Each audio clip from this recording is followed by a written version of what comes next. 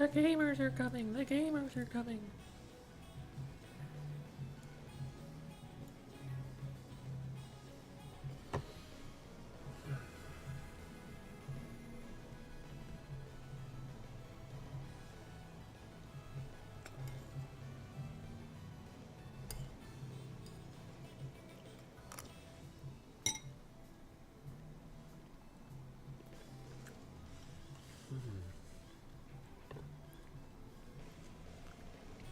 Oh. Hello there, Eggs Benedict and Desmond and Oko Czar and Lilith Pilled and Dave and Ian and that one Joe and Jules and Playful Doggo and Juniper Juice and Archery and Z-Tech. Are gonna be nicer to Tri-Stringer this time? I think slightly. Not by a very significant amount, but it has a different pretty color than it had before on the tier listing. And Julian and Rice Bowl and Flamba Mamba and Nugget and me parlor. That's got to be something in French. So even if I were to say it and parse it out where like all the words are correct, and I don't even know all of those words, like which ones are words and where I need to non me parler. I don't know, man. I'm not gonna pronounce it right anyway. So I do a French person. Hello, and Igor. Hello. And Nextlation, thoughts on a Splat Zones only invitational, except it's in recon mode, and the team that controls the zones for 30 total minutes. Oh god, that would just be... that sounds like an absolute slog. That sounds like... oh my god. So, there's a quotation that I keep coming back to from Hitzel, who is just kind of crap posting, let's say, on a Nintendo tournament live stream once, where it was the Grillers, my team, versus FT Win. And Hitzel didn't know who we were at all. And Hitzel was like, what we're watching here is a bunch of 12-year-olds getting spawn camped by the best team in the world, and the match isn't ending because we're playing Turf War. Being spawn camped, I think the word was, in a game that can't end. That's what it would be like, but for 10 times longer for the majority of the matches.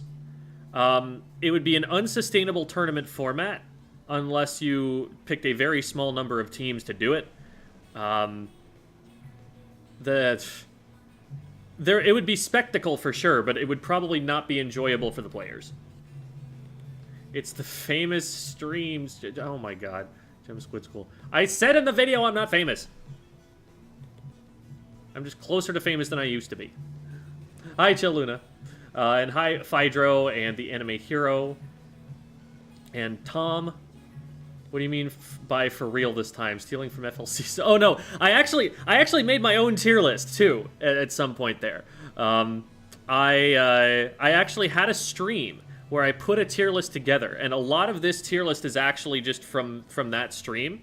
But after looking at it afterwards, I was like, this feels very throw your hands up in the air, I don't really know. This feels like, especially the top 4 tiers were not informed by tournament results really at all. It was just kind of a carryover from the previous one. And I didn't feel like I was presenting any new information by saying any of those things. So I've paused and reconsidered, and now I'm coming back and I'm feeling a lot better about it. My cat parkoured off my head and scratched me with her back paws, taking the rest of the day off. Oh, goodness. Was it like actually a bad injury, or is that just like, well, I got hurt, so I'm taking the day off? No, so me. Either way, valid. Hi, Diamond Star. We'll be seeing an Inkbrush match today. Probably not. We'll be seeing where the Inkbrush is on the tier list. Turned my thin scalp into oh, yikes. And hi, Gabriel. My day's been okay so far. Went out for a run. That's always a good thing. Will it finally be the age of the Glooga?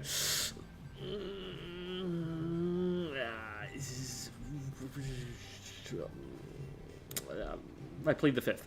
Hi, Big Gongus. Or Big Genghis. I don't know. And Katana. And Akemi. And Bloomin. Hello. And S3N4. Hello. Hope your day has been better than the Silver Aerospray's inevitable placement. It has been. It has been. And hello, Gleb and Senovia. And Chemix. And Fenwit. And oh my god, how far do I have to scroll before we're at the bottom of this? I'm already 3 minutes behind, and I've just started greeting people. And hello, Tron from the future. And Bright Crazy Art, and Sleepy Trickster, and Super Skip, and Spyburb, hello. And Meme Now Deal With It. And Playful Doggo. It's a spectre. Okay, look. I'm the one who made the video about how you're not allowed to say the word good, okay? So I get to decide whether I'm allowed to say the word famous. No, it's definitely the same thing, and you're correct. And hello, Scrooch, and SRN, and Cheesy Uwu. Hello. First time I've come to a stream? Welcome. Good to have you here. And hello to Valimar and Tiger Steve. I might have said hi to Valimar already. I don't care. I'm going to say it again. And Moogle, and Alver, hello. And Yusuf the cat with a gun. Oh, dear. And Jumina, I think? And Photon Jet, hello. Photon Jet, did you saw the typo in the date on the finals cast Twitter announcement, right? They were both set to Saturday at 4 p.m. Eastern instead of them being on different days. So that might be something to go in and clarify about that image. I'm pretty sure that was you that posted it. And hello, Noir HT and Daigo, or I'm not sure if it's Daigo or Diego because it's got the G capitalized. So it's I don't know. Daigo Umahara, and Teacup Toot, hello, and Super CJ, and Suneku, and Oko. Oh, I said Okozar already, but hi, and Wav GBA, hello, or Wave GBA, and Triforce Comet, hello. And Bonnie Bunny, hello, and hello Beast Mode X Epic, and Sofernu Carflu. Yeah, you did? Okay, good. And hello Taranza. Catching a lesson when I'm going to sleep. Oh, man. I guess this isn't the most EU-friendly time period, is it? And hello Frunchi. And Alchemy. Okay, we made it to the bottom. Whew.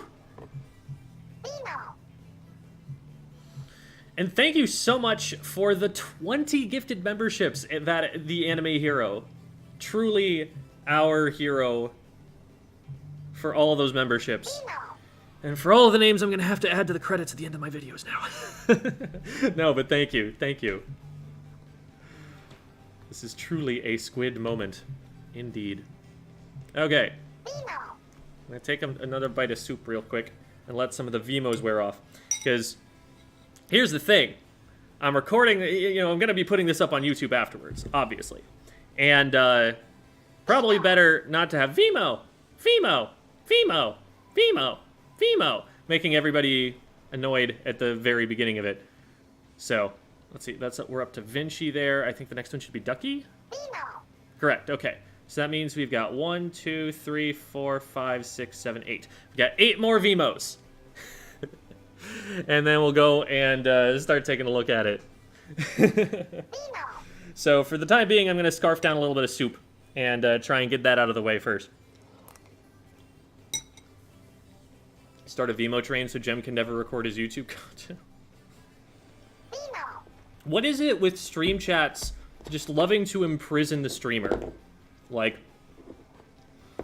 Ludwig creates a system where people can keep him streaming for as long as they want to, becomes the most successful subathon of all time, breaks all the sub records despite the fact that he is nowhere near the biggest streamer on the platform.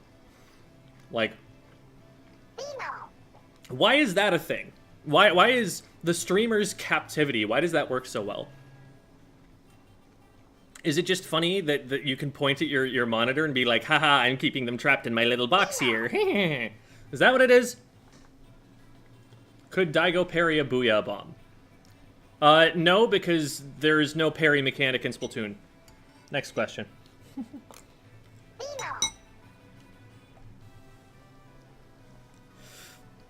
We need the 100-hour gem lesson? Oh, dear. That is exactly what it is.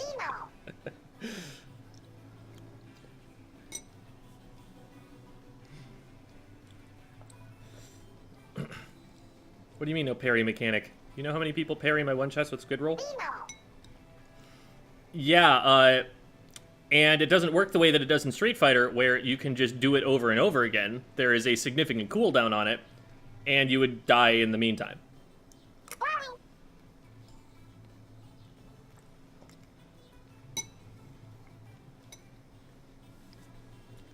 So I guess I should say there is no parry mechanic that is sufficient to parry a Booyah Bomb. Okay, there we go. We made it. We made it. Well, I thought we made it, and now Valimar has gone and gifted 10 more memberships. So I guess they were... I guess they're making good on their threat there. So I'm stuck. Thank you so much, Valimar. Here we go. 9 more to go.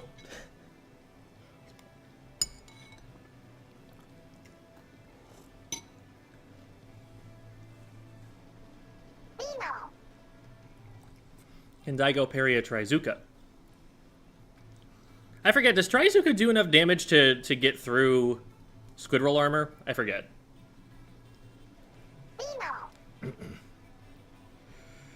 Soup du jour? That's soup of the day, I think, correct? It's the chicken and sausage gumbo. I think so, yes.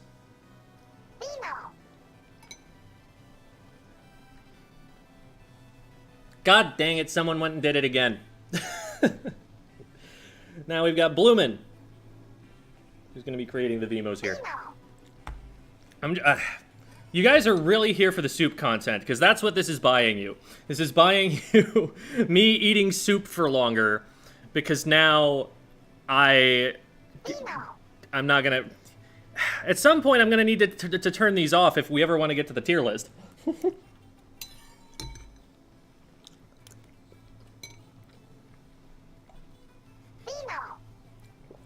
Why does every streamer have an emote of their cat? Because it's free money. Holy crap.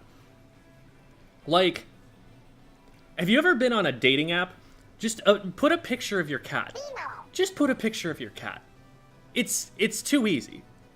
There's nobody who's not going to want the picture of your cat. Unless they're allergic.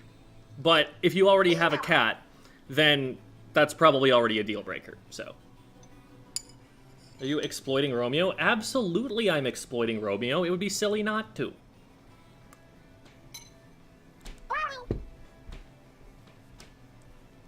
Romeo's the real start of the show. I'm telling you right now.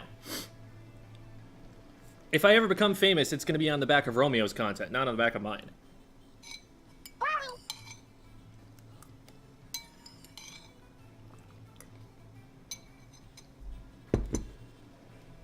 All right, 5 more. 5 more. Do dogs work? It depends on the person.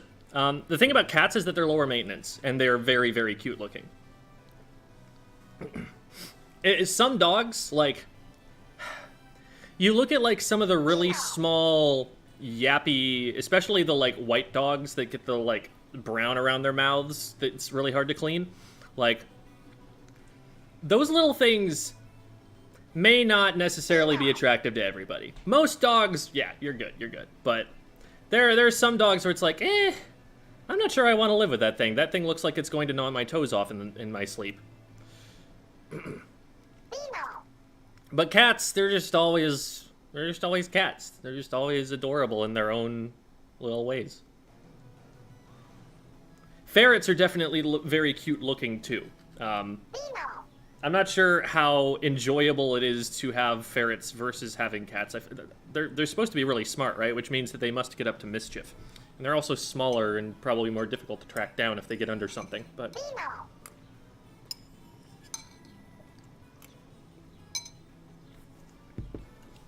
probably been asked before, but where's Juliet? There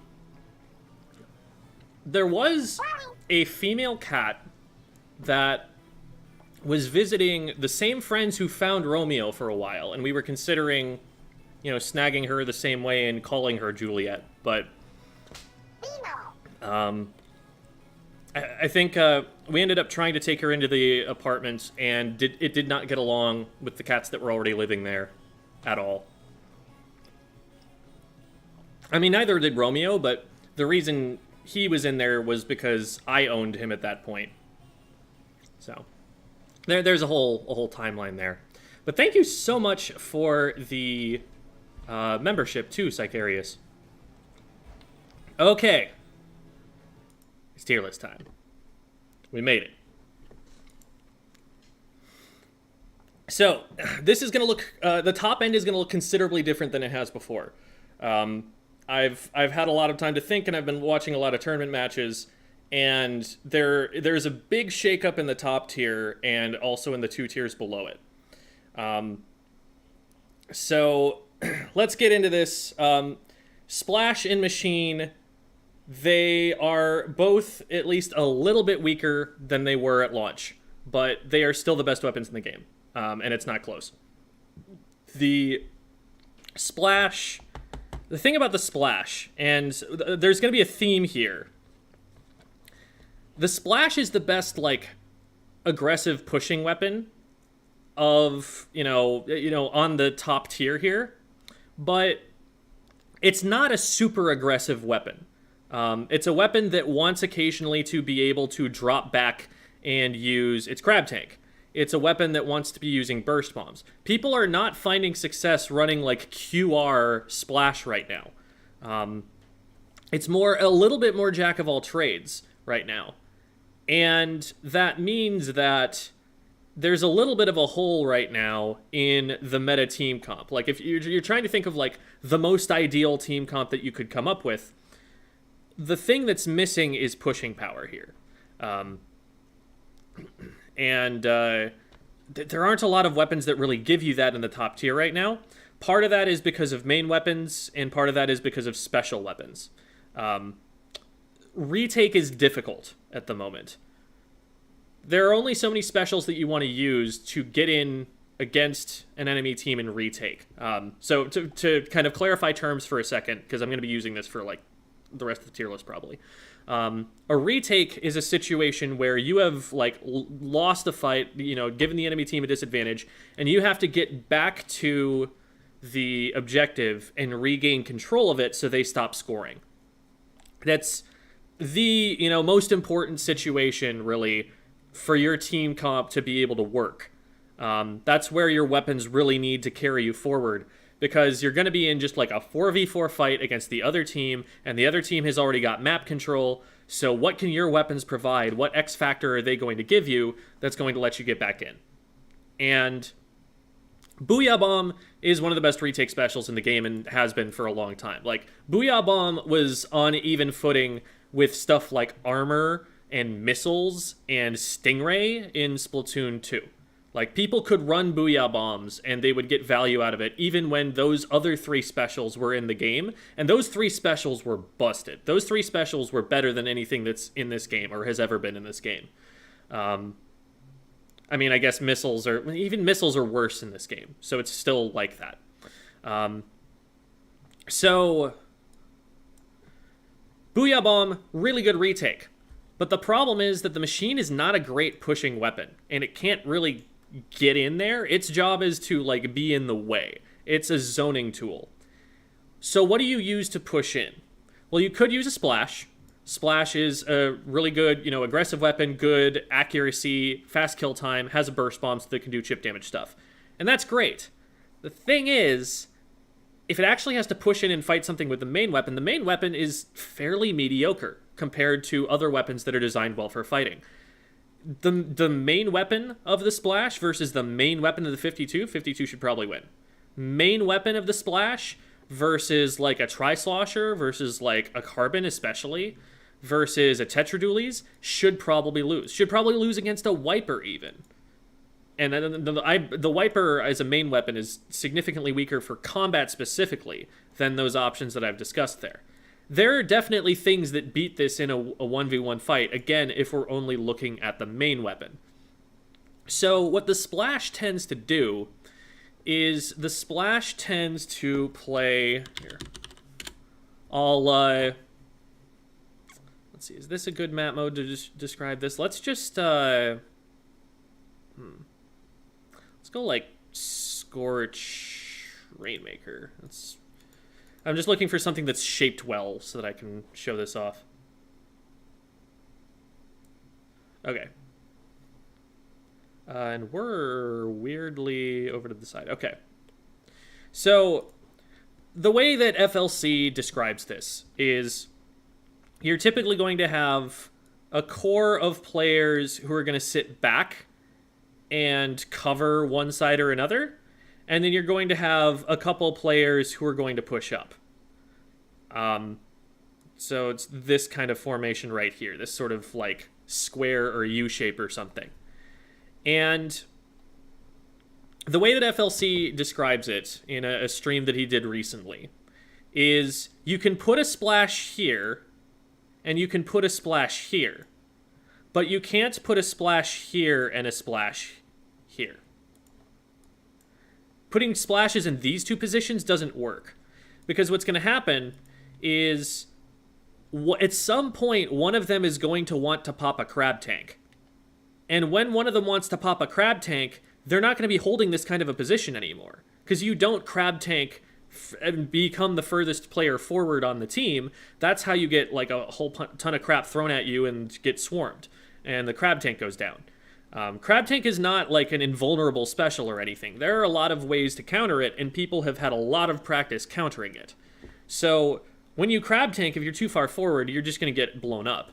So the way that you run double splash, if you're going to run it, is you have one player who's here to crab tank, and then the other splash is pushing up. And then they switch places. This one goes back to crab tank, and this one goes forward to play forward when the crab tank gets used. That dynamic is really strong, but what do you put here if you're not going to put a splash here? So, Machine is a common answer to that question, but Machine is not a very strong pushing weapon, and having a Machine fill that role means that this comp is still relatively slow to push up. Oh, by the way, thank you for the donation, X6. What button do I use to go into squid form? ZL. ZL.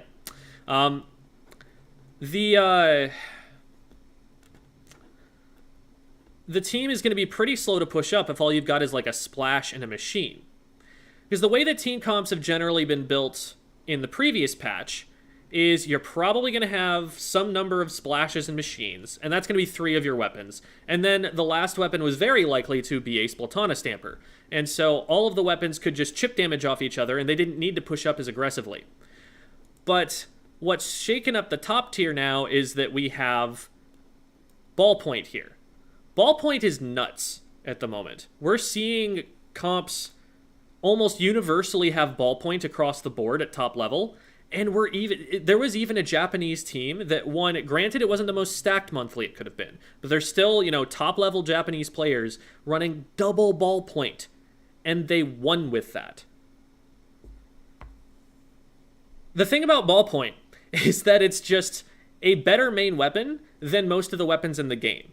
It's a little bit like the Tetras in that regard, that you've got to be really careful what kind of kit you give this thing, because if you give it too good of a kit, people are going to run 2 of them, and it's going to work.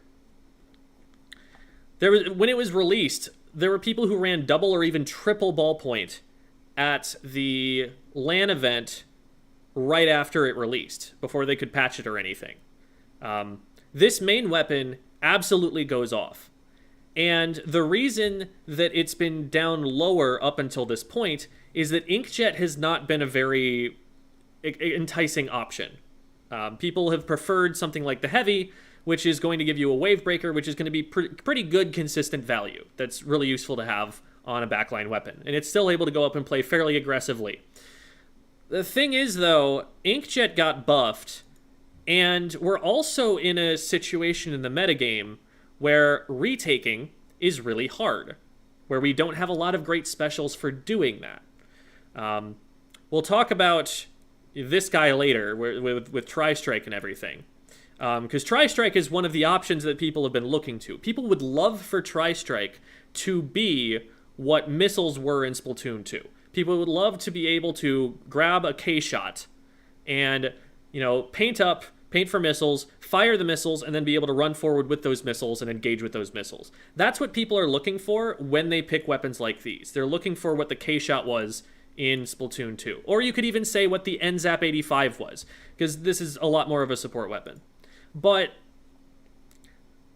I think that, that has been somewhat overrated, the ability to do that. As someone who is a K-shot player, as someone who has played a lot of this weapon, as someone who picked this up, tried it a little bit, and immediately went, ew, this does not feel right. I don't feel like I'm getting value out of this.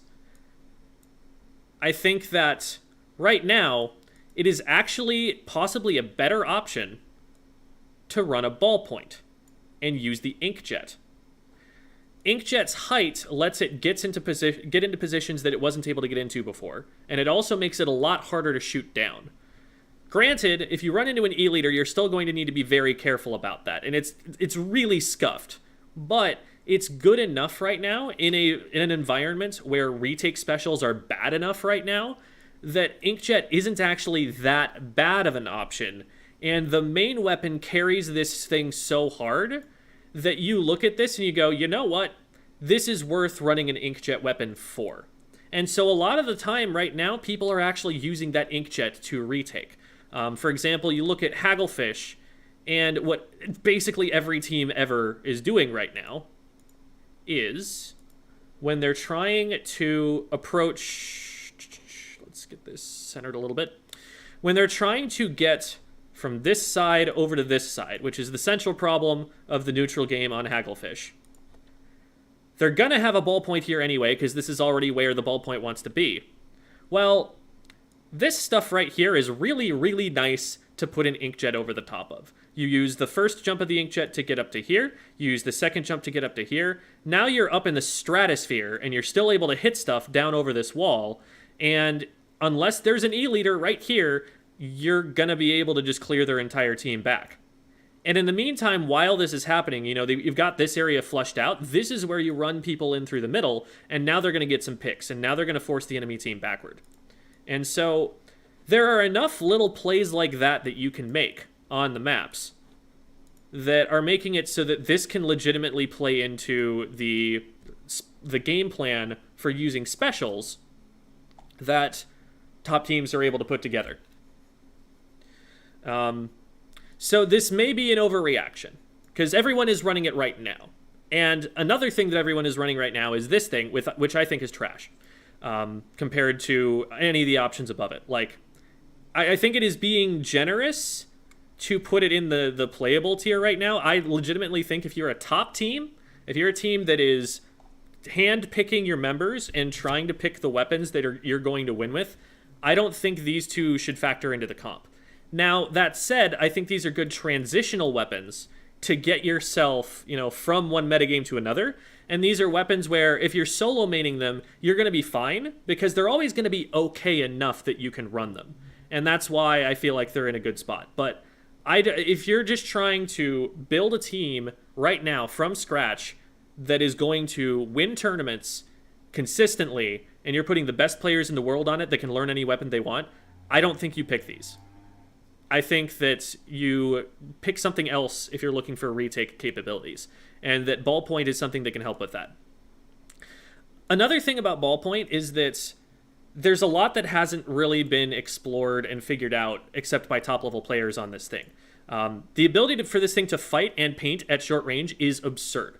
The amount of paint that this puts out makes it so that running this is a silly idea, because this thing still just paints a lot with its short-range weapon, but it can also sustain a much longer range fire that does a lot more DPS, and it has a retake special, and it has a fizzy bomb that it can actually use for things like damage combos, for things like moving around the map, for times where it doesn't have charge and needs to be able to poke at long range.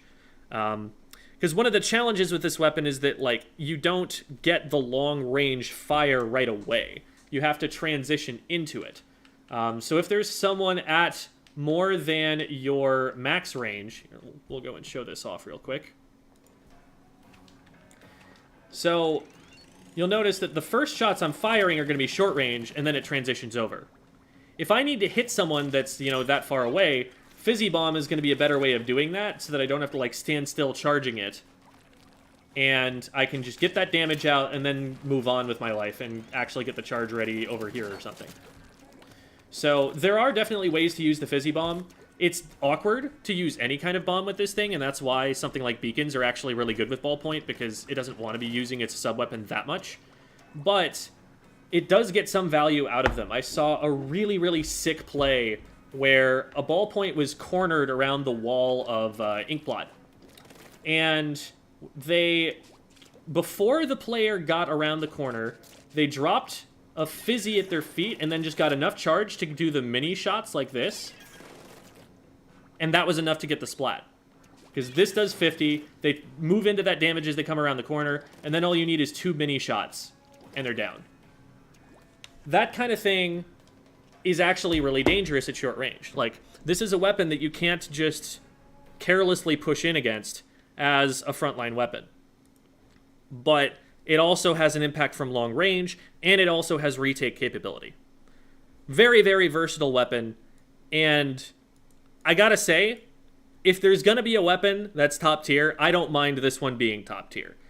I mind it if it becomes a situation where we need to run 2 or 3 of them again. But I think that this is fine. I think that this is a cool weapon. And it's something that any backline weapon user should seriously be considering running right now, because it is all that I'm seeing at top level.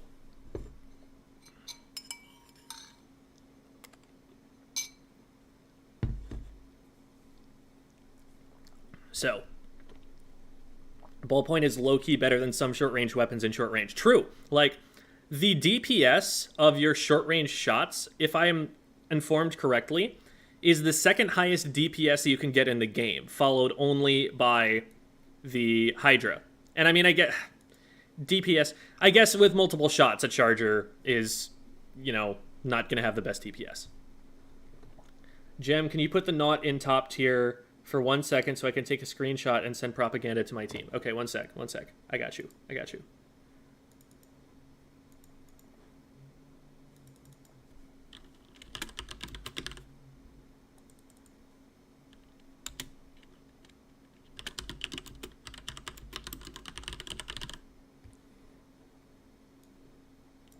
Okay, there you go. Here's the list. You good? Okay, I hope you're good, because this is not real. Where did the Nautilus go? Okay, I'm glad I didn't just erase it out of existence. This was here, if I remember correctly. I'd probably actually put it here. There. Okay. You're welcome. Anyway, so let's talk about the next tier down. Stamper still is really, really strong. And it still synergizes really, really well with these 2 weapons, which is another reason for it to be strong. It's strong by itself, but it's also strong because it goes so well with these. And you're still going to see tons and tons of Stampers. It's still a top tier choice. It's still really good. Problem is, when we go back and we talk about this kind of formation, where we've got 2 people pushing forward, making this U-shaped thing. One of these slots is now going to be a Ballpoint. So there are fewer slots that you can put a Stamper into on a team. I'm seeing some teams that are actually running like Stamper and then two kind of frontline like this. I'm not sure how I feel about that, because I'm not sure that's enough pushing power. I've got a video out about how you really need to have pushing power on a team. Like, it is very important to have weapons that can take space and not just keep other people out of it, because really, really defensive team comps don't have very reliable ways of scoring points. They have ways of denying the other team points, but it is not a defense wins championships kind of deal. This is a very aggressive game. You've got to push your way forward and take space for every fight that you win. If you win a fight defensively, but then you aren't able to take very much space going towards mid, you basically haven't won that fight, because space is what matters, not necessarily exactly winning the fight. Oh my god, thank you so much for the donation, Anime Hero. You already gave out all of these friggin' YouTube memberships. And here you are. Can you please explain God's gift to squid kind? It's I don't know what there is to explain about that, but thank you. Anyway. So, I mean, the juniors, there's still a lot more to go, okay? We're looking for where the juniors are. Yeah, they're pretty far down, and we'll talk about that. But we're talking right now about this tier here. So, Stamper is becoming more difficult to run just because there's so many weapons that are competing for the slot of Anchor or Pseudo Anchor. You really don't want to run like a Nautilus plus a Ballpoint. You really don't want to run like a Stamper plus a Flingza, because you're just losing out on too much pushing power. And so I'm putting Stamper the slightest bit down, not because it's any worse, but because the weapons that you do want to run are making it more difficult to run on a team comp. Next, we've got Tetris and Wiper. And Tetris and Wiper do very similar things, and so they've been compared a lot and, debated and discussed and everything. I have maintained and still maintain that I think Tetris are slightly better, but they're both definitely very viable options right now. Everything in the patch only helped both of them. Both of their specials got buffs. And this is a metagame where teams are struggling to be able to push. Well, these are weapons that really love to push, and they take a lot of space, and they push the enemy team back. And they feed, and then when they jump back in, their team was still able to hold the space that they pushed into, and so they took space regardless of the fact that they went in and died. These are the quintessential quick respawn weapons. These are the ones that, if you're going to go in and die a lot, these are the ones that you want to be picking. And that's, one of the premier ways to take space in the game right now. If you run one of these alongside a splash, that's great synergy, because the splash is going to paint well for it. The splash is going to be able to follow up on the fights it starts. But also, the splash is going to get the opportunity to drop back, and you're not going to lose your entire front line because you've still got one of these going in and drawing aggro and stuff. So really, really good synergy there. And these are also a couple of the better weapons at rushing down something like a Machine, especially the Tetras. The Tetras matchup against Machine is really good because the Machine is super immobile and doesn't do very fast DPS. So even though the Tetras DPS isn't great, it's still better. It's good enough that you can get in there and actually dive on one of those things and get them out of the way. And that was one of the ways that a lot of teams decided to handle Machine when Machine was solely at the top tier, when the Machine was considered to be the very best weapon in the game, before we had really experimented enough with Crab Tank to figure out how busted that thing was. Wiper, the reservation that I have with it, because it is extremely mobile, it's really, really good at kiting, and it got big buffs to the Ultra Stamp. Ultra Stamp has really had a glow up recently. That's not to say that it's great, but it's definitely better. It's kind of the same situation as Inkjet. Inkjet's not a great special, but you put it on a weapon like this and buff it up enough, and this thing is going to pop off. Torpedo, I mean, it's good for damage combos. It's not something you're going to use all that often in terms of like trying to get people to shoot at things, but it is a poking tool, if not the best one in the game. But the main weapon kind of hard carries because it's just so mobile and hits from long enough away that it's really difficult for a frontliner to deal with. Now, the reason that I put the Tetras up above this one is that the DPS on this is really weak. You don't splat very quickly with it. And with the Tetras, you do splat decently quickly. Not super fast, but decently quickly. This requires you to be able to move and kind of kite people around to be able to get your damage. And that's not as strong of a thing to have to do in this game. Now, having the one shot definitely helps, because if you're able to sneak up on people, you're able to do roller things, and then if you need to kite back, then you can kite back. The dually squelchers are way down here because they can only kite back, and kiting back often in this game means giving up space, which is the opposite of what these weapons are supposed to be doing. So I still think Tetras are the superior choice, but there are definitely use cases where you would want one over the other. And they're both very solid options. We're seeing both of them at top levels of play. You look at something like Graveyard Shift, they've got one-trick Tetras, they're going to run those. But you're also seeing people put a lot of top players on the Wiper. So both valid options there. And that's where I think the top tier is at right now. I think if you form teams out of nothing but these 6 weapons, you can't go too far wrong.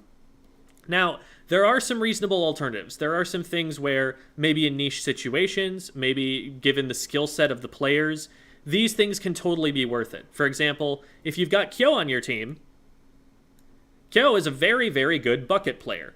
And you've got a lot of good reasons to want to put Kyo on the feed bucket here. So, like, these are places where maybe an individual player at top level will have a certain skill set that enables them to perform on these things as well as you will on a top tier weapon. So there are lots of good use cases, and these also will factor into certain play styles if you want. For example, this guy right here is going to combo really well with the Tetras because they can dive together. If you've got a very high paint comp, then you can enable this carbon roller to pop off, and there are certain map modes where that's going to be really strong. If you want missiles, you run this thing. So there are definitely a lot of good use cases and a lot of good reasons to run one of these.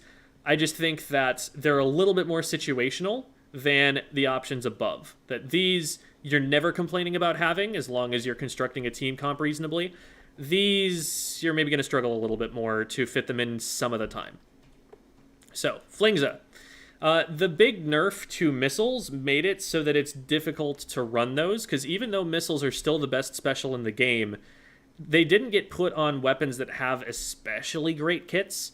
And so, if you're running this as a pseudo-anchor, you're running this to farm the missiles and use those missiles to get the rest of your team in. Thing is, you're competing with the ballpoint for that position, and the main weapon of the Flingza is not quite as good. Main weapon of the Flingza is still phenomenal.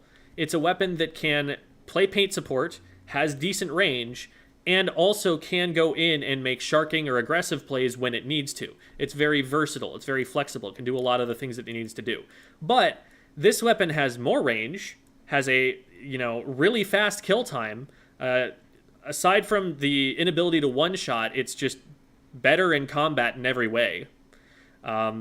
It's, if anything, more mobile, because you can always, drop your shots and just swim whenever you want, whereas this thing is going to get locked into its swings more often, and its swings are going to take a bit of time, which, I mean, there's charge time for sure, and this also has a sub-weapon that's better for poking.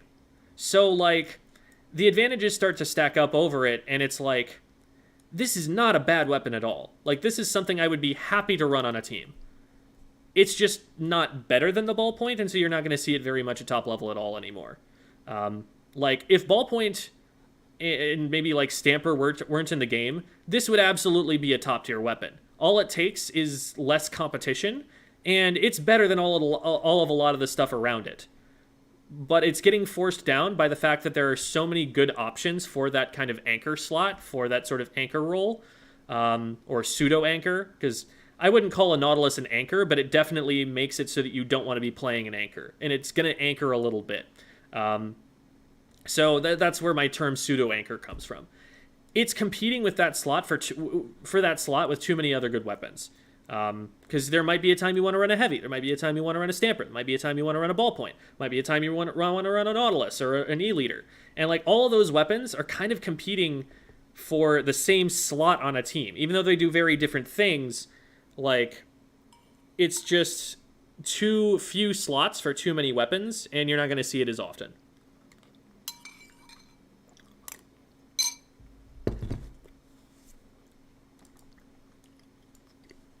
Heavy, like I said,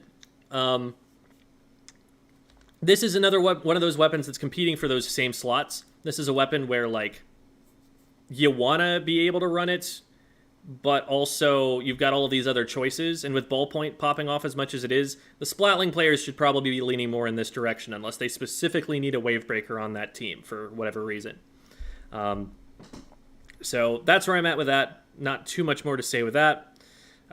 Sprinkler is, good for farming the Wavebreaker, but it's not going to be anywhere near as good as the Fizzy will be. So, yeah, lots of... it's good defensively in some cases. Like, you can throw it at your feet, use it to block shots. But also, like I mentioned earlier, you can just drop that Fizzy at your feet, and it's doing the same thing that a bomb does. Doing a little bit of chip damage, letting you get those really, really fast early shots off with the short range mode. So I would just prefer a Ballpoint, I would think, for those situations if I'm practiced on both. 52 Gal is another serious consideration that you have to make for pushing weapon. The thing with the 52 Gal is that it has a niche in between the Splash and something like the Tetris. The Splash is very paint positive and very, very capable of disengaging. And it has a special that it's willing to play around if it doesn't want to push in. That's something that you need to have if you're going to play a shooter this short ranged. It's going to lose certain matchups against like midline weapons, and it's going to get zoned out. You can't just push in against a machine with the main weapon of a Splash by itself. Now the Burst Bomb makes it significantly better at being able to threaten this kind of a thing, but the main weapon can't really do that by itself. The main weapon of the 52, in some cases, can just get on top of this machine and make it dead. And the wall can kind of help it do that too. But it also doesn't have the raw pushing power that the Tetris do, because it has to play around a wall. It can't play especially fast, because wall is just not a fundamentally fast sub-weapon to have. It can keep you safe in some situations where it would be more dangerous, and you can use the special weapon Ink Tank Reset to be able to throw a wall, then pop Whale, and then throw a second wall. And that Whale is actually going to synergize really well with you getting into that advanced position and then using this relatively long-range weapon to start firing shots. Like, you've got some ability to work your way forward, which is why this is so much higher than the 96. Because the 96 really doesn't have a way to push you out of the way. It can only really hold its ground, and if someone really wants the 96 dead, they can go in and make that happen, whereas the machine makes that a lot more difficult with the combination of being able to spam Fizzies and big hitboxes and the Booyah armor that it's going to get that will help its team move in, but also displace the people who are trying to move in on it. Something that FLC talks about a lot with this weapon is the concept of continuation. That is, you get into an advanced position, and then you pop this special, and popping that special lets you get into an even more advanced position. Continuation is something that the 52 Gal has as well. You get a pick, you're able to pop that special and push forward to get another pick. It's not really the same way with something like a Tri-Strike, where if you get a pick, then cool, you can throw the Tri-Strike, but they're probably just not going to get impacted by the Tri-Strike very much. It's not going to move any one player too much. And a lot of the time, even if you focus all three strikes on a single player, that player can actually just splat you while you're trying to use the strikes or something. So you have to use this from really far back, and it doesn't have quite the range for it to be as global a special as something like a Whale or a Booyah Bomb are. And so it's just not going to be able to get pick, throw special, get another pick, and keep moving forward with the team that way. It's going to have to make the rest of its team do all the work.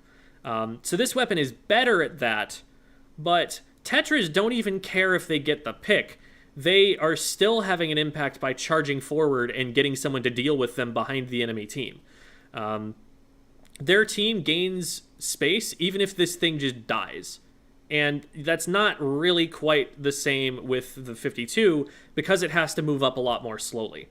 So it's in a little bit of an awkward position there. And while the wall does synergize pretty well with it, better than maybe most other weapons in the game do, it's still something that slows the weapon down significantly and makes it so that you have to be playing a little bit more deliberately with this thing. You kind of have to design the team around it. DNA, was able to make that happen running double 52. It's definitely a thing that can work. Pairs pretty darn well with a machine, because there's a lot of combo potential with something a machine does plus a 52 shot, and they're just good like mid-range weapons that are going to keep you out of their space. So that sort of thing can work pretty well, but it's a little bit awkward to play, and I've been noticing that as I play it myself. This bucket is designed for one thing, and that is murder. Its job is to go in and trade and just create as much, as many favorable trades for its team as it can, and hopefully have a tacticooler as it's going in so that when it does trade, it actually comes out on top of that trade. It is not very good for painting. It's not going to move up especially quickly. It kind of needs to shark around, and if you paint carefully for this thing, it's kind of difficult for it to get in sometimes and get into the positions it likes. Its challenge is definitely not so much getting the fights or not so much executing on the fights that it takes. It's getting the fights that it wants. Tacticooler is not a huge priority, and oftentimes in the experience that I've seen, it tends to get used more selfishly than anything on this weapon. Again, because there aren't that many weapons that really want to rush in and feed. Like, if you try to run this thing with a Tetris, where is the paint on your team? Neither of these things paint very well. And it's going to be really hard, especially for the bucket to get in. So you have to be... It definitely dictates a lot of what the team comp has to be if you're going to pick one of those things. But, I mean, we've seen Kyo use it. We know that it can definitely pop off. The trading potential can definitely help snowball things for your team. So if you've got a bucket player who wants to run this thing, that's totally fine. That can definitely work even at top level. E-Leader has tended to be pretty situational. I can only think that it's going to be more and more valuable the more ballpoint starts to pop off, because it can shoot inkjets out of the sky. And it's one of the counters to this main weapon. So I have to think that this is still doing okay, but I haven't seen it get used a lot, and so there's not a lot of data for me to work with about why exactly it's being used and why exactly it isn't.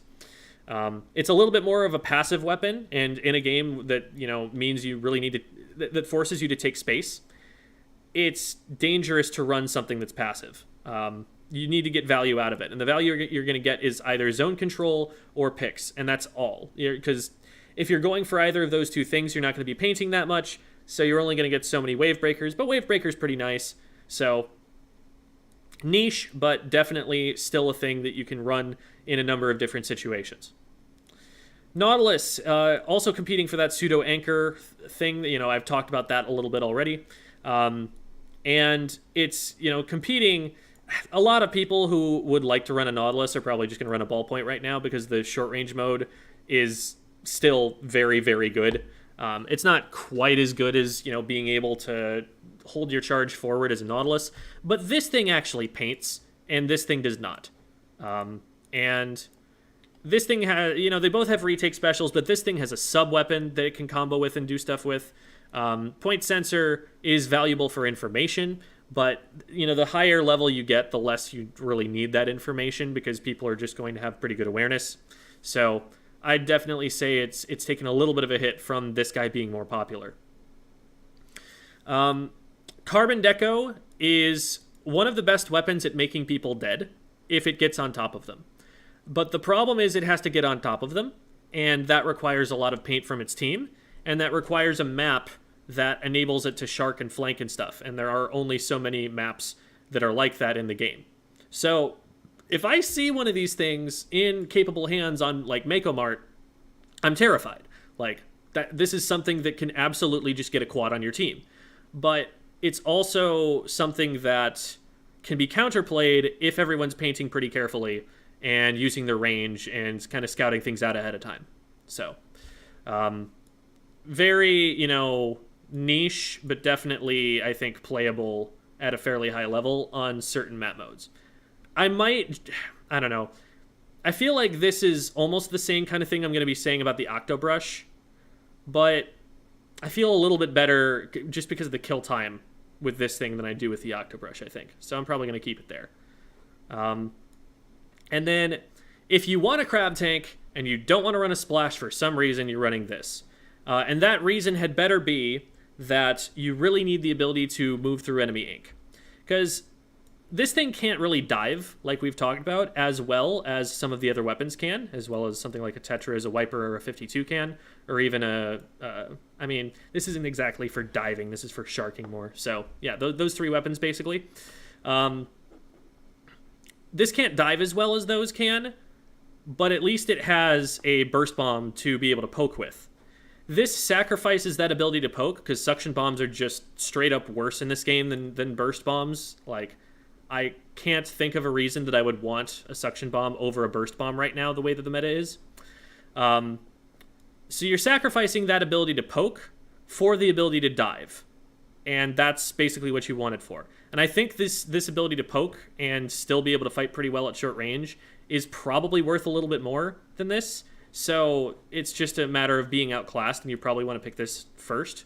But there are definite use cases for this. For example, again, like we've mentioned before, if you're trying to go in with one of these diving weapons and you need to be able to get through enemy ink. So it's kind of dependent on what you're trying to build the comp around. Okay. So, we'll talk really quickly about V-Shot. The big thing that people don't like about V-Shot, aside again from having a suction bomb, which isn't a great poking tool, is that Trizooka is inconsistent. Trizooka can absolutely pop off, can absolutely open fights up, and it's a very safe, long-distance thing that does a lot of damage to Crab Tank. There are a lot of upsides to Trizooka, but it's just not going to get someone every time. And with a retake special, you want something that's going to work every time. Because sometimes you're going to be in a position where, hey, if we get wiped in this fight, we just lose the game. That's a very frequent scenario that you find yourself in competitive Splatoon, because teams are so good at snowballing their advantages.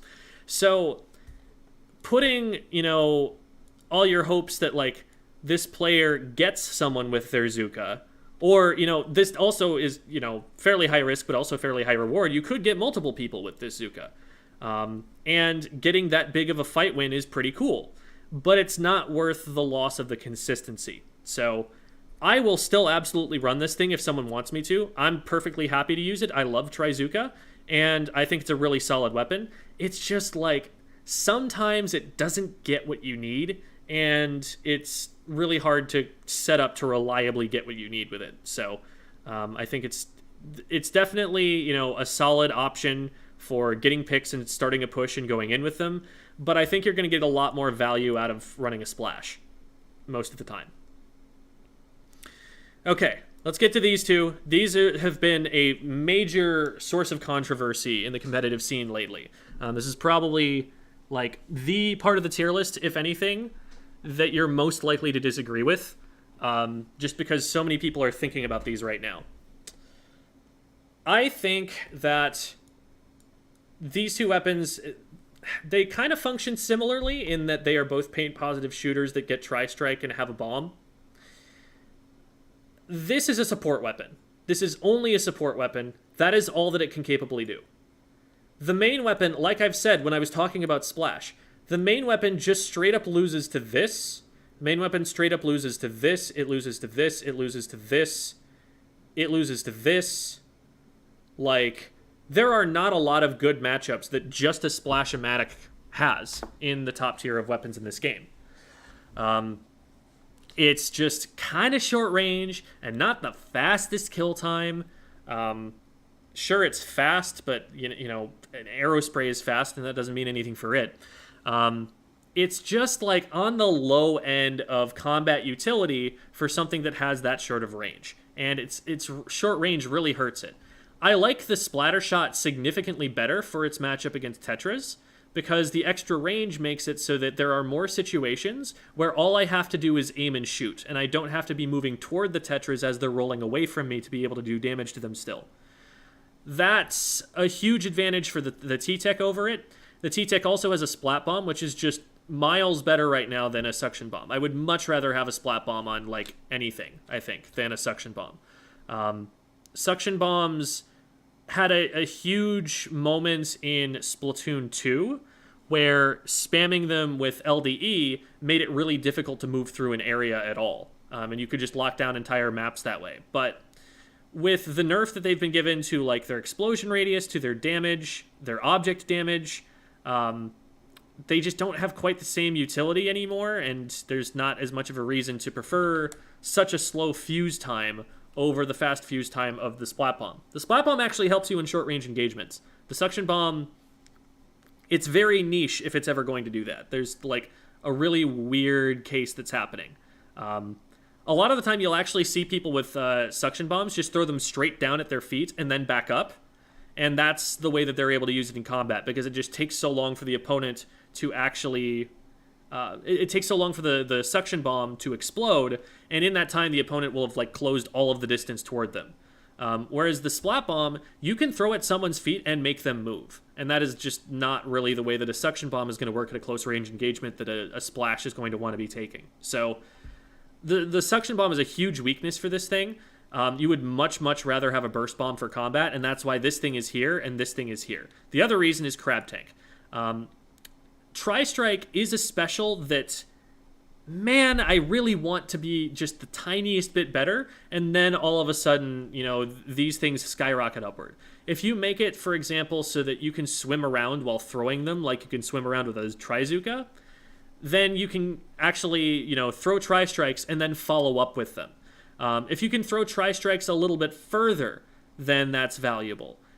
If you can throw the Tri-Strikes, I don't know, and they have a little bit more of a delay before they explode, that would actually be better for this weapon, because then it's able to throw the strikes, swim forward, and be on top of the players while the strikes are landing. And that's the way that the K-Shot worked, and that's why the K-Shot was such a high-tier weapon. That it could play like a support, and that was fine, because it was going to have a really solid retake special that it was going to enable it to be a Slayer for the next 6 seconds when it pushed in. Because these weapons, like I said, you don't really like the main weapons 1v1 against something like a Tetras, against something like a Machine. They just kind of get beat in those 1v1s. Like, they're not the easiest things. You have to wait for your moments. You have to play a little bit defensively before you find a way in.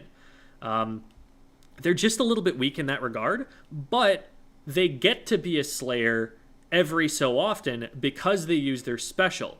At least that was the hope. That was the way that the K-Shot worked. That was the way that the N-Zap worked in Splatoon 2. You popped that special, and now that gives you enough of an advantage that you can just run at the enemy team, and you're going to be safe doing that. These don't really have that because it takes just a little bit too long to get the Tri-Strikes into play, and they last for just not quite enough time and don't cover quite as big of a radius. It's just like any one of those weaknesses tweaked, and all of a sudden we've got another Kensa Splatter Shot, and this thing skyrockets. But until you get that sort of capability, I just don't think that these are quite good enough right now to be picked over something like a Splash or a Tetras or even a 52 gal.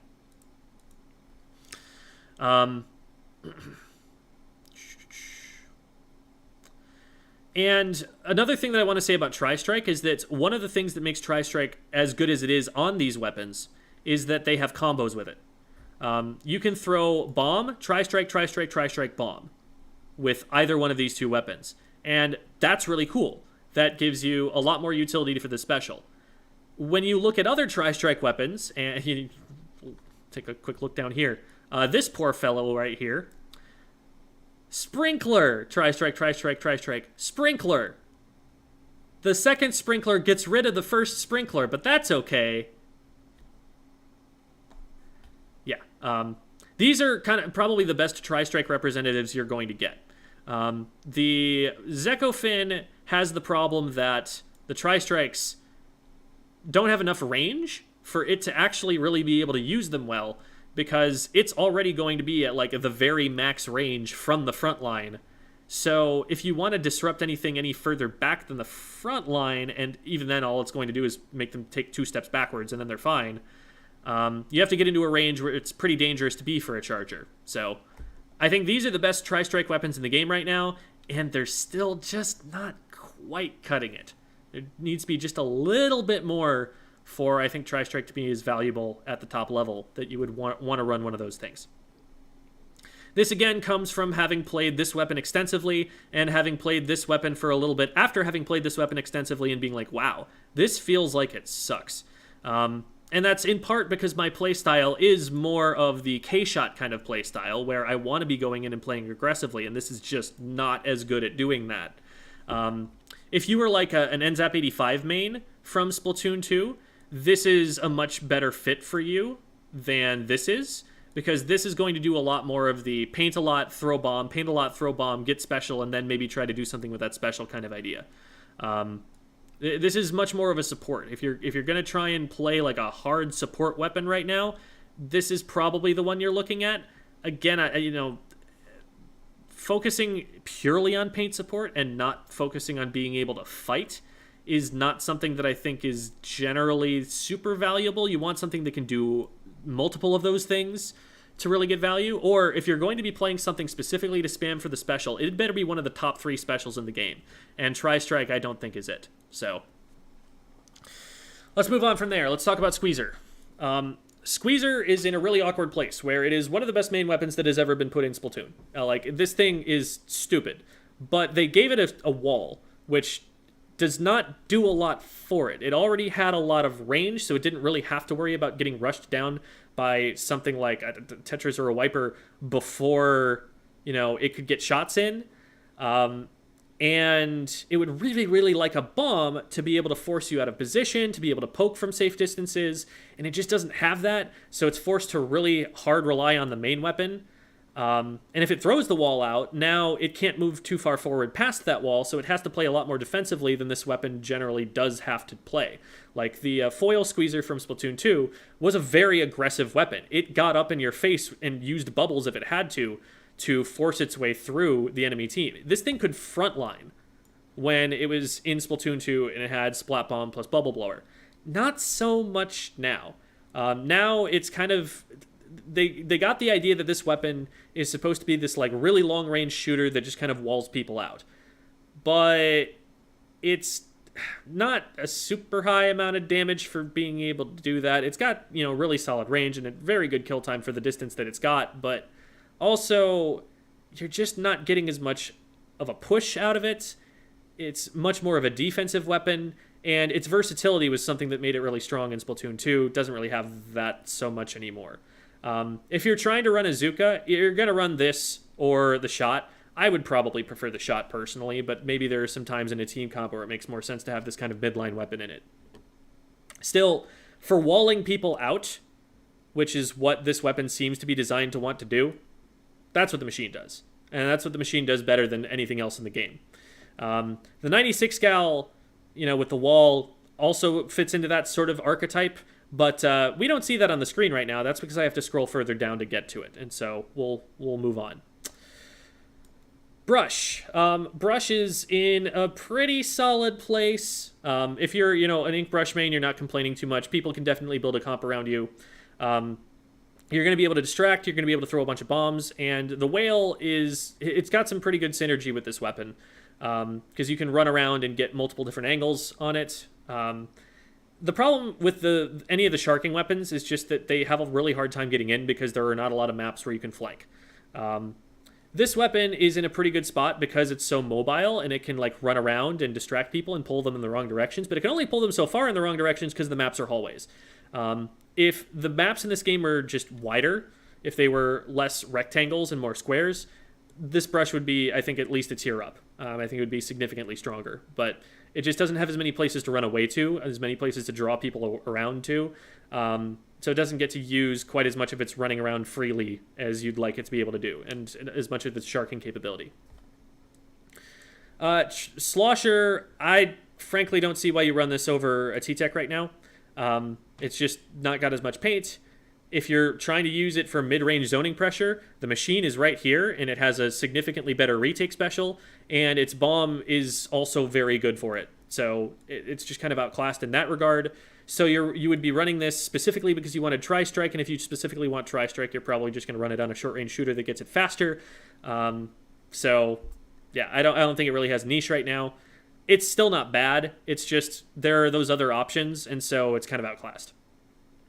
Squiffer, if you're a god with it, you can make it work at top level, but it's you're making it work, and you're probably building a team around it, and it's really hard to get up to that level of skill to where this thing is really going to pop off for you, because you really need to splat people with it. The kid is doing it no favors. The kit is not something that's really helping the team. If you can't use that kit to get splats with the main weapon, pick something else. Unlike other chargers, it's not the sort of thing where you can use this as a zoning tool. You can't just point the laser at people and get them to move and like make use of that because it's got too short of range. You need to actually just hit shots if you're going to play with this thing. This is a huge like skill check kind of weapon. All right, Octobrush. Octobrush has a few top level representatives. Chara has played it before. You've got Red Shell, who's able to play it at like this like DivX or very near at least DivX level. I think they've gotten to DivX at this point. So I seem to remember them playing pretty close against Seafoam. Very, very solid players there, and there's also a top level Japanese representative whose name eludes me. And you really have to learn how to play specifically the Octobrush to play this thing. There's not a lot that carries over for any other weapon in the game into this. One of the things that you need to make very good use of is its ability to hit up over ledges. If you get this thing, for example, on top of the stacks, on top of Inkblot, you can hit in all four directions around the stacks there and rain down on people with damage that's going to kill fast enough that they have to respect it. And so you play elusively so that they don't know where you're going to pop up from, and then all of a sudden lethal damage comes from entirely too long of a range away, and you have to play really safe to fight against this thing. Plus, it is one of the better Zipcaster users, although if you're running something for Zipcaster, the Stamper is right here. So there are like a few map modes where Chara will actually switch over to the Octobrush because he likes it better than the Stamper, at least last I checked. But for the most part, if you're running it for Zipcaster, you're probably running this. So this is a very kind of specialist's weapon. Explo. Explo is not a bad choice, just not better than Ballpoint in the vast majority of cases. There are some places where you can run it at top level, and then there are some places where you really don't want to run it. It's very immobile. You need to run it with probably a certain amount of chip. It's probably going to be doing a lot of painting for you, and that's about the most that it's going to be doing. But it does get a really solid retake special in the Inkstorm, so you can't complain too much about that. It's just a little bit on the slow side. So it's definitely like on the cusp, but not something that I would see, top level players going to all that often. Hydra, I think, again, being slow in this game is just really difficult to work with. If you're going to build a comp around a Hydra, you can definitely do it. It gets one of the best specials in the game. It has really long range. It's one of the few weapons where, like, if it gets into a 1v3, I don't know who's winning that 1v3. It does have some strengths, but when people know how to counterplay a Hydra, it feels like the Hydra doesn't get to play the game. Whereas a Ballpoint is more mobile, has a lot more options from close range. There are times where you catch a Hydra and it doesn't have charge and it's just stuck. When you catch a Ballpoint, it's just going to have its short-range shots ready to go. So it's sacrificing a little bit in terms of firepower, but this is sacrificing a lot in terms of mobility, and I think that that's an unequal trade. I think that Splatling players are generally going to want to be looking at this, and that is generally what I've been seeing Devi do. I've been seeing Devi play a lot of Ballpoint and a lot of Heavy recently, despite the fact that she is primarily a Hydra player. V-Blaster, I would love for it to work. I really would. I would love to be able to say that this is, a great Slayer option. Problem is, every time I run it, it completely forces my team into painting roles so that I am able to have my fun and play my blaster. There are, times where it's great, having a big bubbler on tower with that thing, not a bad thing to have. The sub-weapon works really well with it because it lets you scope out where people are sharking since you can't paint for yourself very well to find them yourself. There's a lot of strengths to it, just the paint output really puts a drain on the team, and it's difficult to justify. Range Blaster, I feel like I should be putting this a little bit higher. I'd probably put it like hereabouts. Range Blaster, you see it work occasionally at top level, mostly in Japan. And typically it's, this player is just going to hit directs. If they get in range, they're going to hit the direct. And that's how that weapon works. Because indirects, people are probably going to be able to move around and get away from a lot more of the time. people are just too mobile, they're too technically skilled, um, and this weapon is really slow. And as soon as you've revealed yourself to the enemy team and you haven't splatted someone, it's really easy to kind of rush this down, paint its feet, get it into a difficult position. But it's got a pretty solid kit, and I don't know. It's getting moved out of its spot a lot by the Stamper, which works a lot better at like close range, but also has longer range, and also has, you know, the same kind of chip damage potential. So it's not really that much of a contest. Like most of the range blaster players that I'm seeing are switching off onto Stamper instead, even though this is a very hard weapon to learn. Zekofin we already talked about a little bit. The special is a bit of a mismatch with it in that it needs to be playing from a little bit too far back to get a lot of value out of the strikes. The strikes need to be initiated close enough to the enemy team that they can push the enemy team around. The strikes that the Zekofin is likely to get, a lot of the time, they're gonna be far enough away that the enemy team can just take like 2 steps back and then just take 2 steps forward again once they're done. And the strikes don't do much. If the Zekofin wants to get close enough to have full impact with them, they run the risk that they're moving into range of the enemy players. And so it's a little bit awkward to try and use those here, and that's why I put it down a little bit. But it is still a one-shot charger, and if you really need that kind of like displacement tool, if you're looking for something a little bit more aggressive than a Wavebreaker, I could see it being used, just not very often, and probably not that much at top level either.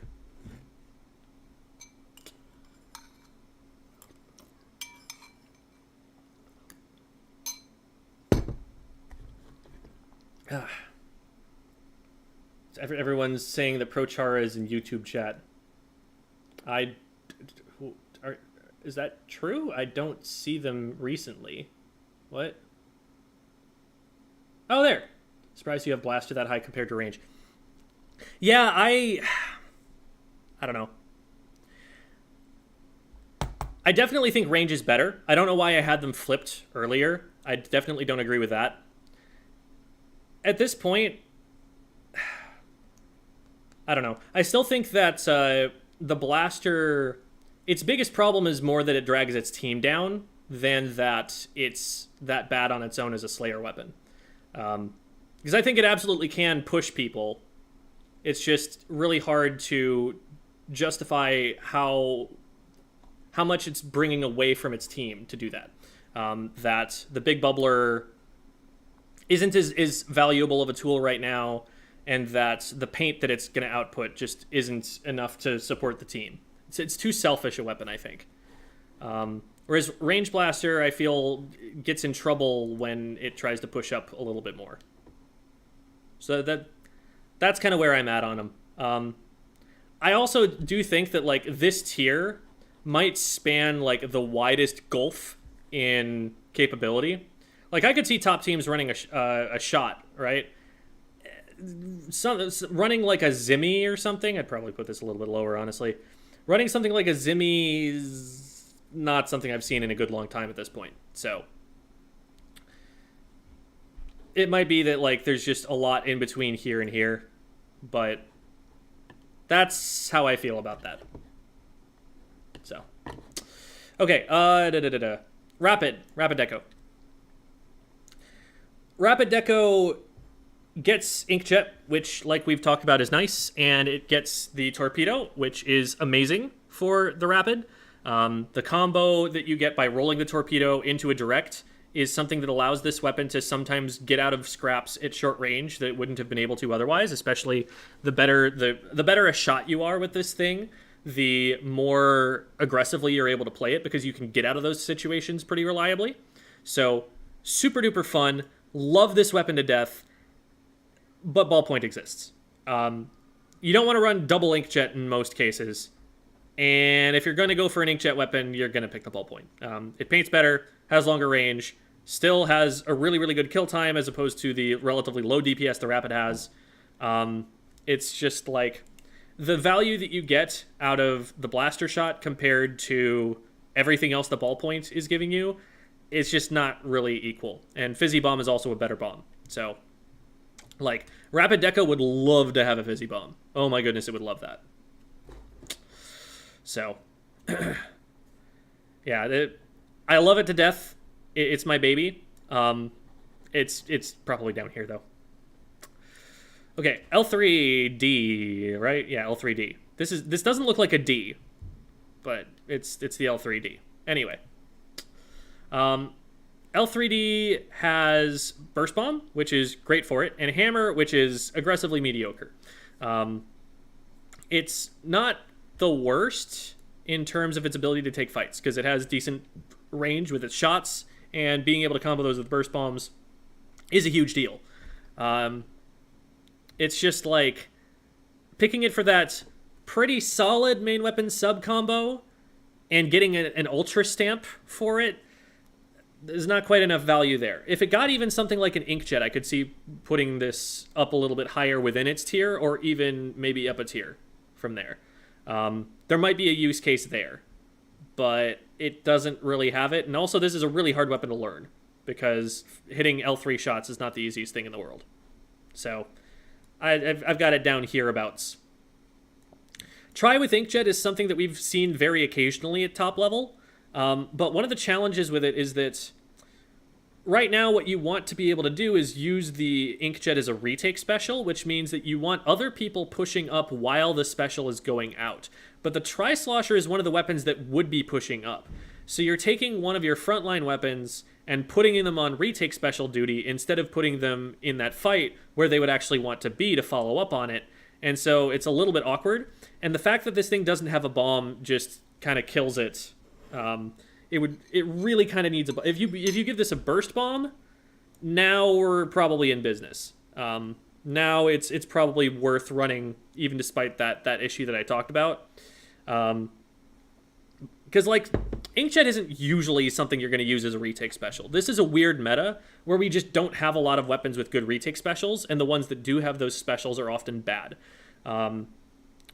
So, like, they add some new kits into the game that have a bunch of better specials. Like, you give a shooter a Booyah Bomb at some point here, and, like, Inkjet probably falls off quite a bit, and we've got a lot of related changes to the meta from there. But for now, the way that Inkjet's being used, you know, being such a linchpin of a team's game plan for moving forward, this isn't really the best weapon to be putting that on, because this one just kind of wants to go for trades and get picks. But again, when you give a Tri-Slosher a Burst Bomb, good things happen for the Tri-Slosher. So, okay. Custom Jet has been a relatively popular choice at, like, low to mid levels of competitive play. People saw, you know, a top level team using it at one point, and it, pack people. Some people call Inkjet pack, or, you know, short for Jetpack. Anyway, I've been seeing this get used at a low or mid level of competitive play a lot, and I understand that, and it makes a lot of sense because it's a really easy weapon to understand. You paint ground, you throw rain, then, you know, you shoot at the people who are really far away from you, who your team has engaged on. Like, it's a pretty intuitive competitive play style. The problem is, this weapon still paints really well, but also has longer range, a significantly better kill time, it's not even close, and a significantly better bomb. So, despite the fact that you'd probably prefer an Inkstorm over the Inkjet for what we're trying to do with this thing, it's just outclassed in too many ways. The DPS especially is just really, really bad. You don't want a weapon that has this low DPS unless it's providing a lot of something else. Like, people did not play this for the main weapon in Splatoon 2. They played it because it was one of the fastest Inkjets you could, or fastest Stingrays you could get. I just saw a little bit of a spike in the bitrate there. Did we crash for a second or anything? Or just drop frames? Man, why are we dropping frames? This is dumb. I don't like that we're dropping frames. Okay, no problems. Have we even been seeing ballpoint at top level? Yes. I was watching the FLC covering the Iketon Monthly in Japan. Every team was running a ballpoint. And at top level in North American play, like, every team is running a ballpoint right now.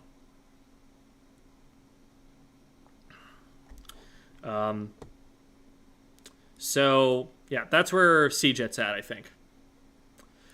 Tri-Stringer. Tri-Stringer is just, I feel like it's outclassed in a number of ways. But one of the things that this weapon does, which you can say that it does that's fairly unique, is that every aspect of its kit helps it engage in every fight that's there on the map. So if you're playing a Tri-Stringer, you need to be supporting every single fight. You need to have some kind of hitbox or some kind of impact on that spot every single time there's a fight. Killer Whale is not the greatest special. It's helpful and it's reliable, but it's not going to win a retake by itself. The DPS is definitely pretty low, so you want to be comboing with something else. So it does work pretty well with something like Machine or Splash in that they're going to do some chip damage, and it's going to be able to follow up on that sometimes. It has pretty long range, and it's able to hit an arc shots over the top of stuff, which is the reason that it's not just hard forced out by Splatlings and Chargers, because those are, to some extent, line-of-sight weapons. They're weapons that more often need to be able to see you on a straight line than to be able to hit you. Whereas this thing can play around ledges and cover a lot more to get close to things like an E-liter that would otherwise just beat it outright.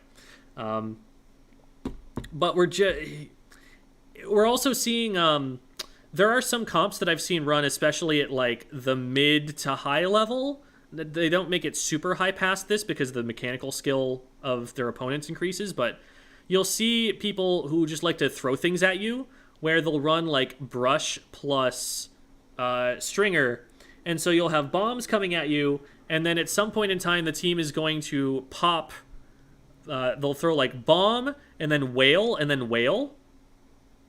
and there'll just be so many hitboxes on screen that it takes a significant amount of mechanical skill and preparation to be able to survive that scenario when they run at you afterward. And so that kind of a comp, like, I've seen work up to a certain point. But we're not seeing it very much at top level at all. It's very rare to see, and I definitely think that there are many better options. Because remember, that anchor, pseudo-anchor spot is being competed for by the Ballpoint, the Stamper, the Flingza, the Heavy, the E-liter, the Nautilus. Like, there are too many weapons that want that spot, and I don't think the Tri-Stringer beats them for it. So, it's not terrible. I'm not like, I don't feel like someone's throwing when I have one on my team in solo queue or anything like that, but it's also just, there are a lot of other choices that I would put before it. And then Zimmy, if Big Bubbler ever comes back, I mean, Zimmy's coming back, but man, it has been gone for some time. We're seeing, for one thing, we're seeing so much Tri-Strike, which I've talked about why I don't like that idea, but one of the side effects of that is a weapon that actually counters Big Bubbler pretty well. And so that's been keeping it out, because everyone and their mom is running a Neo Splash, even though, I don't think that that's necessarily a good idea. So that's one big problem they've been having. Crab Tank also shreds it. Booyah also shreds it pretty well. And again, those are two of the most common weapons you're going to see in the game. So Big Bubbler is not doing super hot for itself right now, and they keep giving the Mini not a bomb, because they're worried about what happens when you give the Mini a good bomb. But yeah, Minis have just not had good kits since Splatoon 2. And until they were to get a good third one, I don't know that these are going to be all that high, or if they buff Big Bubbler or Hammer or something. Okay. We've got a tier here, which is, this could work. Like, I would put these weapons up in like maybe the third tier on exactly one mapper mode, and any place else that you're trying to run this, it's not a good idea. So the best example of that, I would say, is the NZAP. You can run this in Rainmaker, because it has Tacticooler, and it gets that Tacticooler fast, and you're going to be able to, make Rainmaker pushes with it quickly. It's going to paint for the Rainmaker better than a Tri-Slosher will. So you can play that kind of supportive role to move the team forward. And it's still good enough at fighting that sometimes it can get value out of the Tacticooler itself. If you're using it for combat, the Tri is still definitely the better option. And I think it generally outclasses the Zap most of the time. But I can see there being some use cases where you need a little bit more paint. You want a shooter. You want a lethal bomb for stopping the Rainmaker, something like that. Like I could see this getting used. It's not you're not throwing by grabbing it if you have a particular reason like that for running it. This charger, being able to throw bombs is nice for it. It gets value out of those on defense, and it's still a charger, which is not a terrible weapon at all. It does struggle a little bit in that it needs to get just a little bit too close to the enemy team sometimes to be able to be impactful, and sometimes it can get punished for that. But the question is, how in the world do you use VAC? Because InkVac is arguably the worst special in the game at the moment. That's the argument that Shadowwind makes for it. And Shadowwind is better at the video game than I am. So you have to justify InkVac, and if you can do that, then you can run this. But there are you can put it on the tower. You can use it to force your way through beams on the left side of Eeltail.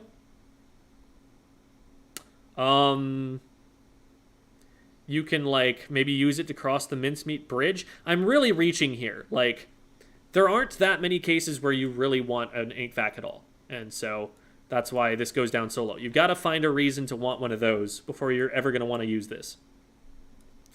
And then Dynamo, I have seen work played on Flounder Heights, where you're sloshing down over the top of the enemy's plat, like that kind of little house you've got at the very top up there.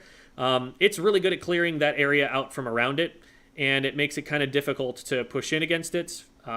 We haven't seen it getting used at top level very much because people are probably just going to run a couple of buckets for that same utility. But that's the only place that I could see this really getting a lot of use.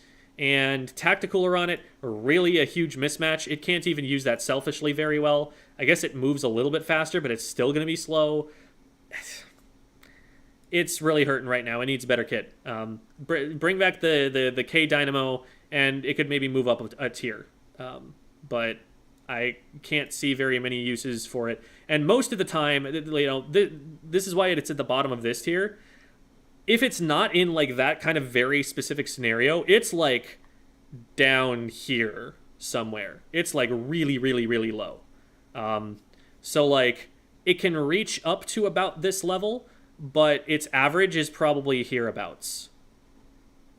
So definitely, not a weapon that I recommend one-tricking right now. Not that that's going to stop anyone, because every Dynamo ever is a one-trick. Okay. Dapples. There are some very specific situations where it can kind of work a little bit because it's a very fast, almost teleport that you get from the rolls. And so if you're able to find a way to get on top of someone, which the kit is not helping, especially this thing, do at all, then maybe you've got some options. Torpedoes at lower levels are great for it because you throw the torpedo, they fumble around trying to shoot at the thing, and then by the time they've shot the thing, you're on top of them. At high level, they shoot that thing too fast, and they're still kiting you back even after it's down. And you can't really get in that well. And so you're relying on, a reef slider? Getting in is really the hard part. You need to shark really hard with these things. But the beacons can be sort of helpful sometimes. And it's an aggressive weapon that you get with the beacons that actually wants to jump into them. So, given the Tacticooler, there's enough utility there that maybe there's something you can get out of it. And it's something that we have seen at top levels of play in Japan. It's not something that I've seen any Western player try to be pushing that much. The best you've got are solo queue one tricks. So, and then mini, you put Nyagora on this mini, and they're gonna kill everybody. It's a mini with a burst bomb, and that by itself is already really dangerous. And Hammer is in the best state that it has ever been. So, it's not the worst thing to put on a team, but. That's you have someone on your team who solo mained mini with burst bomb back in Splatoon 2 or something like that. That one patch where the mini with the missiles and the burst bomb was the top tier weapon in the game.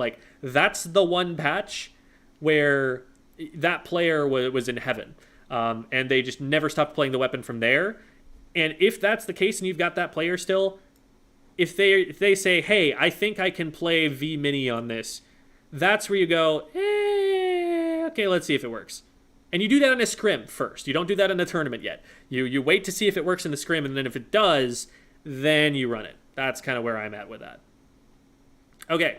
Opening Gambit is hilariously viable on the Splattershot Nova. Like, it takes this weapon up to a level that it should not be able to reach.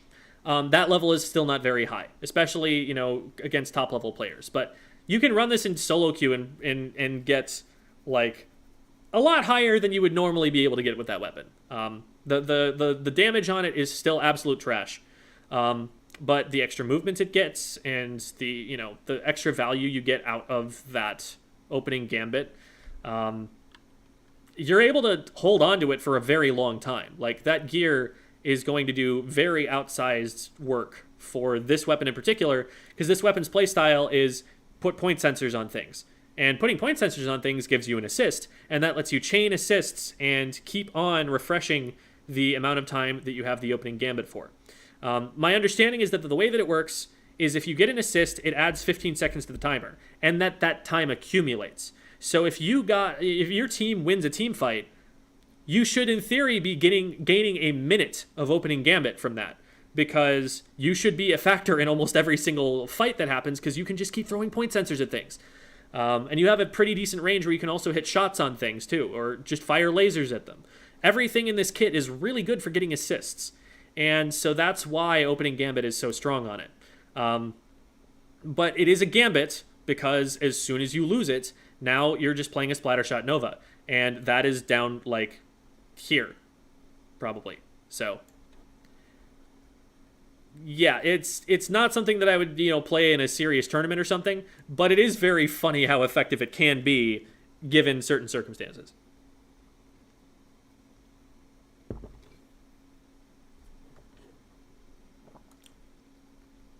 Did you see Frosty's tweet about NZAP getting opening Gambit assist stacks from Tacticooler? That's interesting.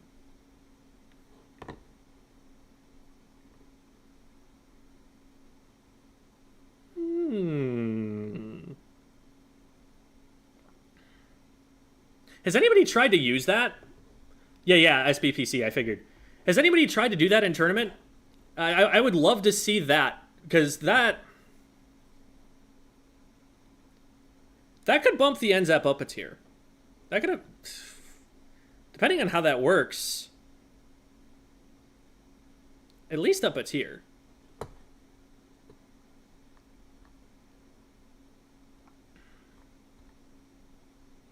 I could see that being a thing. I want to see it proven before I bump it up a tier. Like, I'm already putting NZAP in a place where it's like, you can definitely run this, and there are good reasons to run it here and there. I think it was discovered, like, today. Okay. That's a development that could definitely shift this. That could change, you know, this landscape at least. So, go run that, Hitzel, and like, let me know what you think about it, because that seems very interesting.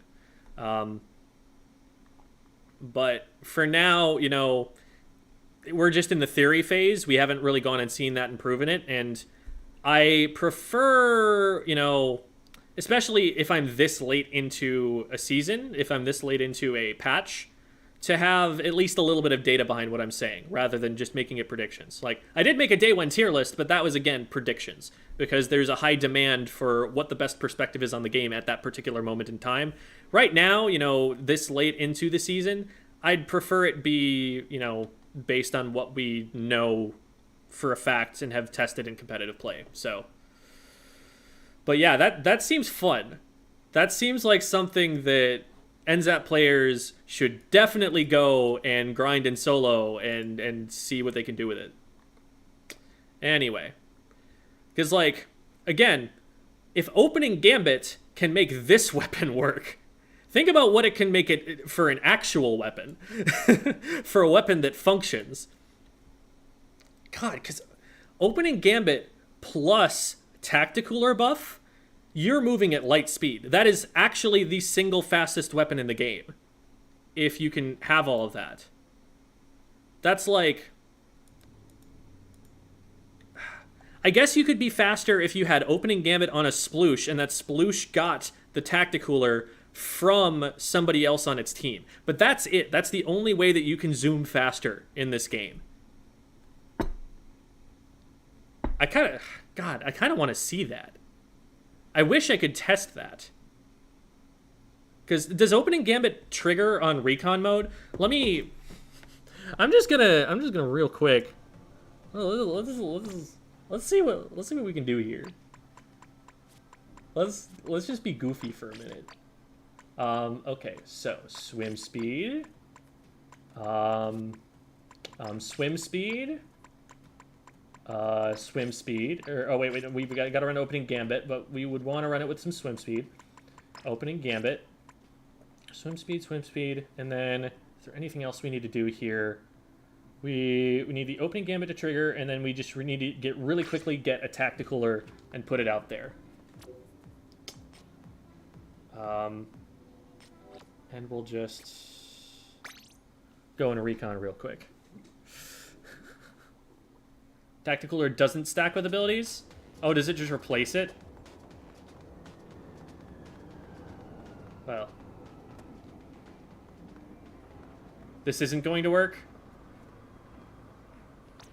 Only up to 50... Oh, there's a hard cap of 57 AP. Ah, shucks.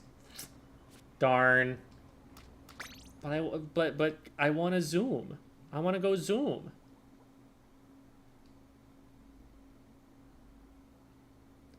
Stacks up to a certain point. Well. Let's just go really fast for a second.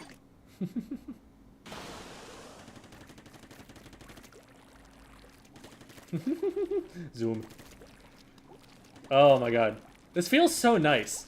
I wish I could just always do this. Let's get this and see if this feels faster. It's kind of hard to judge with something like movement speed.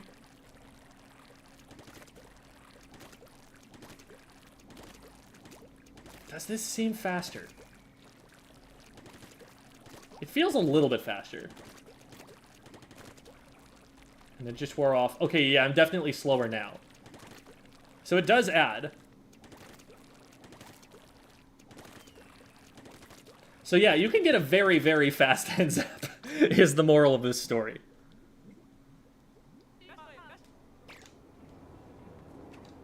Going too fast stream? Oh no. Are we dropping frames or something?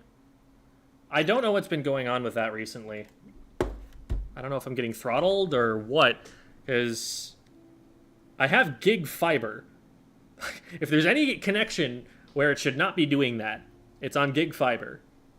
But it just seems like it can't keep up sometimes.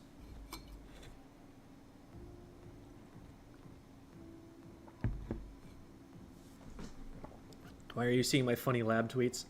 I didn't see them. Hitzel saw it. Hitzel just let me know. I suppose if you have too much swim on your build, it'll cap out. Gotcha. Yeah, makes sense. I don't even have, like, a pure of swim speed or anything like that, so... Your gambit wore off. It's useless.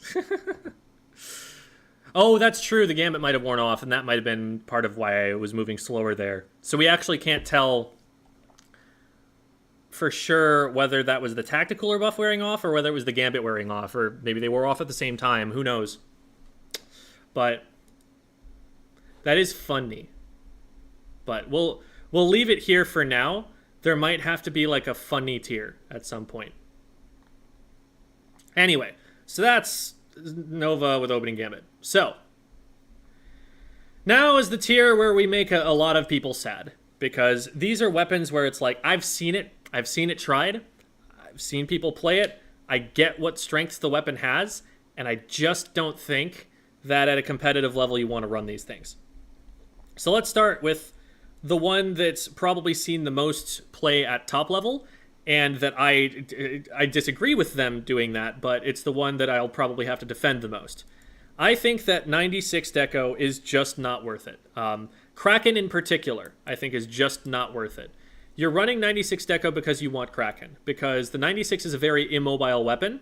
If you want to, a gal with a splash wall, you probably pick a 52 so that it can move up a little bit faster. If you want a mid-ranged weapon, you probably pick like a squeezer for that sort of play because it's got longer range. Still has a pretty good kill time, and you don't have to worry about RNG as much. If you're picking the 96, you're picking it for the Kraken, and I think Kraken is just one of the weaker specials in the game right now. It's not that it does nothing. It can kind of push the enemy team around and shepherd them into a frontline rush. But the problem is you're lacking a weapon while you're doing that. You are turning the game into a 3v4 plus a Kraken. And that Kraken, I don't think, is worth losing a player. Yes, you're going to survive it, but is your team? Because the enemy team can just walk past the Kraken a lot of the time and just attack your team. They can just run away from the Kraken, and then the Kraken itself only gets about 4 seconds of actually being in play before it has to back up, because otherwise they're going to camp the Kraken's transformation and kill it.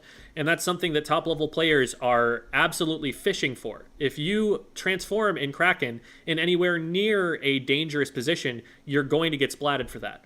And that's not worth the displacement that you'd caused in those approximately 4 seconds of having an impact. It's just very rare that the Kraken actually gets splats at a top level. You see it maybe like once or twice in a game. Twice is the high end from what I've seen off of a single player using a Kraken. And that's just not enough value to get out of the special when all else it's doing is making people either back up a little bit or, more often, run forward at the rest of your team. I really do not think that it is as viable as the players who have been experimenting with it seem to be showing it is from its usage rate. So I've got it down here. I do have it on the high end because, again, a lot of people have been giving it a try. A lot of people have been, trying to make it work. I don't think it works. This is a bit of a random arrangement here. I'd probably put like...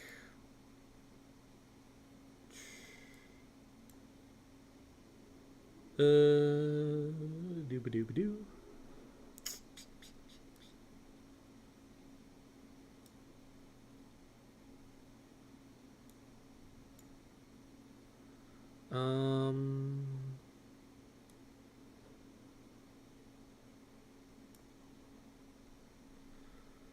Something like that, probably. Okay.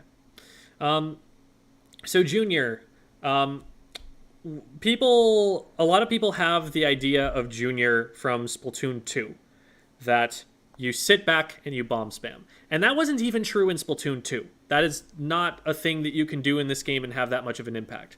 In Splatoon 2, you were closer to being able to do that, because at least this was a weapon that, even if it didn't engage with its main weapon very often, was at least going to be able to pop armor and use that to get the rest of the team in. But this weapon doesn't get armor. This weapon gets Big Bubbler, and Big Bubbler is not in a great place in the metagame right now. This weapon also, the idea that you really wanted to use at top level in Splatoon 2 was throw one bomb and then paint. And so the reason that worked so well was, again, the armor, and we don't have the armor. So here we just have a weapon that makes people think that they're having a significant enough impact on the game to justify choosing the weapon, because they can throw 2 bombs on one ink tank and then empty their entire ink tank, have to wait for a good amount of time, have a lot of downtime before they can do anything again. With a T-Tech, you can throw a bomb and then you can fight. You can throw a bomb and then you have a better special to use than the Big Bubbler that you can maybe try to help the team go in with. You have longer range, you have better accuracy, and you're still not even losing that much in terms of paint. You're definitely losing some, but not a ton. Another issue with the Junior is that you can't paint as aggressively as something like the Splattershot can. Because of the short range, you need to already have control as a team of the spot of the ground that you want to paint, and you want to be kind of like going back and getting control of that. Junior was a really good pairing with Tetras in Splatoon 2, because what happened was the Tetras created the space, and then the Junior locked the space in by painting for it, and then gave armor back to the Tetras in exchange for the Tetras getting that space for them. And now the Tetras can shark wherever they want, and, there was a lot of synergy there. But with this weapon in this game, it's not going to be following around behind the Tetras as much like that. It's not going to be providing as much special support because of that. Because it's not going to have armor to go in with. It has to use the big bubbler if it's going to try and fight something. And the big bubbler does help it fight. The battle junior players are potentially doing better in this game than they were before, because the big bubbler makes it so that the only things that can hit the junior are actually in the junior's range, which is nice. But it's still a very weak fighting weapon. It is still a spray shooter. And I don't think that it's justified for being used when one of its greatest assets, the ability to paint a lot, isn't going towards a top tier special. That's, again, with special farming weapons, it needs to be a special that's worth getting. And that was an issue that I took with the Tri-Strike weapons up here, that the narrative is becoming that we may have overrated Tri-Strike a little bit. At least Tri-Strike, is close to being really good. I don't think Big Bubbler is even close to that right now. And so it's significantly further down. And these weapons at least give you the utility, even if you're not getting the utility from using the special, you're at least getting some better fighting utility from these, and then you're going to get with a junior. So you got to watch out for bomb spam. And it's not like it's not annoying to fight against a junior because of the bomb spam, but annoying and powerful are not the same thing. As long as you play around this and have the mechanical skill to dodge those bombs, it's not going to be having much of an impact on a match at all. Same kind of issue with the Zap 89, although I'd actually probably put this a little bit higher up, because I think the special is slightly better, but also the main weapon is also significantly better. The sheer special output is better on this, but again, the specials aren't really what are best about it. This does still have a bomb that it can use, which is a fairly useful one. Like, I can use this and still anticipate getting, within, 150 points of my X power peak. It's still not, terrible, because it's a short-range shooter with a bomb. You can't complain too much about that. It's just the bomb and the special are a little bit underwhelming. Okay, Rapid. Rapid suffers a lot from not having another poking tool, from not having something it can combo its damage with. That makes it very, very slow DPS-wise, and top-level players are just going to respect its range and not get trapped by it very much. You're going to hit one shot, and then you're not going to hit other shots. And yeah, you've backed them away, but you haven't gotten a kill for it, and it's not going to paint very much for the time. And also, it gets Tri-Strike, which these are better users of Tri-Strike, like we've said, because they have bomb combos. This has a mine, and it cannot combo with it. So significantly weaker special for not being able to combo bombs with the extra displacement of the Tri-Strikes. I put it down here. GooTuber had a slight niche when it was able to just farm for missiles really fast, and try to use tap shots to maybe get some assists with its teammates. And if you're a charger player, you can kind of make the charger part of it work and be getting missiles in the meantime. Problem is, once missiles were nerfed, they fell out of meta significantly. It ceased to be considered as an alternative to the Flingza, like it was very briefly, and we haven't really seen it since at all. Big Swig has, again, had one of the biggest glow-ups of any weapon in the game, because there was a time where I would have called this the absolute worst weapon in the entire game. But they buffed its object damage, which is huge, because object damage matters a lot. Object damage lets you counter Crab, lets you counter Big Bubbler, lets you counter Wavebreaker, lets you counter a number of things. It also pops the Rainmaker shield faster. And this thing is still, we need to remember, one of the single best painting weapons in the entire game, with its horizontal flicks. So you can use this thing to cheese the zone a little bit. You can use this thing to get a little bit more damage on people now. It's a much more consistent two-shot, which is, again, it's still pretty bad at fighting, but it's not anywhere near as bad as it was before. And smart Big Swig players are able to kind of keep people away from them at the very least, and not just totally just get rushed down and die. And that's all that it really needs. With the paint output that it's got, it still has Ink Fact to deal with. You give this thing a good kit, now I could see it moving at least up to here. But it does not have the kit that it needs to be up there yet, so we're waiting for it to get its second kit, and then we'll see. It's going to have a really long name once it gets... Think like the the Big Swig Roller Deco. The Neo Big Swig Roller. That's just like way too many things to say. C Junior is very, very popular at like low-level competitive play and below, because very similar situation to what you'd see with like the C-Jet, where it's easy to understand what this thing is trying to do, and it's easy to execute that plan. The issue is that plan doesn't actually get you as much value, especially at top level. Your torpedoes are shreddable, and so you're basically just farming wave breakers. And just farming wave breakers without having that much combo potential with your team, without having much of a kill threat, like at least this thing has bombs that it can spam that are actually going to kill something sometimes. Like it's easy to get this idea in your head that, oh, we're just going to overwhelm them because they're going to be constantly pelted with torpedoes, and then there are going to be wave breaker waves coming out, and there's just going to be so many sources of damage, and then my team is going to push in, and like everything's going to blow up. But in reality, what tends to happen is that top-level players are mechanically skilled enough to not get damaged by either the wave breaker or the torpedo. And then all you're left with is a Splattershot Junior, and that is a spray shooter. And so I don't think that's enough. Wave breaker is, again, like not a bad special at all. But that's the one thing about this kit that I like. And that's not enough to carry a weapon. Bamboo. Bamboo has seen some use on like a Cherry Limeade comp.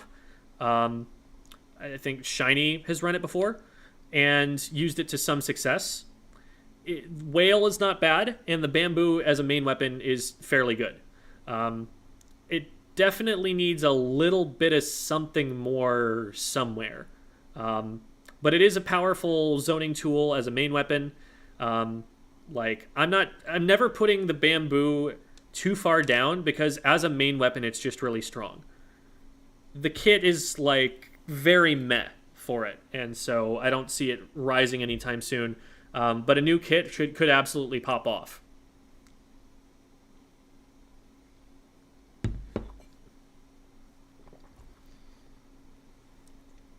L3.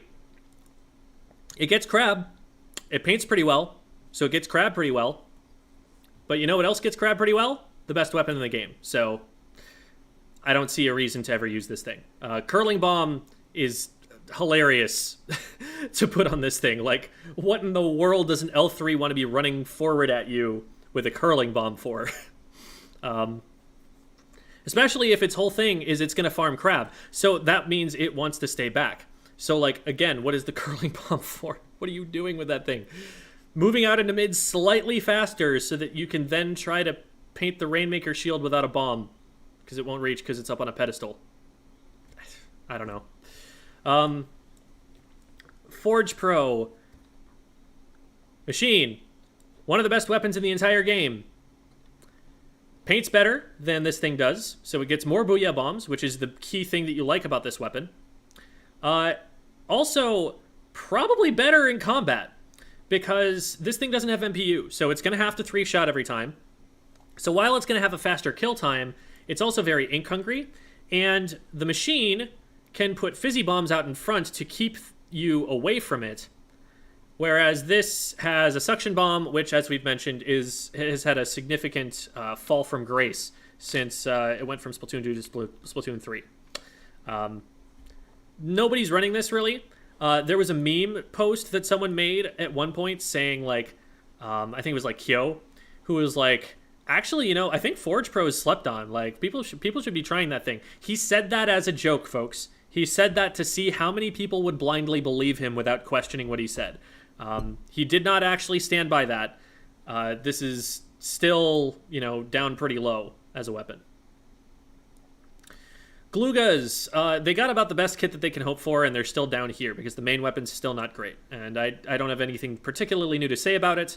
The main weapon has too low of a fire rate, which means it doesn't paint very well, which means it doesn't get that Booyah very often, and it makes it very aim-intensive. It makes it so that you need to hit your shots and hit every single shot, so it's technically difficult when it doesn't really need to be technically difficult. The machine is very, very consistent. You have very big hitboxes, and it's really easy to wall people out with. This thing You've really got to be able to hit your shots. And if you miss your shots, it's very punishing if you don't. So. Dually Squelchers. Dually Squelchers are a phenomenal weapon that are in the wrong video game. This is a weapon that is the best in the game at kiting people, but the problem is that kiting people is not very strong in this game, because if you're backing up in these hallways of maps, you probably can't back up sideways very far. This weapon loved to get lodged into corners of square maps and just constantly needle at the enemy team, be like, hey, you've got to deal with me. You got to deal with me. Oh, nope, I'm running back over here. If you run back and chase me, then you're going to be away from the objective and you can't do anything anymore. And they'd lodge themselves in there and be a constant thorn in your side, take multiple people to clear out, and buy a lot of time and space for your team. And you just don't have maps where you can do that because there are no corners like that. If you're running away, you're going to hit the sidewall in like 2 dodge rolls, and now you have nowhere else to go. And so they either splat you or just ignore you and run forward and go after your team. So if you try to fight them head on, you're going to have to kite backwards. And kiting backwards means you're giving up space. So by the time you win the fight, you will splat the player, start moving forward, and by the time you get to where that fight started, the enemy player will already be respawned again because of how long it took you to splat them and get yourself backed away. You lose a lot of the, even in the best case scenario, you lose a lot of the value you could get from this weapon because of the map design. So that's the reason that it's down as low as it is. Because it's got a great bomb, it's got a great special, the main weapon is really good at what it does, just what it does is not something that works super well in this game. Splattershot Pro, same kind of problem as the Forge Pro, except now it doesn't even have a lethal bomb, it has a line marker. And granted, it's gotten better and better, there's been some power creep on that thing, but it's still definitely not a sub-weapon that anyone is clamoring for. And it gets Crab Tank, but again, you're competing with Crab Tank for, you know, this thing, which is just going to actually get a significant number of Crab Tanks, and this thing, which is actually going to get a significant number of Crab Tanks, and also is able to fight things. So, too ink hungry, not going to get a lot of that special in the first place. Mediocre in terms of fighting, it definitely has its moments, but the only time that we really saw the Splattershot Pro get used in Splatoon 2 was when MPU made it so that its kill time was faster in some cases, and that's not the case anymore, so it's just going to be solidly mediocre for probably most of this game, most of this game's lifespan. Rapid Pro, very solid main weapon, has Inkvac, and also doesn't have Lethal Bomb. Its kit is really letting it down here. This could be significantly stronger with a better kit, but it has not gotten any of that kind of attention for a while. So, hoping that this one gets a new kit sometime soon, because I'd really love to see what it can do. Slosher Deco, there are better Zipcaster options. I was thinking, you know, when it came out, hey, maybe there's some cool combo you can do, or maybe your ability to slosh over ledges helps you a lot more with this, but I don't think there's anything that the Stamper does. It doesn't do better than the Slosher Deco. You can use the ability to hit over ledges and stuff if you want, but it's not enough to outweigh just how much better of a weapon this is across the board. You know, better main weapon, has insane range, has really good combo potential, has a burst bomb that it can use to combo with. It's got a line marker that can combo, I guess, if you hit a direct with it. This burst bomb combos if you hit an indirect with it, though. Much less precise, much more likely to get value. So, yeah, I think it's just way too outclassed. Okay, and now we get down to the weapons where I'm like, if I see this on a competitive team, I'm not sure about it. I'm not sure about that one. I'll bump this up one. I think this doesn't belong quite in that tier. I think it's a little bit better. So this thing, I still have yet to see anybody prove to me that this can fight. If this can fight, if I see any evidence that this is a weapon that can slay, then instantly up like 3 tiers at least. But I just haven't seen anyone popping off and getting like doubles and triples with this thing. Until that happens, all it is a paint bot for missiles. And that by itself is not enough. The K-Shot in Splatoon 2 was a paint bot for missiles that could push in with the missiles and fight. The V-Jet in Splatoon 2 probably was a little bit overrated, but at least it was a weapon that had a lot of range and could reliably help its team in fights from that range. This is just like a little bit too short range and a little bit too finicky to hit your one-shots with. It's just not quite enough going for it combat-wise. And if someone proves me wrong, I move this up 4 tiers instantly. But it's not there for me yet. So yeah, I feel like that goes down here. Not probably somewhere around here, really. Not where it was at. Okay, Kraken Roller. This is a weapon that's trying to live on the enemy side and put down a bunch of beacons and get a bunch of Sharkin kills and use its Kraken. And the problem is that Kraken is not a good special weapon and that people are much better and more aware at getting rid of beacons and much better at painting defensively so they don't get sharked by rollers at a top level. So this falls off pretty hard. Bloblobber is a paint bot, and it gets pretty decent special for that, but again, paint bots by themselves are not enough. And the big problem with this weapon is that the control that it's able to have on the map, let's go talk about that for a second. If you put let's say, charger right here, it's going to one-shot something at this range at the same speed that it's going to one-shot something at this range. You know, this entire zone is very powerfully controlled by the charger. With the Bloblobber, someone right here, yeah, they can probably, you know, one-shot that, do significant damage to it pretty quick. But somebody over here, if they get hit by the blobs at that max range, they've made a mistake. Like, they are being pressured into the blobs or something. Like, it takes so long for those blobs to actually travel to that person. You can just dodge them. And so the zone control that it has around here is strong, but the zone control that it's going to have around here is you're only going to hit 1 or 2 of those blobs. And the zone control that it has around here is you're going to make someone move, and that's it. And that's a really big weakness for the weapon to have because of the projectile speed. And also the fact that sometimes the blobs are just going to bounce in weird ways and interact with ledges and not hit people. The bouncing off of walls is nice, and you know you can use it in corridors, and that's its biggest strength, but that's way too situational for the weapon to be able to slay or do anything other than be a paint bot for rain. And you know what else can paint for rain?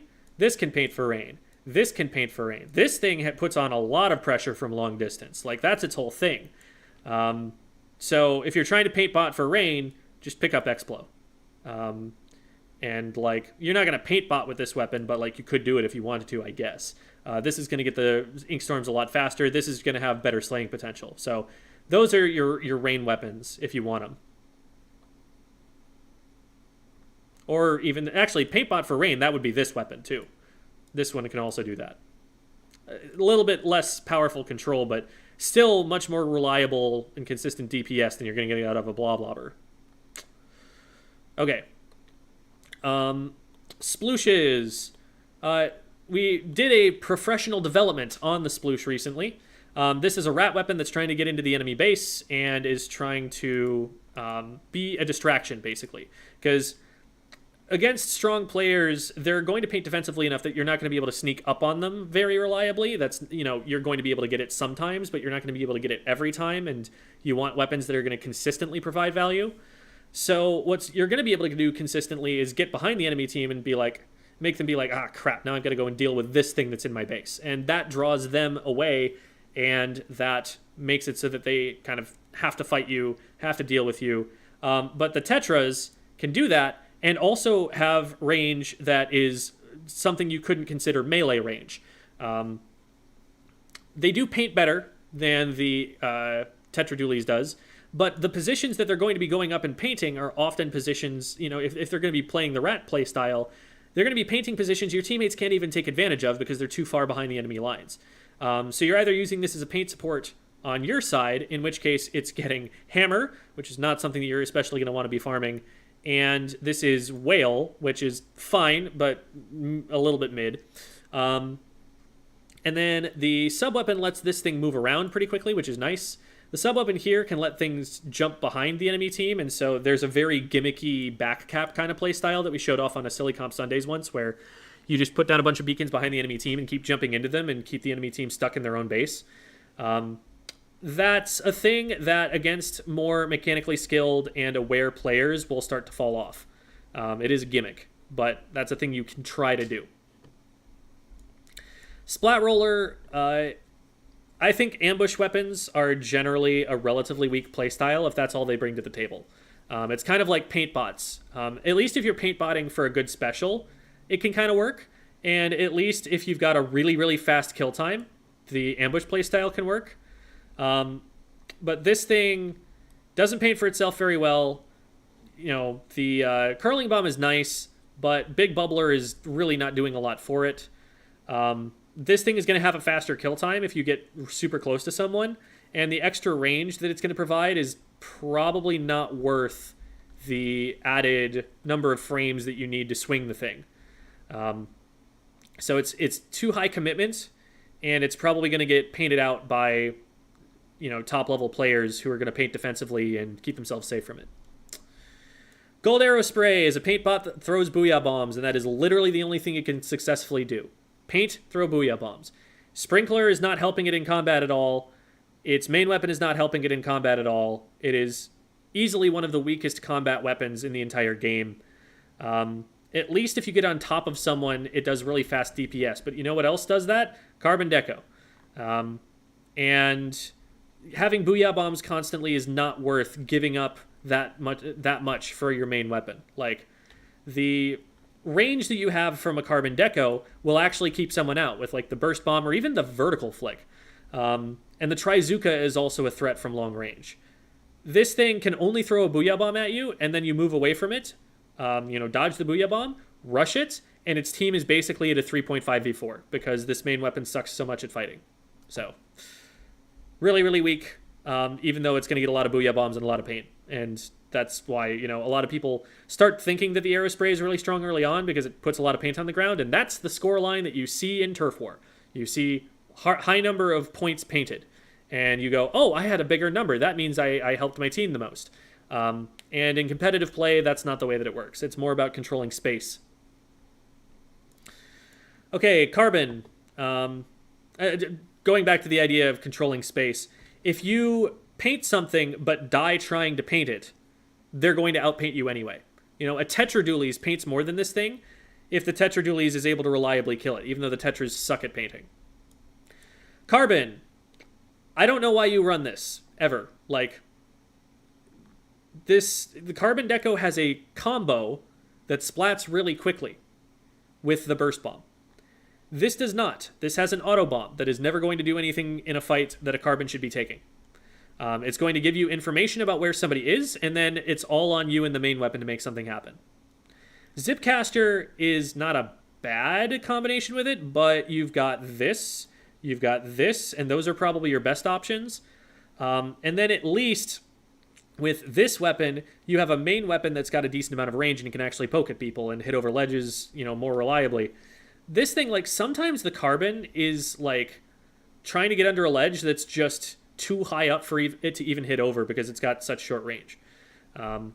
So the kit really lets it down here, and it doesn't get to play its ambush play style anywhere near as well as its older brother over here. So just let the big brother play. There's not much of a reason to pick this over it. Luna Blaster's in a very similar scenario. It just doesn't paint enough for itself, just like the Carbon Deco. It has a nice lethal bomb, and it has, a pretty good fight against any weapon that it can get close to, but getting close to someone with something this short range is the hard part. And it's a part that's going to be made very hard by top-level teams, again, because of defensive painting. So same kind of issue with this. Fizzy Bomb is really nice as well. Like, these both do at least have good poking tools, which, honestly, I would say probably puts them over the top of the Carbon. Because they can actually sit back and poke with those, but they're not going to get their ink back very fast. They're not going to paint much at all. Even though they have light movement speed, the fact that it takes them so long to paint a trail in front of them means that they're still going to move about as fast as a vanilla blaster, because the fire rate is still really slow, but they have to fire more often to get the same amount of paint down. And then Ink Brush Nouveau. I don't know why you would run this over the other ink brush, to be honest. People talk about like, ooh, if you get behind them and put mines down in their base, then it's really annoying. You can't get behind them in this game because there are no flank routes, because it's every map is a hallway. It's the same problem that you've got with this guy, where if there were those flank routes where you could get in behind the enemy team, where you could circumnavigate mid on like most maps, then yeah, you could go in and put mines down, and that would be annoying, and then you'd shark them and stuff. And if Hammer were better, then this would also probably be a little bit higher up. But the mines just don't do that much, because you're either going to use the mines from behind the enemy team, and how do you get there, or you're going to use the mines in front of the enemy team and hope they run into them, which means you're not pushing up and trying to use them at all. They're just kind of sitting out there, and you hope that your teammates are nearby enough that they will be able to follow up on the damage the mine does, or the information. Not a lot of kit synergy, really. Okay, and now we're down to the weapons that I do not recommend under any circumstances. We've got the Jet Squelcher, which has Line Marker, weakest sub in the game, Ink Vac, weakest special in the game, all on the same kit. And it's a kit which has a main weapon that really wants to have a really good special to farm, and it doesn't have that either. So this is just... the main weapon's fine, but like the kit is doing nothing for it. Just always run this one instead, I would say. Unless there's really a moment where your team wants an Ink Vac. And I feel like that's really rare. Like, it's such a rare circumstance that you have a C-Jet player who will want to occasionally flex onto this. That's the only time I could see this getting used. But I don't even know why you would want that thing. So, Clash Blaster. We talked about this on a professional development recently. It's not great. The main weapon is just really short range, and also one of the worst painting weapons in the entire game. So even though it's got a really nice kit, it's going to have some ink efficiency problems if it tries throwing a bomb, because then it's only going to get like 4 shots out, and those 4 shots are what you actually need to splat someone sometimes. It's got a Zuka, but it's never going to farm for that Zuka very often. And so you're left with, well, what can the Clash Blaster do? It can hit around corners pretty well, but from relatively short range, and there are other weapons that can do that. You want to hit around corners? You've got the Range Blaster. You can hit over the top of it with the Tri-Stringer. You can hit around it with the Blaster here. Like, you've got the Sloshing Machine. Like, it does that one bit of utility better than the others just because of how big the indirect blast radius is, but, like, does it really? Because it does so little damage, it's so avoidable. Not great. 96. You know, say what you will about the 96 Deco. You should always run the 96 Deco over this because, again, Ink Vac. Ink Vac is the kind of thing that is more likely to get you killed sometimes than it is to actually help the team. And this is a weapon where, you know, at least with the tent, if you're trying to use the Ink Vac to get your team in, like, you can launch the shield forward and use that to continually move forward as you go. With the 96, you don't have a way to, like, approach with your Ink Vac. So the special is even less useful. And the main weapon is slow, and it doesn't have a sub-weapon to back it up. Sprinkler is not what you need here. This is one of the weakest kits that you can give a weapon, and they gave it to a relatively mediocre main weapon. H3. Poor H3. H3 is one of the most mismatched kits in the entire game. It has nothing that it can poke or combo with because it has point sensor. So you're really just going to have to hit your 3 shots, which makes it extremely aim intensive. You don't want to have to rely on this in any kind of defensive situation. If a power clam's running at the basket, if the Rainmaker's running for the goal, this is like one of the last weapons that you want being the weapon that has to stop it. And that's the only damage that it's going to get. Tacticooler is not helping this thing at all. This is a weapon that wants to sit back and farm specials and play for crossfire support. It doesn't want to run in at you. It doesn't want to be going down a lot. It has all the tools it needs to not go down a lot, but the tools that it gets in return, the special that it gets for safely farming, is just not going to do as much for the team as other stuff is. And then we have the weapons where it's like, if you are playing on a competitive team comp, I just do not see why you would want to pick one of these weapons. You're memeing at this point if you're picking one of these. Like, it would be understandable for the opponents to consider this to be actual disrespect to pick one of these, unless you are like a one trick on that weapon and you're trying to push it for your own personal reasons. Snipe Rider is just not a good sniper. Hitting one shot with a charger is hard enough. Having to hit two of them stinks. And the Bamboozler is going to do a much better job of that because it doesn't need to get that whole charge up to be able to do those kinds of shots. It has a much faster fire rate overall because it can just charge, shot, charge, shot, charge, shot, charge, shot. Whereas this thing has to stand still long enough to get the circle to go all the way around, and then if it moves, it loses it. It doesn't have those shots anymore. So it's just, I mean, you can move left and right a little bit, but it needs to play with the positioning of a backline charger, but it has the kind of damage output and, fire rate that you would want to be able to use on the front line. So just nothing about it really works. And on top of that, they gave it Sprinkler Tacticooler, neither of which synergize with it at all. Sprinkler is only really going to be good for kind of defending itself a little bit and maybe painting for the Tacticooler, but it's painting for a Tacticooler, which is something that it can't use, that only its team really wants to use. So really tragic kit choice for that thing. I think they wanted it to be a little bit more on the aggressive side, but it's not going to outclass the Bamboo with the main weapon like that. It needs the kit to do the rest of that work for it. Tentabrella, I would actually put, from my experience with it, I'd put maybe like hereabouts. I think it's slightly better than the rest of these. Brellas have the problem that you get shot through the shield a lot, but the combination of beacons and vac here lets you set up retake plays in ways that a lot of these weapons cannot.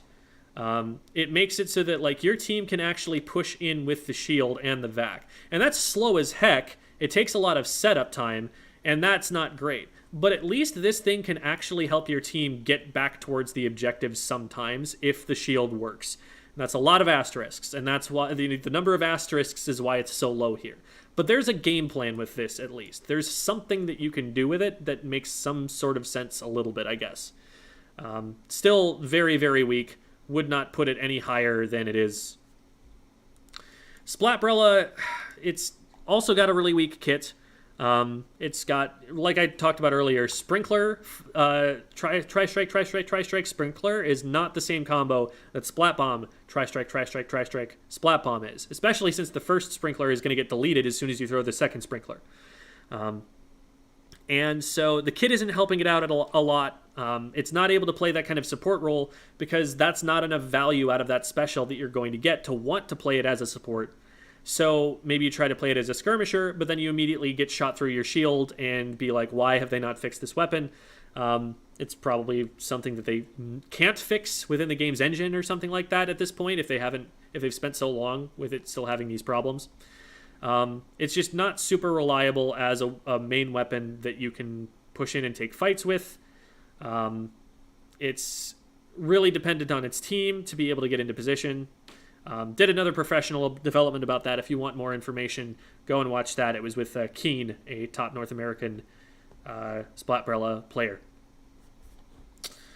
Silver Arrow Spray.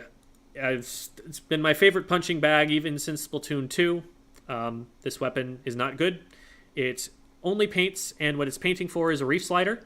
You cannot get by in this game with paint alone, especially when what you're painting for is a special that's not even that great. At least with the Reflux, you're getting missiles out of it.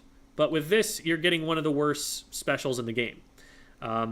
Fizzy Bombs cannot save that. Fizzy Bombs are the only good part of that kit. If you're playing this, you're playing it to spam Fizzy Bombs. And you can spam Fizzy Bombs with this. This has Fizzy Bombs. And also has other things. So, yeah, do not recommend. This clash is pretty bad. We talked about all the weaknesses of the main weapon when we talked about this. Very, very poor paint and very slow kill time most of the time. Pretty inconsistent kill time as well. You have to be able to hit direct to get it fast. But now, instead of having one of the better aggressive kits you can give the weapon, it has a curling bomb and super chumps, both of which are very underwhelming for it. Yes, the curling bomb is going to help it, maneuver a little bit more, but what are you going to try and do to that? Like, run at someone with a curling bomb? With a Clash Blaster? Like, why not just use a Splat Roller if that's your entire game plan? Because this thing actually kills them quickly when you get close to them. And you don't have to get that much closer to them with the Splat Roller. In fact, you might even splat them from further away with a vertical flick. I'm not sure exactly what the range is on that. I think you have to get a little bit closer with this, but it's not by much. Definitely not worth picking this over this for. And then Super Chumps, like we've talked about, are pretty underwhelming right now. They need a significant buff to be seen at top level. But the Super Chump is probably the best part of this weapon's kit, which is saying something. Then Undercover Brella, I would say, is probably the worst weapon in the game right now. Again, Brella shields have some problems. This weapon also has very, very low DPS. It is hard to kill people with this thing, but it also doesn't keep itself alive anywhere near as long as the other Brellas do, assuming the Brella functions as expected, because the shield is made of tissue paper, and it just takes like a bomb to get rid of completely. So you'll step out and be like, hey, look, enemy team, fire at me instead of my teammates, and then they'll oblige, and then you'll be like, wait, my teammates weren't in position to try and attack you yet, I'm scared, and now you're just not a very useful weapon. You don't have anything you can poke with at long range, because the longest ranged option you have is a Reef Slider, but that is a button that usually gets you splatted instead of actually doing anything. It's better now, but it's definitely not great. And Ink Mines don't give you any of that kind of reach. So a lot of the time your best option is put an Ink Mine down at your feet and back up so that they get damaged by the Ink Mine and you can try and combo off that. But the thing is, that means you're backing up. That means you're giving up space. You're not occupying the enemy team. You are being forced back as your default mode, which is the same problem that the Dually Squelchers have. So definitely do not recommend. All of these weapons are pretty darn weak, and they would need significant reworks for me to ever reconsider that. Okay, we did it! Yay! Tier list! Woo! Undercover Brella is still my spirit animal, I don't care. Valid. Undercover Brella is funny, though. Also valid. Okay. So, we'll go and we'll leave it like it is right now, and who knows, maybe I've missed a bunch of chat messages and everyone's like, wait, you're dumb, you forgot this thing. What bottom tiers are savable with patches? Theoretically anything.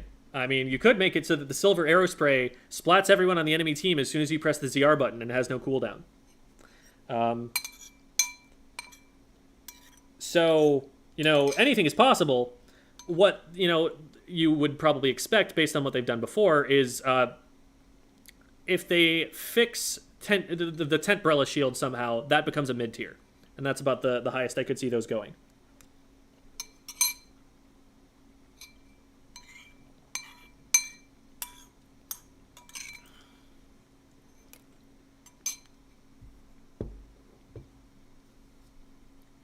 Why is Ballpoint top tier?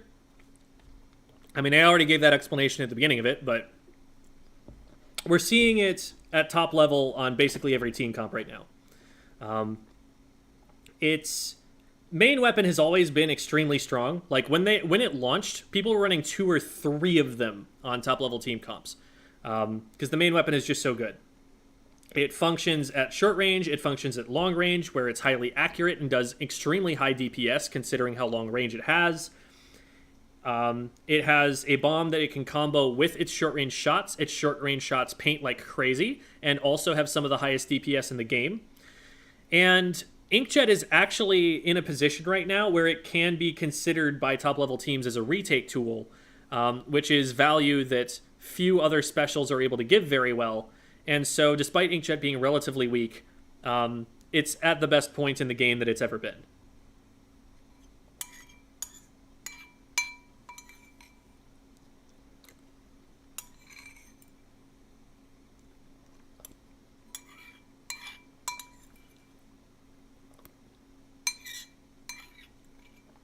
Looking at chat. And eating soup, because that's the content that people came here for.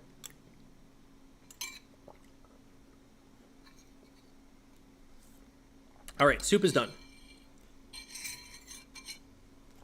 Can't wait for Splashdown to be added to multiplayer again. Honestly, make Splashdown invincible, put it back in the game. I'm cool with that.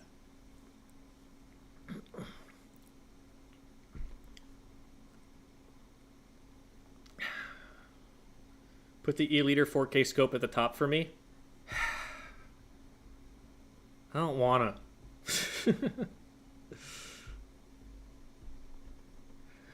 It's a good idea to ditch your favorite weapon to play a better weapon. For example, I love the Forge Pro. It depends on what your goals are. If your goal is to get to a mid-level or higher in competitive play, I would say yes. I would say strongly consider the sloshing machine and learning to play it, because you're going to be doing a lot of the same things. And it's going to work pretty well for you in the same way that you're trying to play that weapon. Anything below that, you can do whatever you want, man. Anything can work.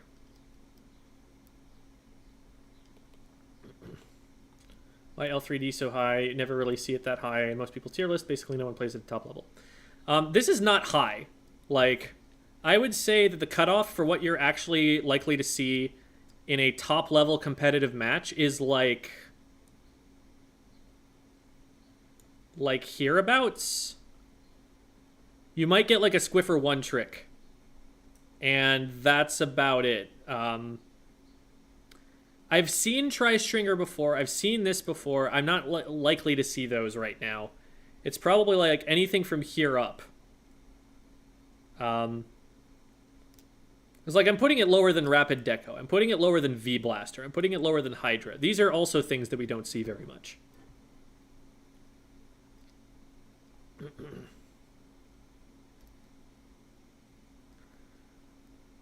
How many more seasons of new weapons do you expect us to get?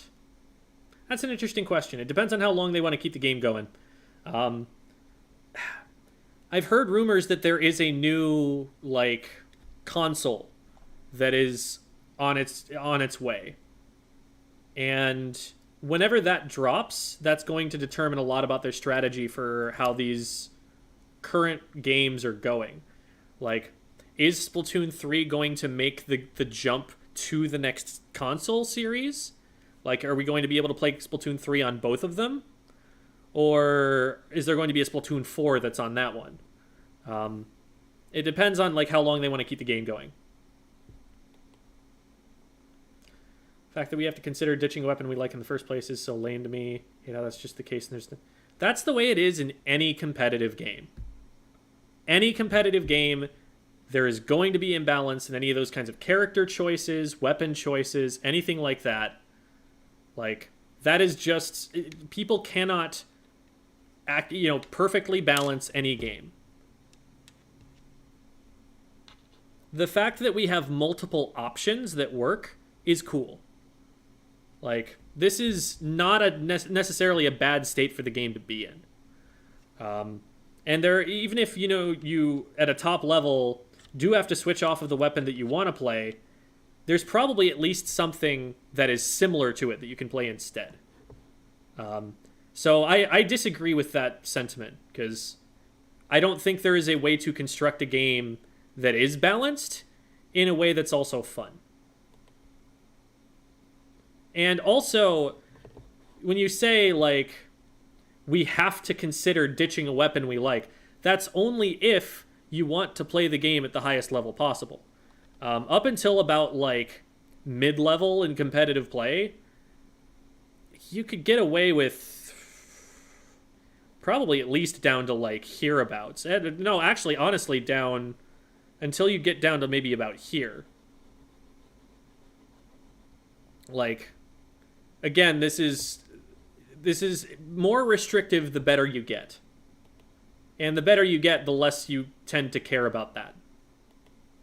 Do you think the existing maps could be changed for the better? Without they need a complete rework. Like, maps need to be reworked. You can't just put more blocks or cars or poles on the map and expect that to change.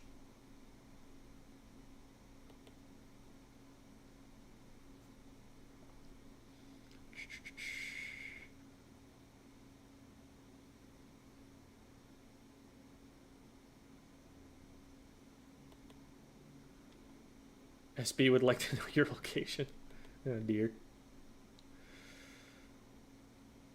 As an undercover umbrella player, how far do you think I could reasonably get in terms of skill competitive? I think I forget if it was Keen or Shadowwind, but I think they were running it on Japanese solo queue, and they got up to about 2,500 XP at their peak.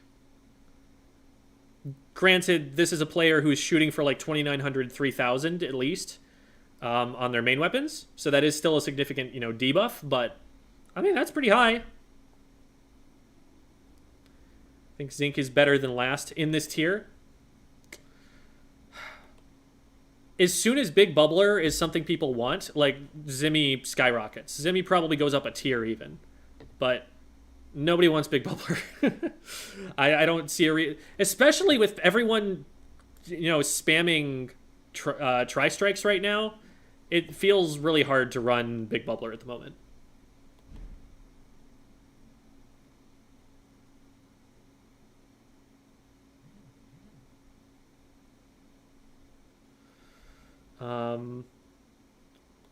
When Splatoon 3 2 confirmed? Oh dear.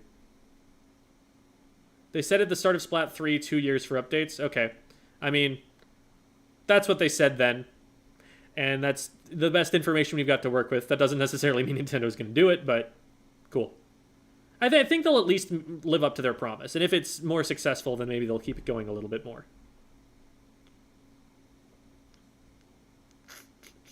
Oh man, I am backed up by 4 minutes now. Would love some sort of guide for if you play X, play Y instead for competitive. That's an interesting idea. I don't know that I'm knowledgeable enough to do that for every weapon, but I would have some ideas at least.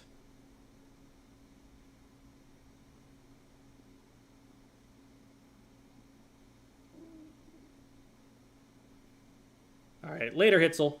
I say 3 minutes after he's already gone.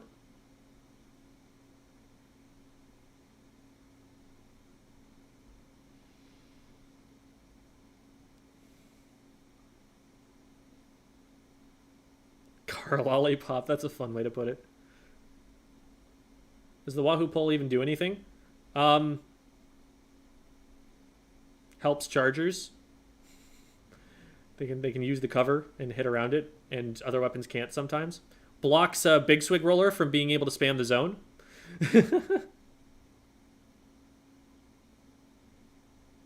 How dare you, an analyst, make a tier list when analysts' opinions are actually terrible? Hi, K-Bot.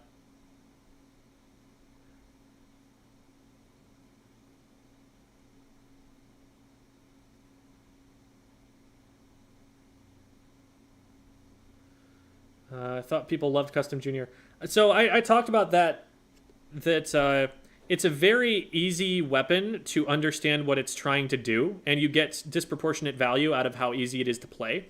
It's very intuitive, and it's relatively easy to execute. But at top level, what you actually get out of it is not as strong, especially since people can counterplay against wave breakers and torpedoes better, the better players get. Better they are mechanically. What would you recommend as an alternative for dually squelchers in terms of being a kind of flexible mid-range weapon? We're probably talking machine there. Machine or maybe Stamper, or if you want to go much more aggressive than 52. But the thing is that the dually squelchers are a kiting weapon. The closest you're probably going to get there is Tetris. Is it possible to push with a really low tier weapon? Depends on what you mean by push, because that word is very narrow, very like broadly defined.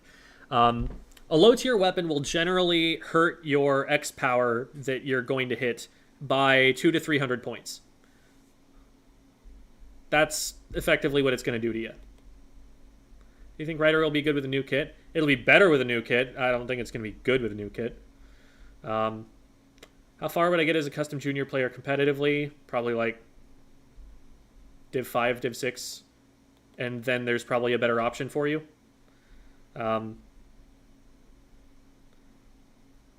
That's... yeah, I'd probably say about that far. Could you explain what a retake is exactly? Retake is the situation where the enemy team has won a fight and gotten control of the objective, and you're trying to retake control of the objective. You're trying to stop them from painting the zone. You're trying to get them off the tower.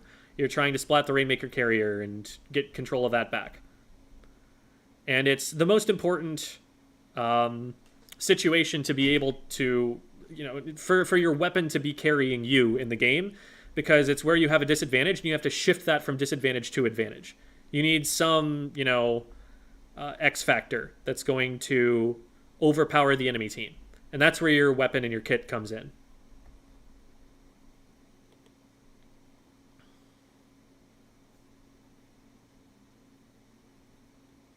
Is there a resource on competitive players who upload gameplay of their weapons or just stream in general? There's a pretty big resource of Splatoon content creators that Avril curates. That would probably be the first place I'd go.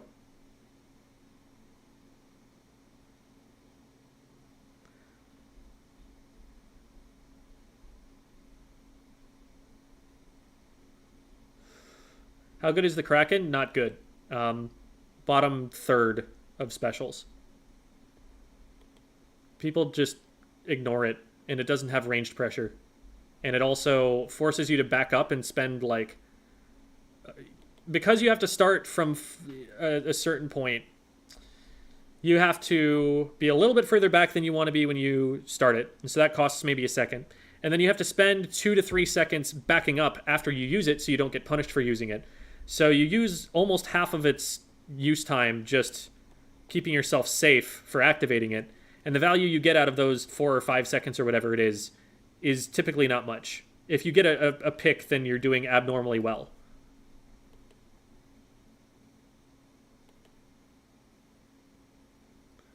What do you recommend as an alternative for Custom Junior?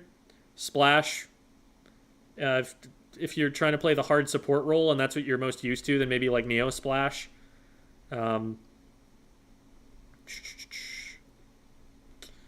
But I think the play style of just sit back and throw things at people and farm for special is generally weaker. And if that's something you're used to, you want to get used to being able to play a little bit more aggressively at some times.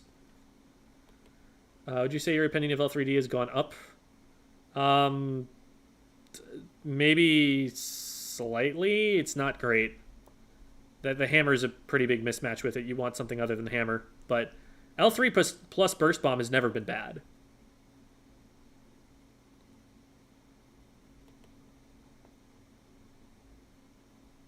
If you are just trying to sit back and spam hitboxes at people, that's a machine thing to do. So if that's what you're trying to do with the Custom Junior, then that would also be probably the option. How top players play Crab. I have a video like that, actually. I made one of those with Kiwi. So you can go and... I think it was Kiwi and K-Bot that were both on the call at the same time. I might be wrong. No, it was Kiwi and Echo. Kiwi and Echo. That was what that video was. But that's on the channel. That's on the YouTube channel. Can you explain why a weapon with a good kit might not be top tier? Because of the main weapon being bad?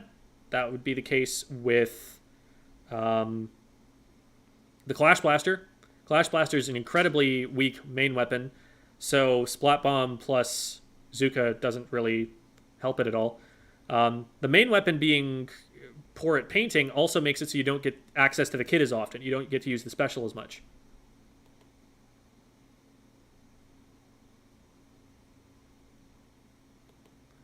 tier with Dapples and Mini. That's where I'm at with that. You know, you put Nyagora on any of those weapons, and I'm like, okay, you know what? This works. You convinced me. But anybody else, I'm like, nah. What do you think of Machine with Wavebreaker? Probably won't ever outclass the machine we currently have. I don't think that the Sloshing Machine needs another kit for a good amount of time. I don't think it needs an alternative to its current playstyle. It's just one of the best kits that they've ever put together in the game. And so it's just always going to be pretty strong. How do you think some of the weapons in the lower tier could be improved, if at all? Different kits, massively reworked kits, you know, aspects of their kit. What placements here are you least confident about? It's difficult to tell by degrees. I've never really... I feel like... No, this is a pretty good place for that. I guess you just say the weapons that I know the least, the weapons that I play the least. But even some of those, I've gotten opinions from other people. What makes Inkvac bad at the moment? Very unlikely to get value. It protects people, but it only protects people in a static location. And so if you want to move forward, which is what you always need to do, that's what retaking is. You have to move forward and push the enemy team back when you're retaking. You need follow-up from your team to make that helpful in the slightest. And the more you push forward, the more likely it is you get flanked. So you're already in danger, even if we're just talking about the suction part. But what a lot of players will do is fill up the vac to the point where it has to fire the shot. And the shot has very slow shot velocity. There's also a lag time in between when you're sucking ink up and when you can fire the shot. And during that time, the vac has this alarming tendency to die. If you get a Hydra shooting at an ink vac, all it needs is one charge, and it will put enough damage into the ink vac to trigger the shot, and then the next 4 shots kill the ink vac, oftentimes before it ever actually fires the shot. And the shot is dodgeable anyway.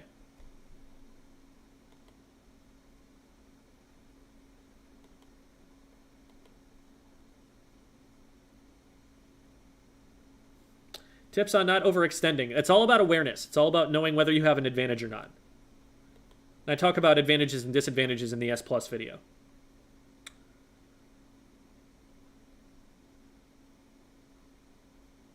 What did you say about Dynamo? I missed it. There's going to be a video that you're going to be able to watch to hear all of those with timestamps. What to use in place of T-Tech? That is a good question, because right now we don't have a lot in the way of retake stuff, and it depends on what you need on your team. There isn't a great equivalent to the T-Tech. But personally, I use Splash, I use 52. I even sometimes use V-Shot over it. That's my current weapon pool. I again, do not recommend Splash Neo at top level. It's not a terrible weapon, but I think there are better options. How far do you think I can get an X rank with Splat Roller? I don't know. Go look at what the top Splat Roller player has as their X power.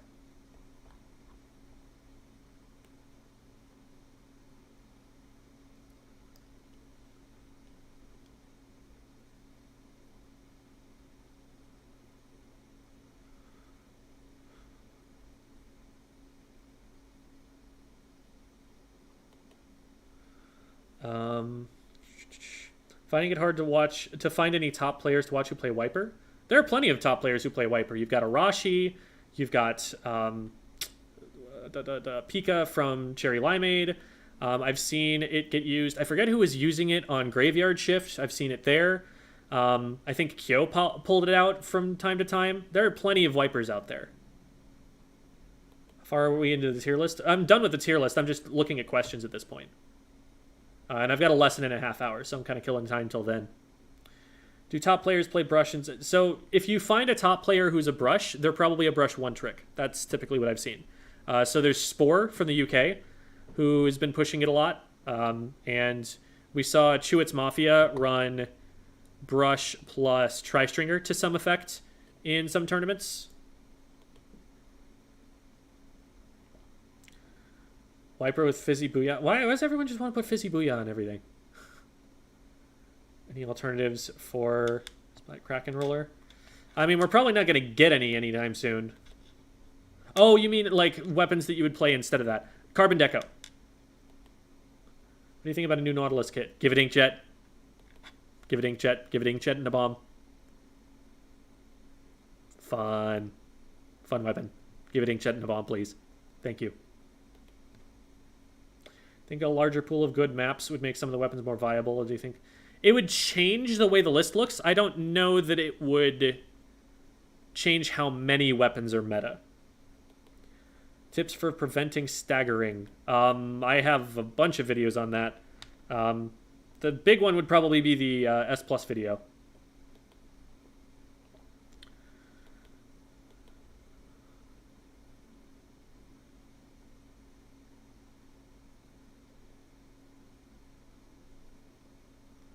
With the most recent nerf, is Crab worse than missiles or better than missiles? It was always worse than missiles. The problem is that there has not been a good enough missile weapon to show that it's better than Crab. If you gave missiles to a shooter that paints really well, that weapon would be top tier.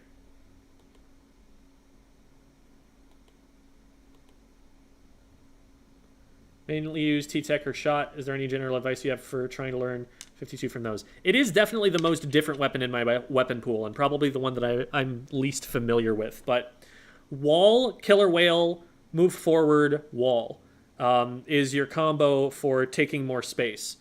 You play kind of conservative and paint a lot up until the point where you get that combo, and then you use that to shove into the enemy team.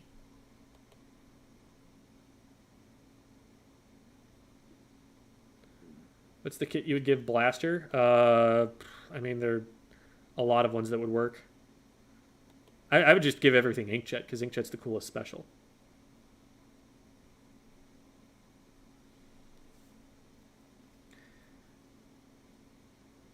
Hey there, Doobie. Better option that you recommend for Splatter Shot? Splash. V-Splash, that is.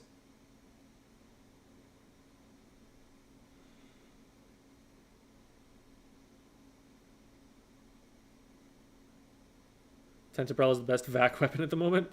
I mean, it's not the best VAC weapon. It is a weapon that may synergize the best with the Ink Vac, but you're running something else if you're trying to run an Ink Vac. I'd say probably the Charger. Either the Charger or maybe the Jet.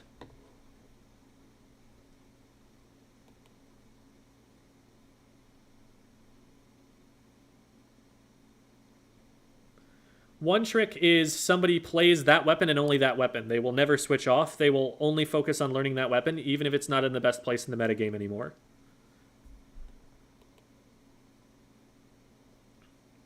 Squeezer, a more fair point of comparison for Forge Pro. What do you think when comparing those two weapons? Squeezer as a main weapon is one of the best main weapons in the entire game. Like, it is insane how good that weapon is. But it needs a kit to work with, and it doesn't have a great one, not a very consistent one. But Foil Squeezer in Splatoon 2 was stupid. Oh my god, that thing was painful to fight against. It could beat you at short range, it could beat you at pretty long range, it could beat you at mid range. It was just always really, really good, and it didn't even paint that badly either. Compared to Forge, there's no contest.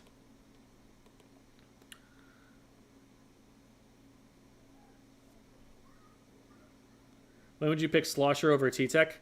I would never. In that you're going to pick one of those two based on like what main weapon the person knows how to play.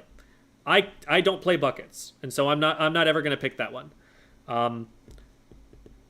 You probably just want the T-Tech in general because it's going to paint for the special faster. And if you've got a Slosher, like, you could just pick a machine, you know?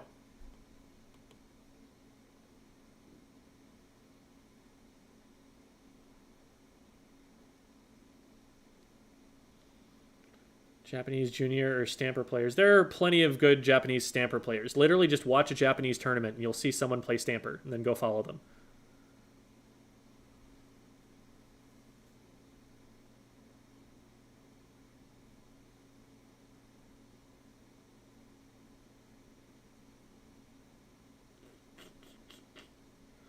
It's a 52 combo, no problem. What's a V splash? If you say like V before the name of a weapon, we're saying vanilla. So there are two Splash-O-Matics.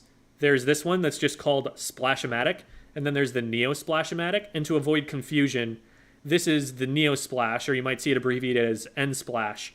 And then this is the vanilla Splash-O-Matic, which is the V Splash.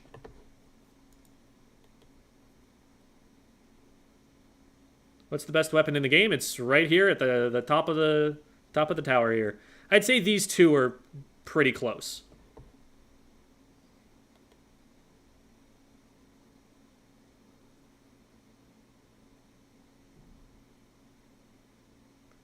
Tips for minimizing your weapon pool. Just pick some kind of weapon and play that one more. Opinion on a Tetra's wiper-based comp. Strengths are what the players need to compensate for. Needs a ton of paint. The wiper at least is going to paint pretty well, but the Tetras are not, and so you need something that's going to paint that's behind all of that. But it can definitely work, and we're seeing it work. You know, like I think Graveyard Shift ran that at one point to some success. You would also probably need some good retake specials, because I don't think Hammer or Reef Slider are going to do you any good there. Like you definitely want to be running maybe like a machine with that, and then probably like a splash and a machine with that, honestly, so that you have... I'm not even sure if machine's going to paint enough for that. But you need some really good specials and really good paint behind those, because otherwise you're going to be lacking in those categories. Good alternatives for Flingza. I don't think you need that much of an alternative for Flingza. I mean, right now at top level, we're seeing way more ballpoints and way more stampers. But still a solid weapon. Do a role-specific lists, like the Slayer tier list, etc. Wouldn't have to include all weapons. I mean, you can kind of just be like, okay, well... And the problem is that you can't categorize... It's a skirmisher. It can anchor. What is the splash? Where do I classify the splash? Do I put it at the top of all of the tier lists? I don't know.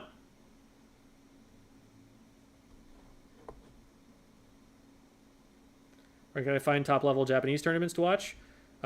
Zone Cup. There's Iketon that happened recently. Koshin, whenever that comes up. Those are just a few names that I know off the top of my head. Splat World Championships. There's a bunch of tournaments.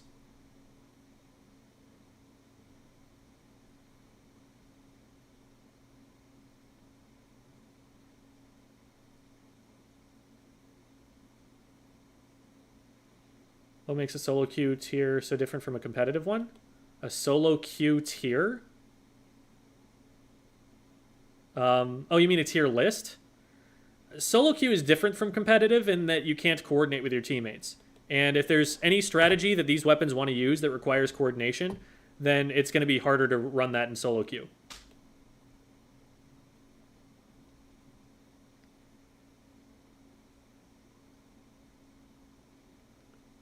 You have a favorite comp team? I was a big fan of Sayonara. I like Jackpot a lot.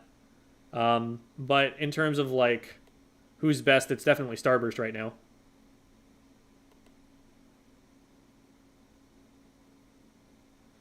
Yeah, stream has been lagging and dropping frames a little bit, so I do apologize about that.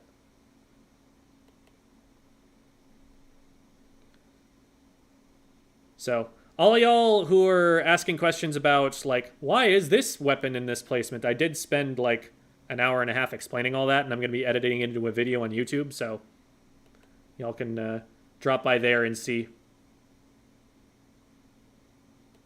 For competitive environment, what's a similar playstyle Dynamo that actually works?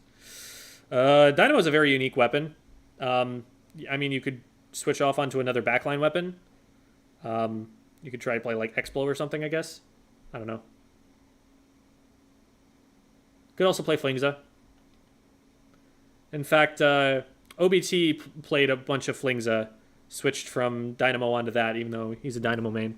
So that's probably what I'd recommend, the Flingza. Think there's any chance of Machine Killer Whale? I don't think Machine is their priority for making new kits because this one's already so good.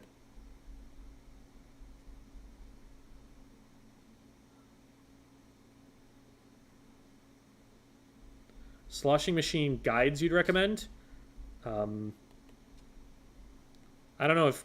I don't even know that many people who make weapon guides, per se. Most of the time you just kind of watch what top-level players do and figure it out from there.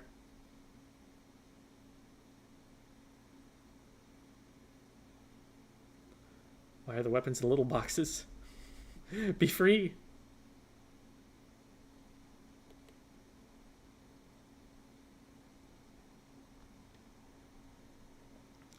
I see the griller? What did I miss? Oh, in chat, you mean? Yeah, I don't know. Do you already talk about how Squiffer could be top tier if given a good kit? You're putting words in my mouth there. That I mean, yeah, it probably could. I don't know about like absolute top tier, but definitely up there. Definitely worth considering. But like, why are you assuming that that's a thing that I was going to say?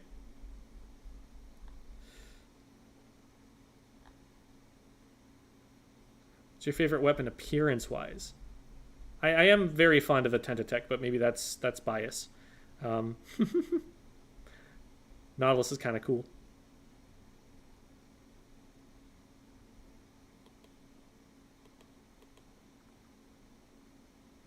For game balance, is it ideal that every weapon has a place that isn't bad? So is that what they're aiming for? A competitive video game cannot ever be balanced. I am convinced that like we do not have the capability to really balance something well, because there will always be some options that are at least relatively good compared to others, even if the gap between them is small, and that will always bias competitive players towards picking those ones instead. If you're going to make everything balanced, you're going to make everything the same, and that's boring.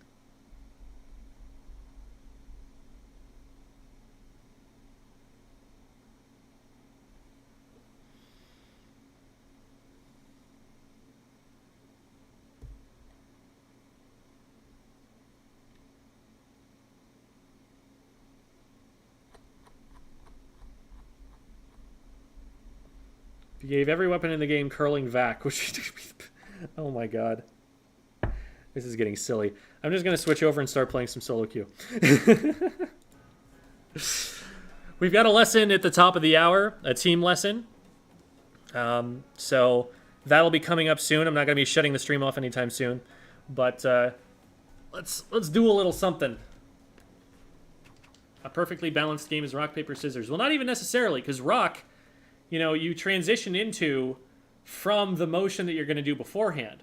So it's easier to throw rock, which means that the meta might be to throw paper because people are more often going to do what's easiest.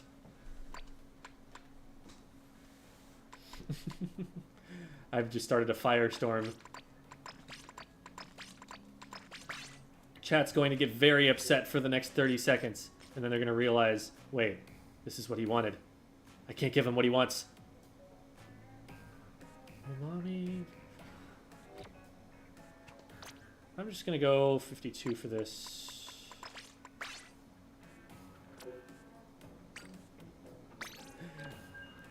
Fuck, this was a family-friendly stream. Oh my god.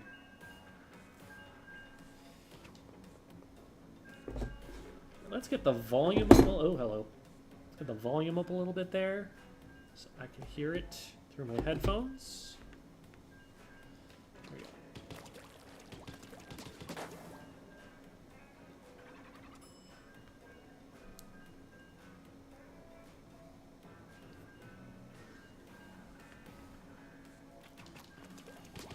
Play opening Gambit Zap. You know, I should play opening Gambit Zap. The thing about the Zap is that it's not going to be as good at getting... assists as the Nova is. It doesn't have the range, it doesn't have the point sensors. The Tacticooler is nice, but I need to farm that in time to be able to get those kinds of assists. So it might be harder to keep the string going. But it is funny. And that is what we're here for.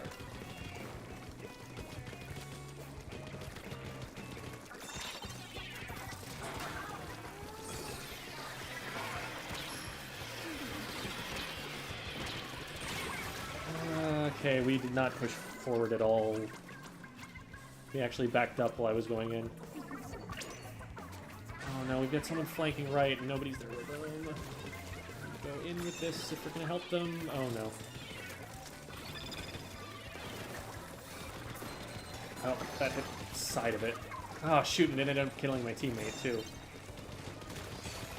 Oh, hello. I lost track of them. Shoot.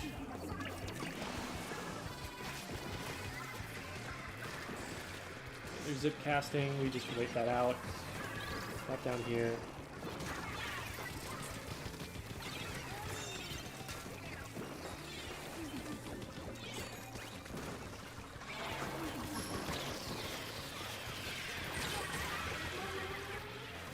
Okay. Started a fight. Let's finish the fight.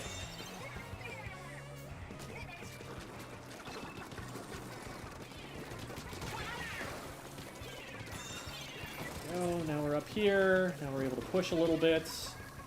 Keep them away from the tower. We'll launch these because they're going to be coming over the side.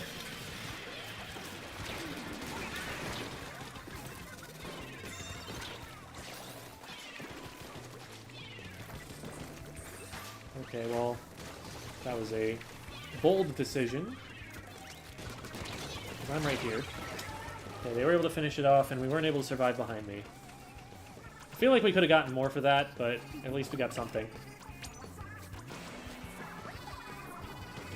Seems a little bit dangerous of a spot. Okay, their crab is out, so we're just going to wait for a sec. Oh, hello. I can't move. There we go. Teammate got it.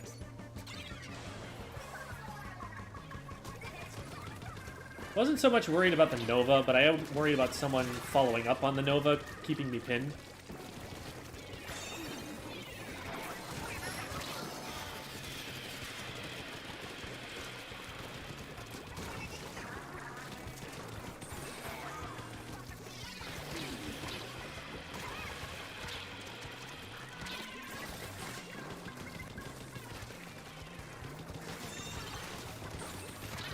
I hit you once. I'll hit you again.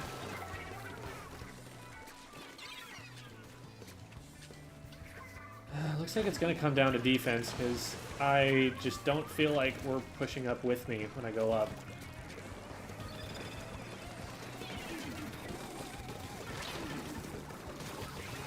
I tried.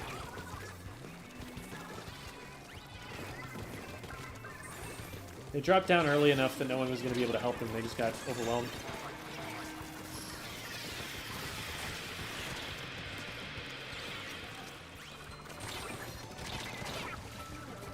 Push the tower. There's nobody on there except for the one guy. There we go. Good push. Good push. That's all we really needed to do. Stop the tower there. Not too many more stops that we need here. We can just stall. Don't even necessarily need to hard win fights. Hello. Okay, that gets that player. Hopefully we survive the player on the left. Oh man, we're really split though. Skinny's in trouble. Can I help? Got him. Okay. Now, back it up. That is very premature, so that'll be helpful.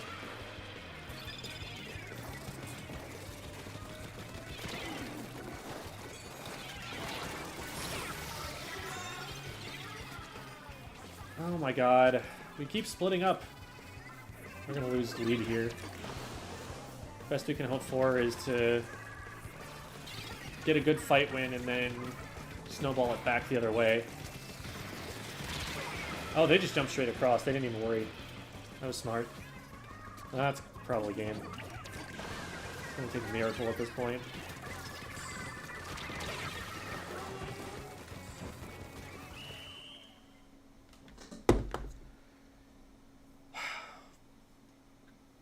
It felt like we weren't rotating to the same fight at the same time. We'd always have someone on the wrong end of the map while a fight was happening.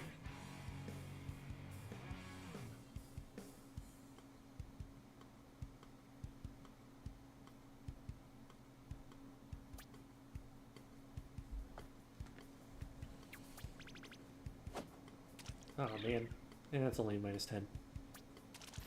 Do you agree about ProChar saying Tri-Strike and Kraken are heavily overrated to the point that they are on the lower half of the tier list? Yes. Tri-Strike is definitely better than Kraken, but I completely agree with his reasoning and everything. And that's what FLC has been saying as well. FLC is rating Tri-Strike lower than Char is. I think Char's placement's a little bit more where I would put it, but also FLC putting it that low was what got us thinking about it. So, all right, let's try this silly thing. Where's my opening gambit gear? What have I got? That's not bad. Oh, this is probably better. And then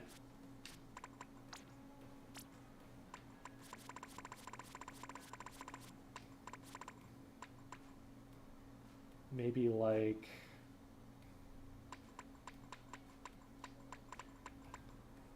yeah, I guess that's probably the best I've got, that shirt.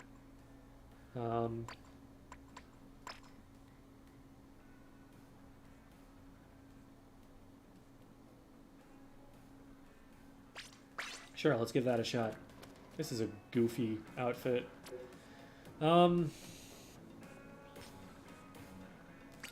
Rainmaker would be the place to do it.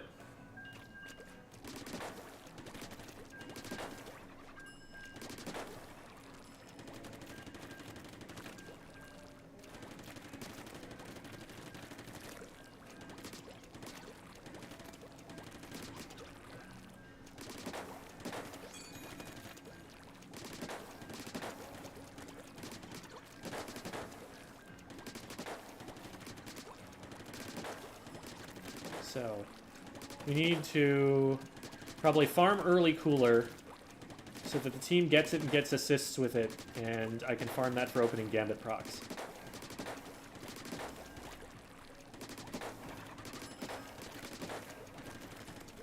Or stacks, I guess I should say.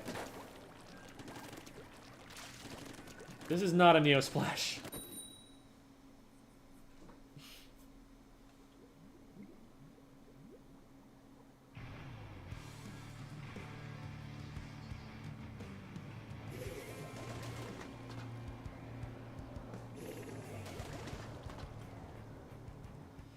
Double backline, alright. Let me take that. We've got double Zipcaster, which is a little wild, but...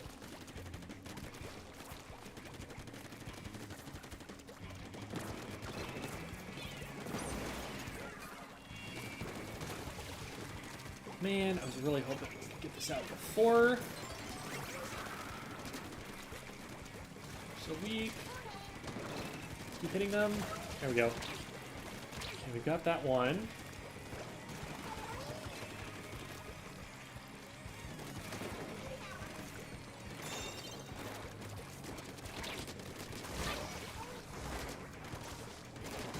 Okay, I'm just out playing right now. That's all that's happening there. Why is the Rainmaker back there? I literally just killed half their team. How did we let this happen?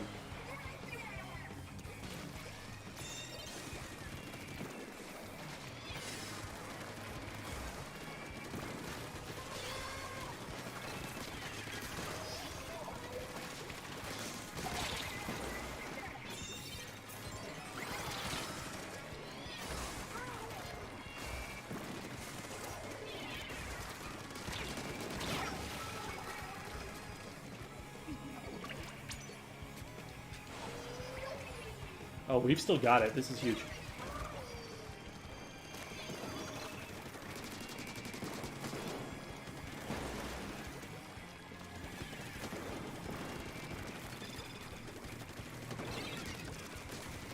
Oh, we get this. Yes. Thank you for the opening gambit proc.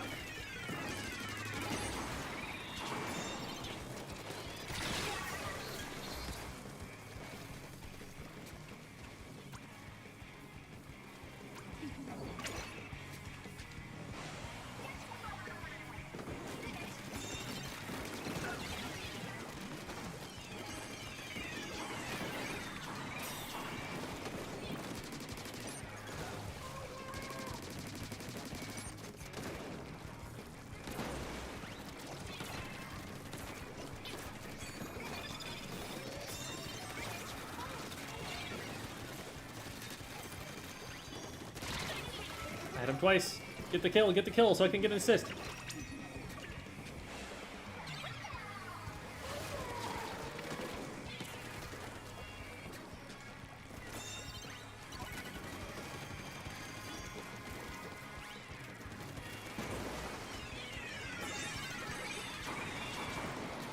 I have no idea if it's still on or not.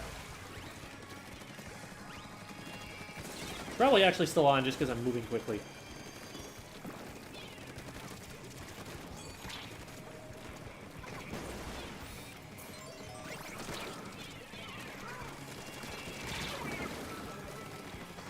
Darn.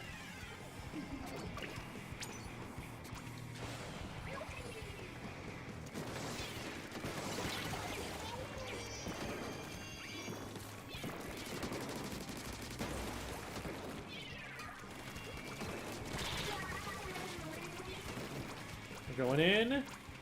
We're not going after the same player, though. Oh, man. I've died a lot without getting as much done. I'm getting worried. Oh, it might be out. I think I'm slower.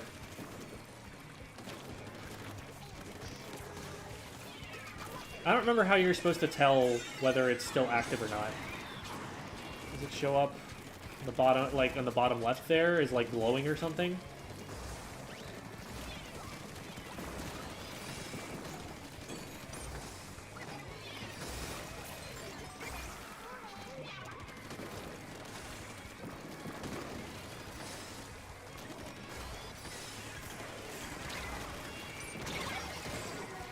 We both died to the bomb.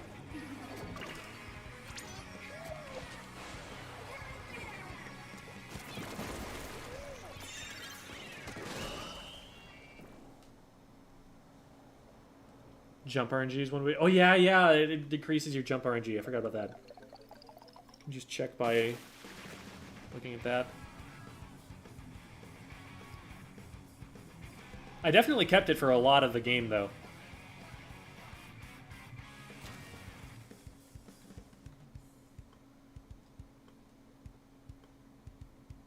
Oh,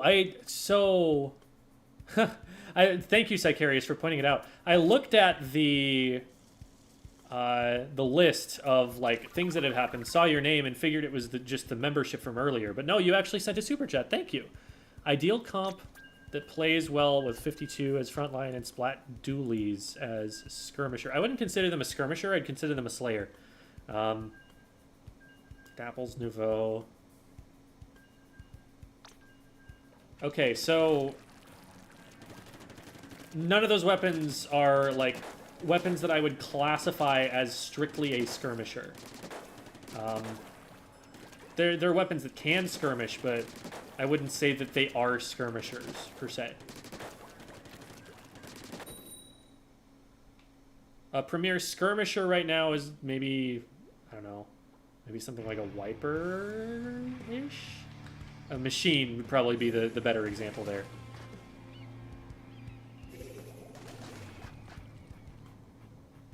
Okay. Let's hope that this ends early-ish, because I just realized I'm supposed to be having a lesson pretty soon. We can go a few minutes over if we need to. It's probably not a big deal. I just don't like to be late.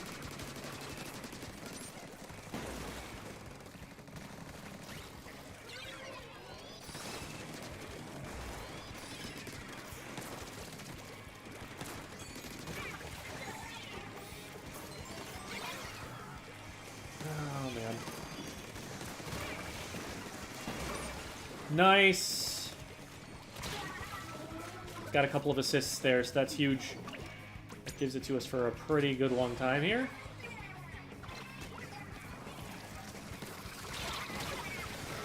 What? That was just a torpedo. What else hit me? Am I getting hit by the ballpoint or something?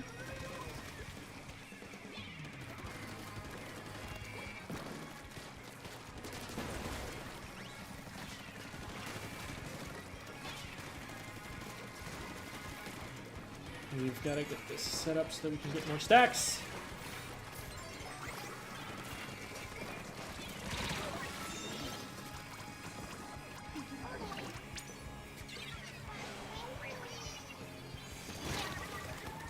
Nice. Nice.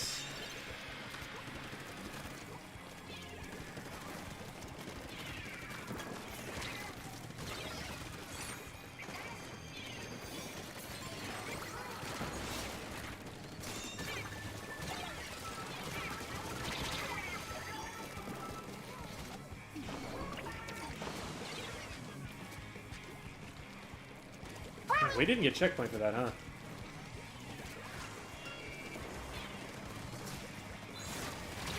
Oh. Well, at least I got one. Another 15 seconds. Oh no, I don't have it anymore. Why don't I have it anymore? Rip.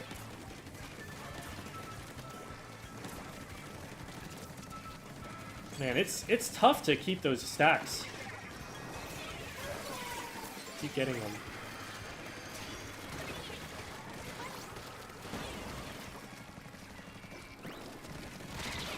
At least it's not like a tragically bad weapon without the opening gambit.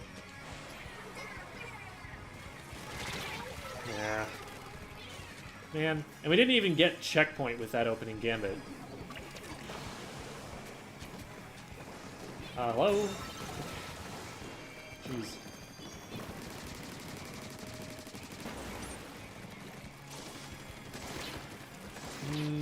Please hit them.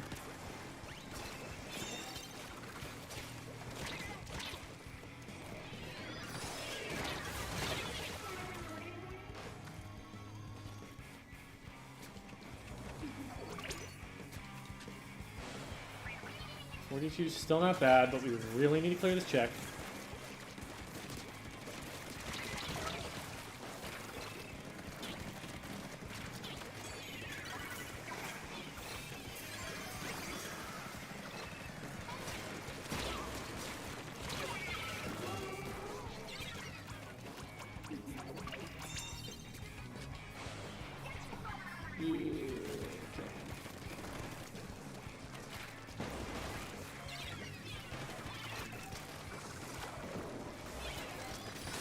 Oh my god, this is so bad. I should have splatted that player before they could even fire the shot.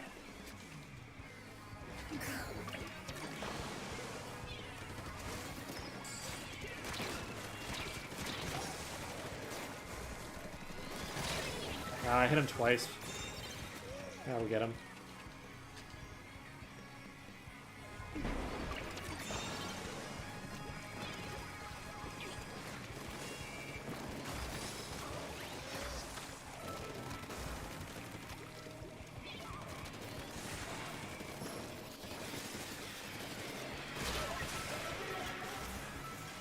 And we're gonna get flanked. Okay, we got him. 10 seconds.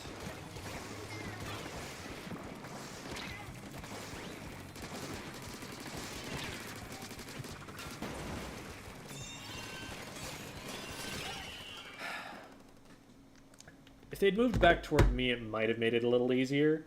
I might have at least shot blocked or something, but that was a tough position to win from anyway. Okay. We've got a lesson to get going, so I'm going to go and get in contact with them over Discord.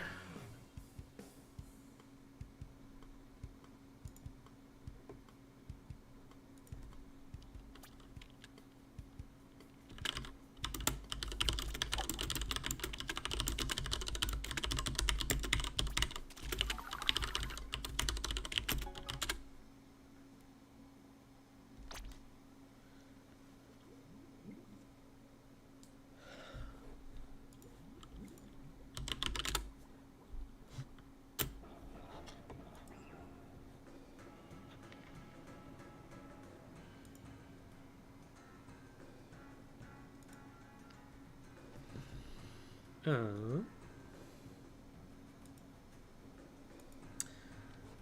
me check on Metafy and see if they've sent me a message there.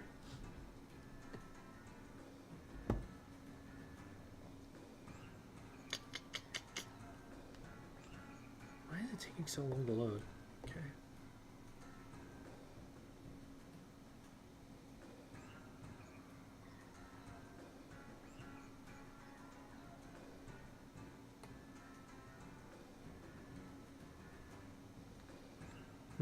Okay. I don't see anything. Are they heading over there?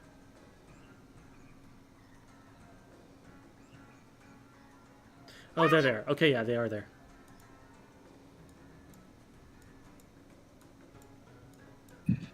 All right, Hello. you have been yoinked. Give me just a second to set your audio levels back, so you're all gonna be loud.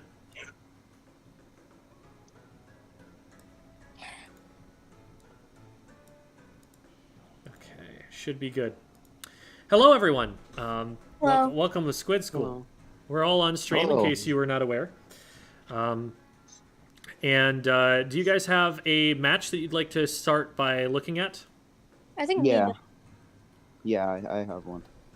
All right. How am I? Are you sending that via DM then? Yeah, I can do that. Let me just find it.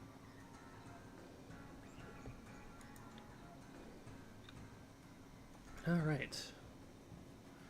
While you're grabbing that, I'm going to go and use the restroom real quick. Okay. Okay. Be right back.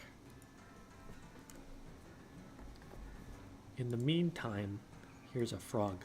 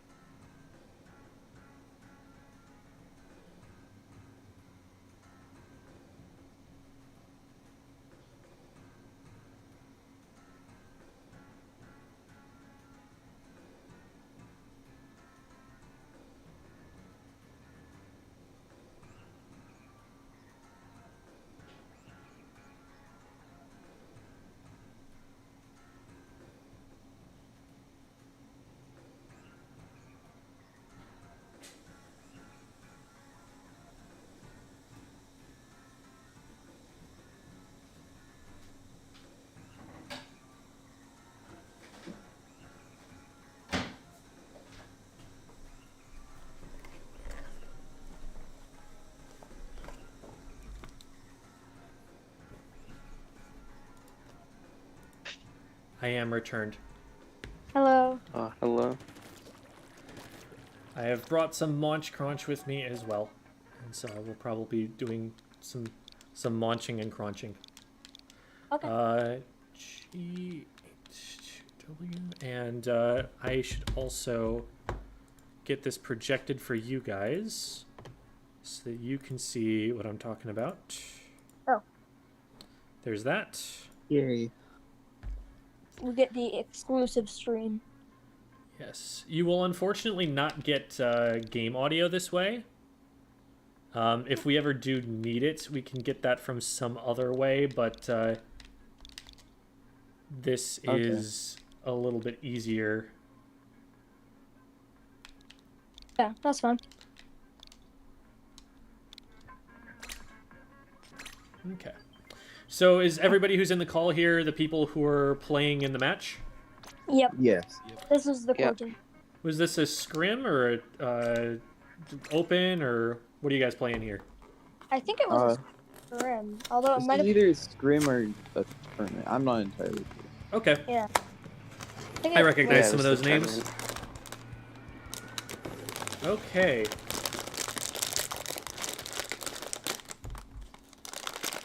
So, man, this bag does not want to open. We're talking about team comps here. And one of the first things that caught my eye here is Double Blaster. Double Blaster is highly unorthodox and very off meta. For the simple reason that a blaster is a weapon that does not paint very well, and it's also a weapon that needs paint in order to function effectively as like an ambush weapon. You really need paint for it to be able to move around and be safe. You also really need paint for it to be able to sneak up on people. The blaster provides neither. And so my typical recommendation for teams playing any mode is that you only want one weapon on your team that doesn't paint well. So if that's a Tetra Dualies, then that's your one weapon that doesn't paint well. Everything else should paint decently well. If that's, a blaster or some other bucket or something like that, then that's your one weapon that doesn't paint well.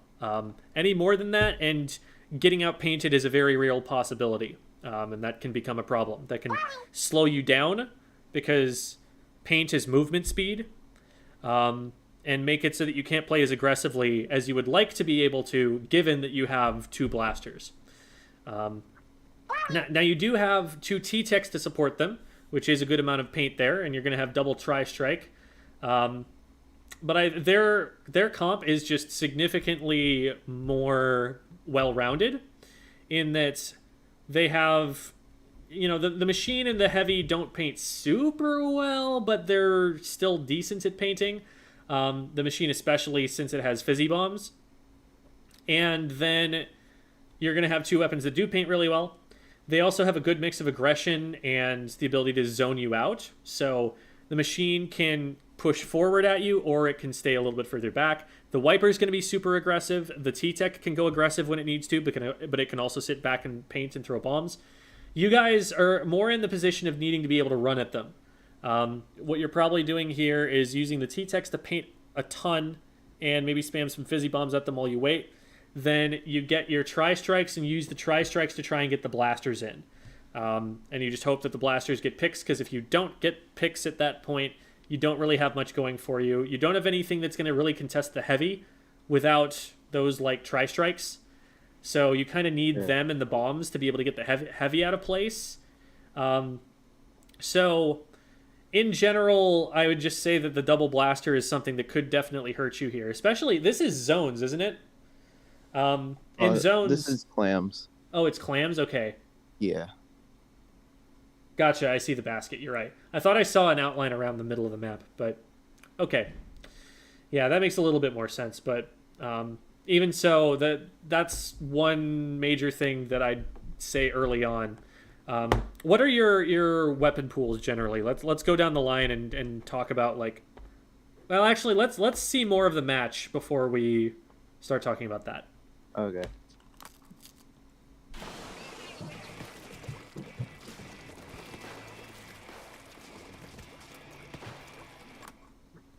I just realized I'm doing that. Oh, no. Up. Okay.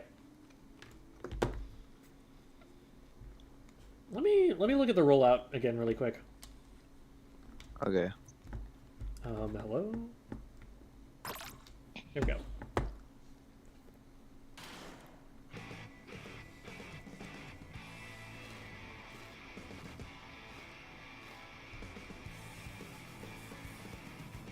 Okay.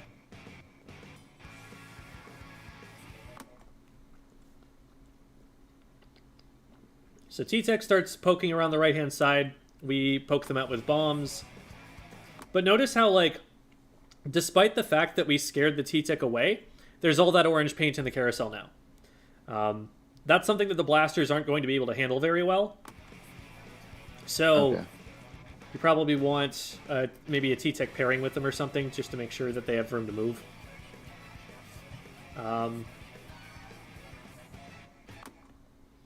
So nothing too much happening here, just poking at each other, not waiting to go in. They're probably scared of pushing in against the blasters a little bit because they don't know where the blasters are sharking. But they could probably be painting forward a little bit more aggressively. Hammer comes out on your end, and you're going to try and open things up with that. Hopefully that was all called out. Nee and Igor are really far back right now, considering that there's a fight in mid. And so I could see this being a situation where you guys get collapsed on because we're not all at the same place at the same time here. Yeah, we do get two, though. So now the Tri-Strikes come in.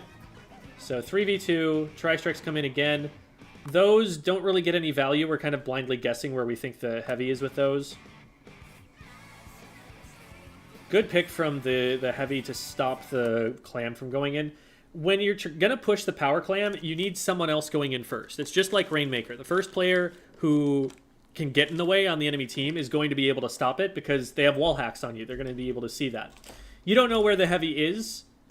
You want that to kind of get the heavy to show themselves and then send the power clam in. Since we didn't do that, they were able to just kind of shark and get it, and that's going to slow the push down drastically.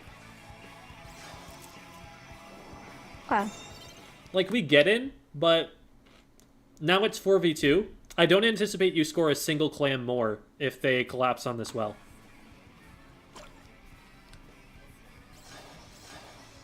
Yeah, I don't think I ever was able Oh, wow. to get in. That was surprising. I want to see what happened on the ground floor there, because that doesn't seem like a thing that they should have been, that you should have been allowed to do. Yeah.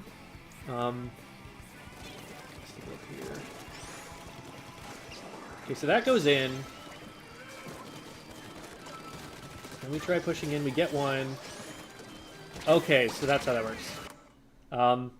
They spend a long time underneath the basket. If they just kind of push up around at you, because you guys are too down, they should be able to stop you from getting here. They give you too much space.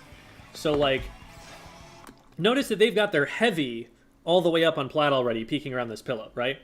And given that Inkslayer goes down here, this is a 4v2, and their frontliners are... They're not getting up around the side there and stopping this fast enough. I feel like a little bit more efficiency and this shouldn't work. Generally, again, you want to have control of the area around the basket before you score. You don't want to just be diving in with power clams, because that's going to get stopped by players who are at a certain mechanical level. This push should have probably stopped at 80 or 77 rather than being able to go that far. Okay.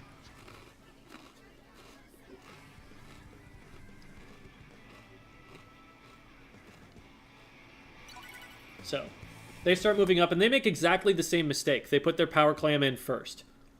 Don't do that. Let somebody go in front of it to clear the space for it so that it can walk up safely. What they also do is split themselves up. So some of them are on the far right side and some of them are on the far left. Because you guys are playing closer together, you're able to just overwhelm them with numbers. And you get a free pick for that. Now, having gotten a pick, we want you guys pushing up. You have a numbers advantage, so we want you to be using that. We don't want to be too far back here. Like, I think I was just scared by the heavy, because it was up there. And if one it was kind of person's being blocking watched by the heavy, then somebody else isn't. So, like, get in there and get something done. Because right now we're backing up, even though we're in a 4v3. And soon it's going to be a 4v4. So we've got to find something that we can do. Throw a bomb at them, throw a special at them if we've got one. But we can't let them just decide as one player on the enemy team that we're not going to get to move forward when we have an advantage.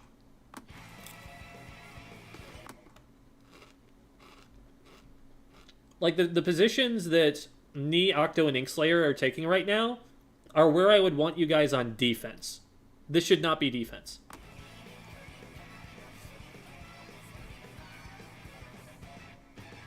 Nice pick. So we're going to be able to keep this going. We've got to get into mid here. And that's a hard thing to do, but what's happening is here, we're trying to do that from 3 different places. We've got, like, some people who are near the basket. We've got Inkslayer going the far left, and we've got Knee going the far right. Without it being called which direction we're trying to go to, we're going to get split up. And so even though we have a numbers advantage, they have more players on that spot, and so they're going to get, like, 3v1s and 4v1s on you for isolating yourselves that way. Especially since it's the blasters that are moving forward without any paint support. So as soon as their feet get painted, they're in a lot more trouble. Whereas if there's a splatter shot painting their feet for them to get them out of here, now that's a much more survivable engagement.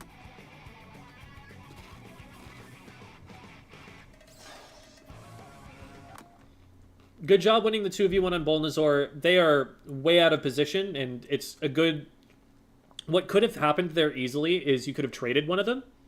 I'm glad that you didn't. I'm glad that the person who they were shooting at kept themselves alive in time for the other one to win the fight. So that was good work. Now, Inkslayer is making a solo play here. This is not coordinated with the rest of the team at all. There's nobody to follow up on this. You may get picks for this still, but this is not something that you want to be making a habit of doing. And yeah, it doesn't end up working out. Same kind of problem that Bolnazor had over on the other side of the map. You're pushing into a 1v2 with nobody else there to support you. That's probably going to end this way.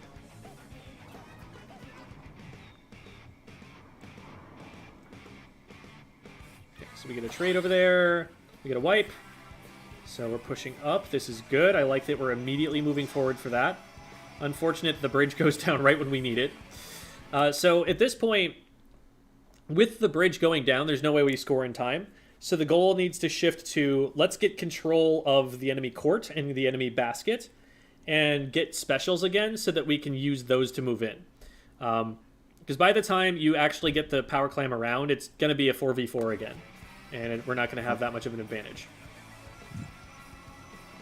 I definitely wouldn't want the power clam to be down where it is right now. It's too easy to access for the enemy team. You can get pushed from multiple different directions here. If Bolnazor drops in behind it, for example, and the enemy team pushes in from the front door, then Knee's in a lot of trouble. And that's kind of what happens there. Bolnazor doesn't even need to drop down. They've just got this off angle on you. So yeah, we tried to rush that push. We didn't recognize that we didn't have time. That the picks that we got didn't buy us enough time to get all the way to the enemy basket. We just kind of tried to run in, not expecting them to be respawned yet. Okay.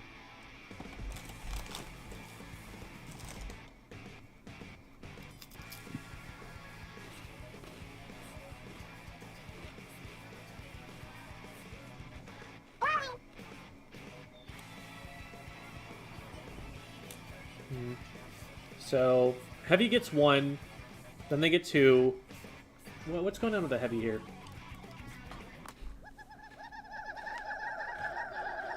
We've got a raid from Seekant. Welcome, Seekant.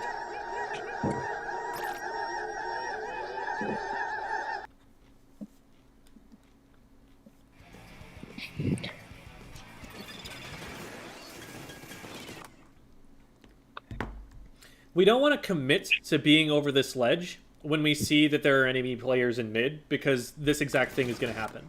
There's no cover. There's no way to back up, especially with a weapon like a blaster, which takes forever to paint its own feet. We want to be like chucking bombs in this direction, but as soon as you, especially like squid roll over the side, you're going to be stuck up on top of that ledge for some time, and that's definitely enough time for something like a Heavy to splat you. And here we get ourselves cornered. At this point, we want to be super jumping out. It's the only chance we've got.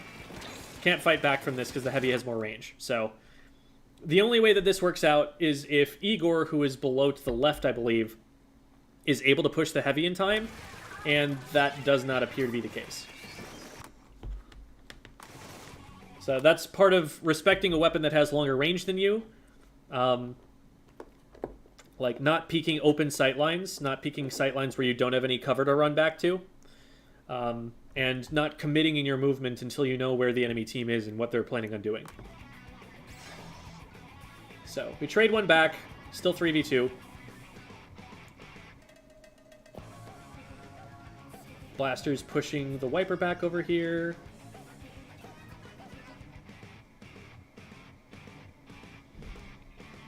There's a fight happening on left and a fight happening on right now.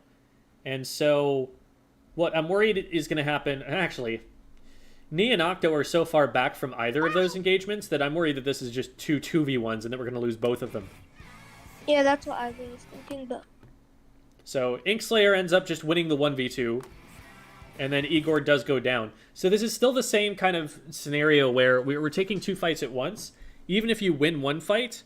If you lose the other one, it mitigates the advantage that you gained. yeah, it's still... You want to put everyone on your team towards winning one fight, and just win that one fight. And then after that one fight is won, move on to the next one. But the way that you have to do that is through coordination on the comms. You need to call, like, I'm fighting on left, or something like that, and get your team to focus on that with you, If they're not in position to be able to help with that fight, then they need to be disengaging from whatever else they're involved with, at least, so that they're not taking a second fight at the same time. Yeah, now that you're pointing it out, I noticed that, like, we have people far back when someone else is in a fight.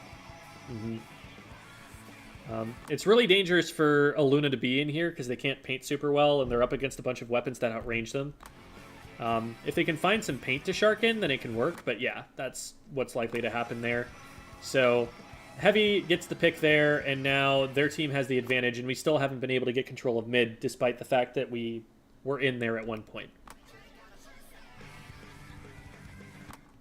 Mid is proving really difficult for you guys, because we're taking these fights separately, and so we're not able to really get control of it. Having control of mid makes it really hard for the enemy team to push past mid, or even push into mid.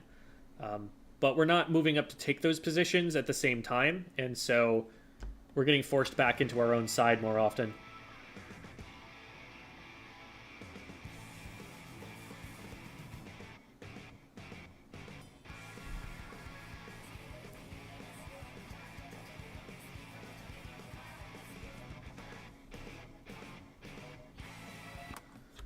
Again, like, two people fighting in mid, and look at where the T-Techs are. These are players that should be up here with the blasters, painting their feet so that they can move around as they want to. At the very least, maybe throwing bombs at the enemy team, maybe trying to get those tri-strikes into play. But we're just too far back to be able to help here. And that's not, like, just the T-Tech's fault. That's a problem of the team. Because that could mean that the T-Techs aren't going in and helping. That could also mean that the blasters aren't calling their engagements and bringing everybody forward with them. So it's everybody's job to solve that. Okay.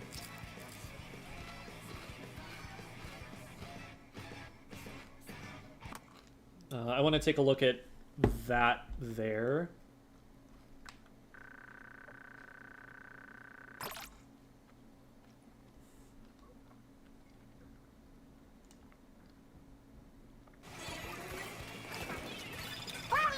How's the Heavy see here?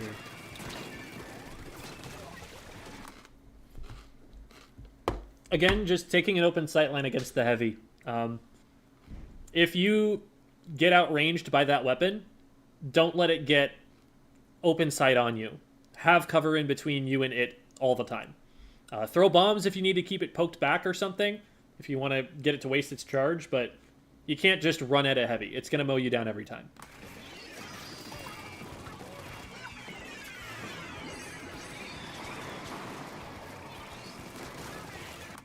Now here might be an opportunity for some players to get involved and actually damage the Heavy, because if you hit over the ledge here with the blaster shots, that's an idea. Like, there are ways to combat it. You can use the blasters, you can throw bombs at it, get its charge. See, you do actually collapse really well here, because they overstay their welcome. But we can't just, like, rush them over an open sightline. We used cover there to be able to put us in a position where we beat the Heavy. Running at it across open ground is not going to work.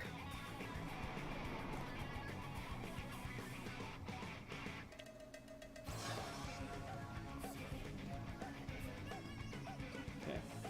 So we got out. Fortunately there, we got the source of most of the clams. So they're not going to be able to score much at all here. Given the situation, that's about as well as I expect it to play out. If we have more players up, we want to be covering the bottom and the top side at the same time to make sure that nobody sneaks in around us while we're fighting on the other side. Okay, so Inkslayer, once again going around to the left. Inkslayer is gone here most of the time.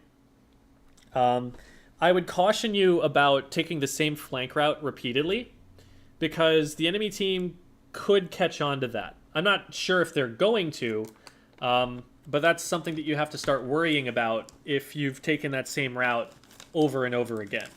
Yeah. Especially if, like, something happens, like you win a 1v2 against them on that side. That's something that's very likely to make them think, you know, and like, oh, I remember that we lost that fight over here last time. That's something we've got to be careful about for this time.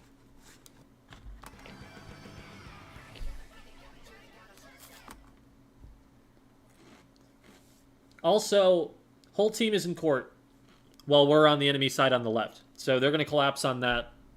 And now they've got a 4v3.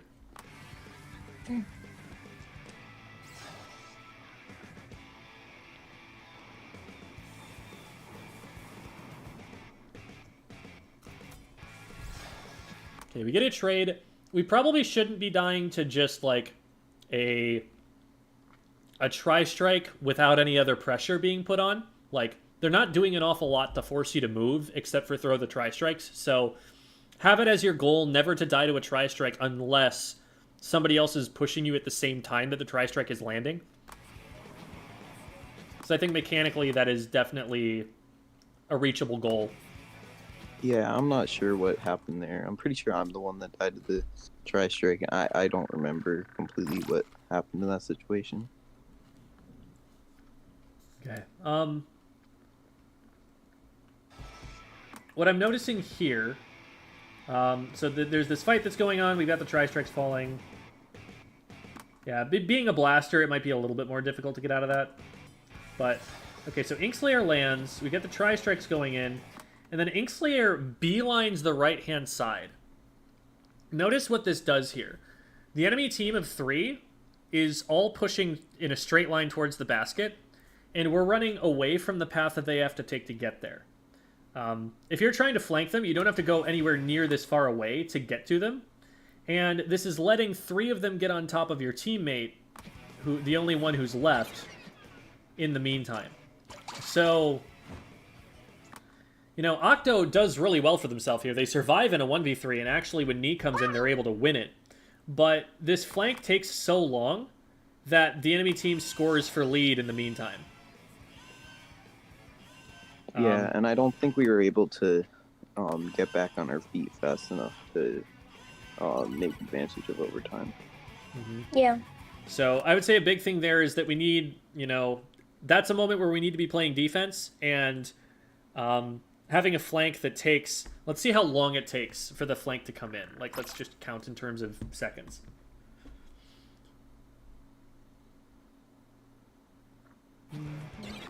Oh, that's still in the middle of it. This is probably too far back.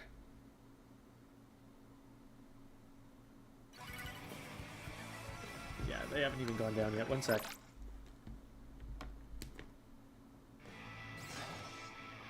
Okay. So the super jump is going to come in now. So we get the idea and we start moving now. So 9 seconds on the clock.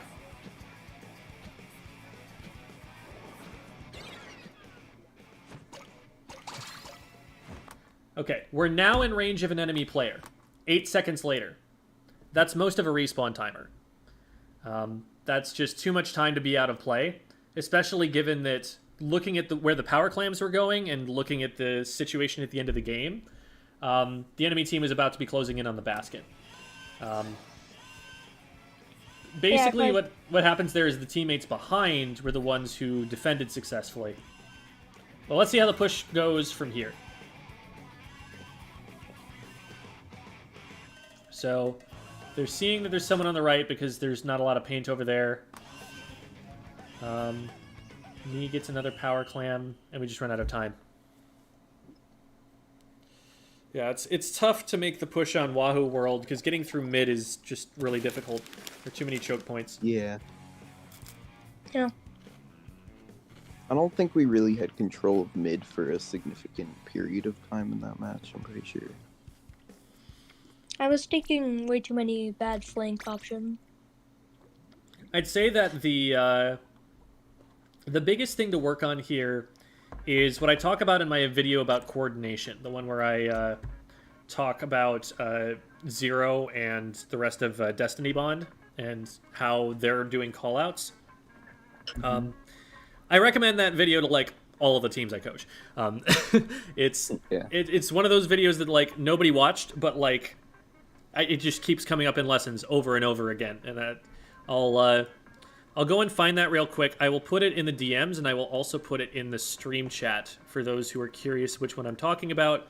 It is legitimately one of the most helpful videos that I've ever put out for coordinated teams. So if that's something that you're looking for, if that's, feeling like you end up on the opposite end of the map from your teammates a lot is a thing that happens, then this is the video you need to watch.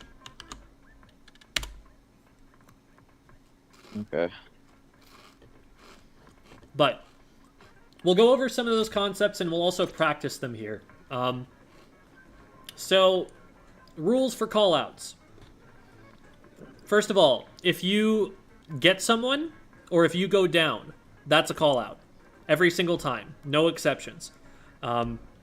Keep everybody informed of the numbers advantage because that is the number one thing that's going to determine whether you want to take a fight or not. There are other advantages that you can maybe take a fight and win it with, but numbers is the most common one and the most reliable one. So, whenever you go down, whenever somebody else, whenever you splat someone, that's a call out. And then, when you have an advantage, you want to start fights. You want to get in there and you want to push up and take space.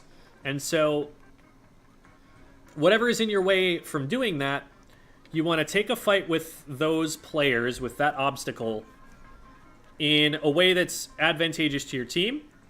And you want to call what direction that fight is in. You want to call where it is that you're about to take a fight. Once one player calls a fight, that fight is the team's fight. Nobody calls any other fights until that one's done.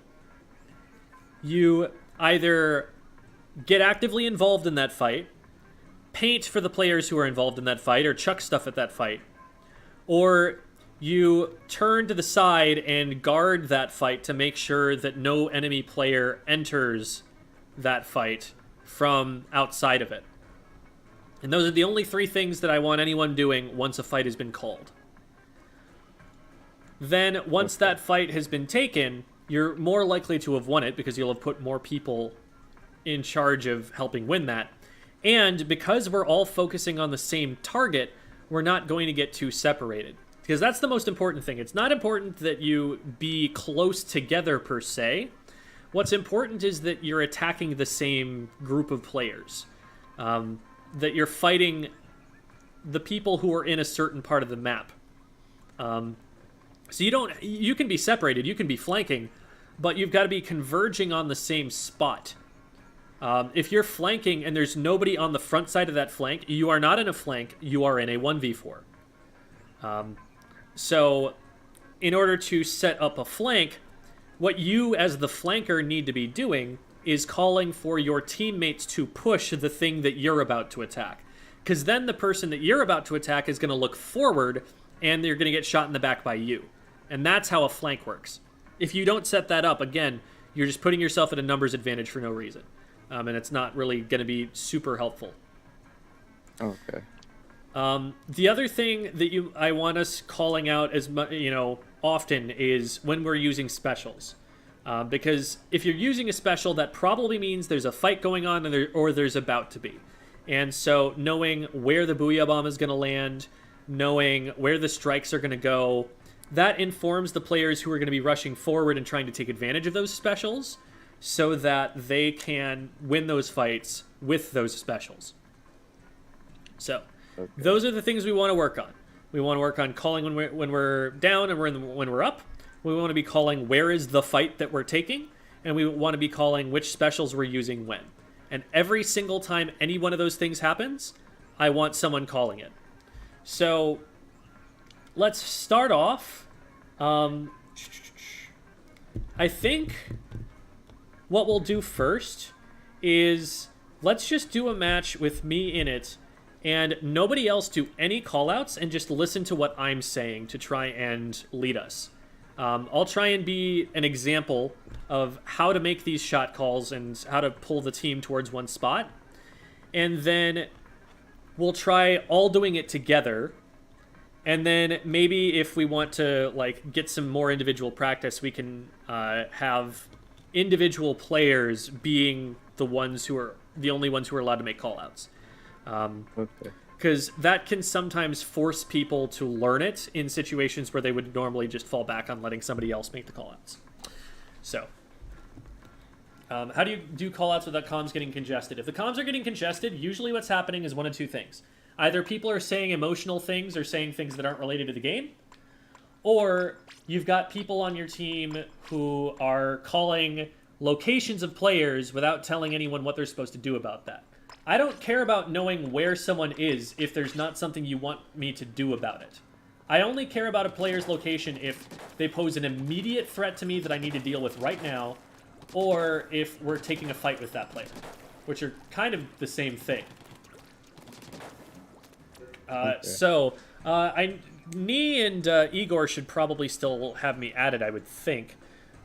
So we should be able to just join a lobby that I create, and I'll send you guys the password that we'll use for that.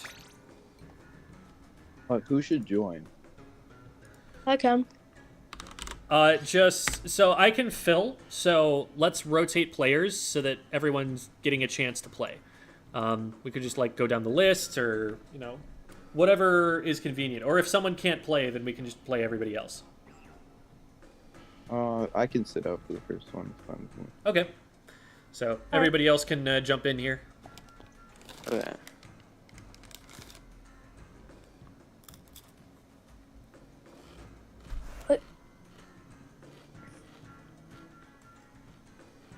Just a second.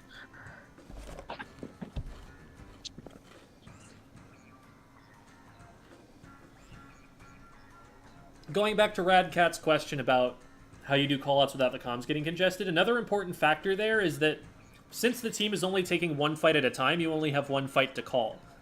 You don't, like, as soon as you hear one person call a fight, you don't take another one.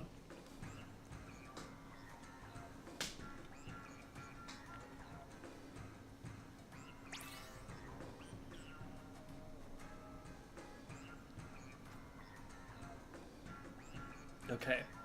I've got Octo. I've got Igor. Who else is joining here? Slayer, I sent you the pass. Me.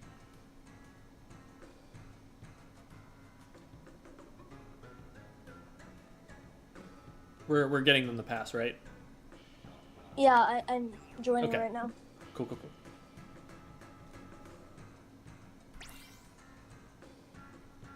Okay.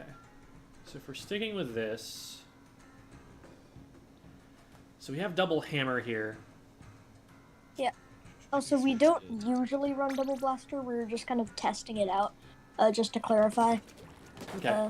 Yeah, we just wanted to... I'm just trying out Blaster in general, and they both play Blasters, so I just wanted to see how it played, I'm not... Yeah. I don't know if we're gonna really seriously play it, but... We do probably not condone Double Blaster comps. Okay. Well, I'll try and keep some paint on the ground for us. Do we need a backline right now? You never need a backline. Anchorless comps are definitely an option, especially if you have a splash on your team. Right. In fact, that's probably what I'll use instead here.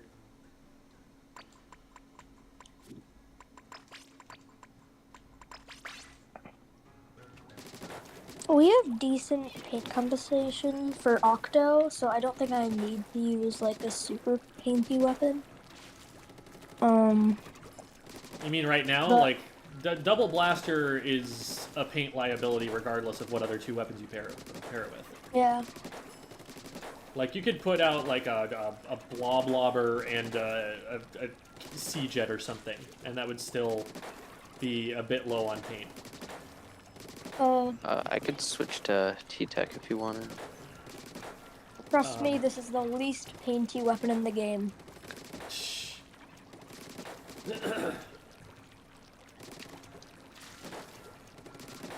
This could actually work pretty well. Yeah. Yeah, and Down another to try comp this. we've been running is Reflux, and we've been running Reflux, and I think I've been running Ballpoint because I used to run Ballpoint, and then it was just not working out. And then after the buff, I tried it out, but I haven't tried it out too much again because I played it like quite a while ago. You saw where I put it on the tier list today, right? Yeah. It's a good time to try ballpoint. Oh, Jem, do you know what like div we generally are? No idea. Depends on what teams you can beat. We're like probably around like high 10, low 9. Yeah. All right. Me and Slayer's old team placed in Div 9, and but I'm like we didn't do great, so Okay. I would say we're probably in high middle Div 10. All right. I don't think. So let's focus on the There's match a here. Let's Zoom. get the call-outs focused on that. All right. Painting left, inside. Careful about... Okay, fight on left, good. We got one. Let's move over from I'm left to down, right. and Clear he's tower. Press on. Press I'm on tower. jumping back to pop my sword. Okay, tower's cleared. Right down. I'm gonna take tower. You guys push up on right. Get up Alright, onto their plat. Get up pop on their plat. Get on their missile, plat now. Over three. Watch out. One around the right Alright. side. One around the right side. They're weak. I'm going right. Okay, they're popping Brownie, booyah, and they they didn't throw it at me. So I Alright, can just... I'm gonna paint. Bucket on Press tower, getting bucket on tower. Watch out, watch out. You're Alright, last. there's a Stay out. magazine right there. Jump if you Popping can. missiles. Jump if you can. Don't pop them yet. We're not here to follow up with them. I jump back. Alright. Hitting left one. That's 2 down. There's still one on left. I'm gonna go in on that. It's Charger. Oh, I'm gonna thought push. thought I had my feet painted. That was bad of me. 2v2. Just play it safe until we've got the numbers to collapse on tower. Yeah, they're now pushing up over the top, so we can just go on the Yeah, tower here. Okay, watch out for booyah. Watch out for Booyah, booyah. booyah, booyah. Too far up. Yeah. Clearing tower. Got one weak. Nice. Jumping- Still one behind jumping tower, in and they're Octo. getting on. They're still on tower. They're still on tower. We could have pushed that. Okay, watch out for Kraken. Oh, watch out, Kraken. Just run around it if you can. Oh my god. I messed up my movement. Yeah. Stay out, Igor. You're last. Nice. You got one. Back up. Now we're going to have to go in on this checkpoint. So whatever you can do to stop the checkpoint. We need tower stopped. Right down. Get up in front of the tower if we can. I'm There, down. the last one's on plat. There's 2 down. Is this Paint up, Kazia? paint up, move forward. Paint up, move forward. Oh, they're behind. Oh, they got me. Yeah, we can't let them get jumps in. I'm Down. dropping to Octo. Alright, throwing curling right. Okay, I'm gonna link Fight is behind. on left. I'm I'm crabbing. waving in mid. Watch out, suction next to wall. Left is weak. I'm down. Keep fighting. Oh, Got one one. with wave. One on tower, one on tower. They're weak. Nice. Got That's two, 3. got Just two. Charger. And Charger's marked. They're getting up on plat. Let's get up in front of the tower when we can. We have them tracked. Yeah, Charger's stuck. Charger has to pop that special there. Watch They out have from the to jump front. out. Get the They Charger when don't. you can. Alright, charger down. I'm gonna Alright, jump nice. back and pop missiles. I got another Alright, I'm one, popping so we're this keep roll. going, keep going. Get up on plat, get up on plat. Nice. Oh. Alright, I'm I'm gonna Alright, save use Crab for a missiles. second. Nice. targeted 3. Okay, they're going top right. I'm gonna use Crab to contest that. One got around us on the right. They're behind us now. Charger's super weak. Yeah. Back up, I need Igor, help back on up. right. Help on right. Thank you. We got through check. We 7 points to lead here. See if we can get it.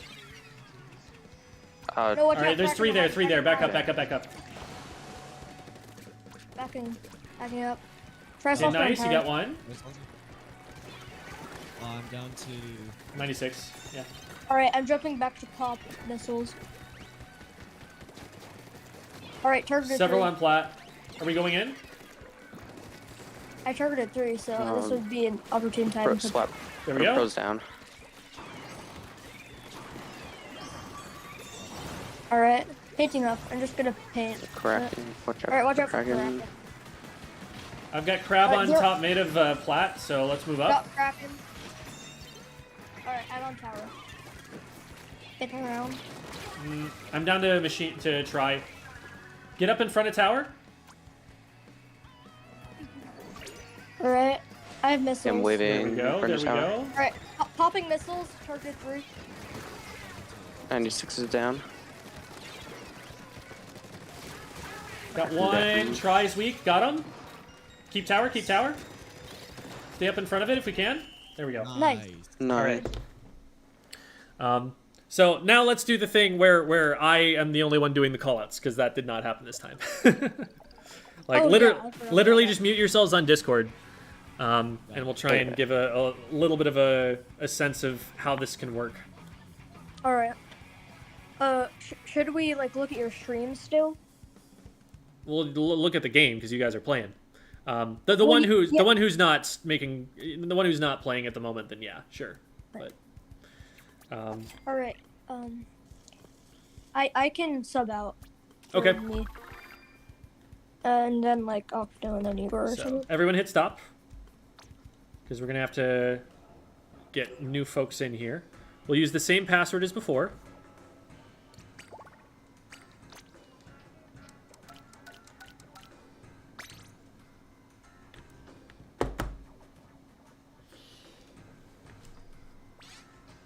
Okay. Lobby's up.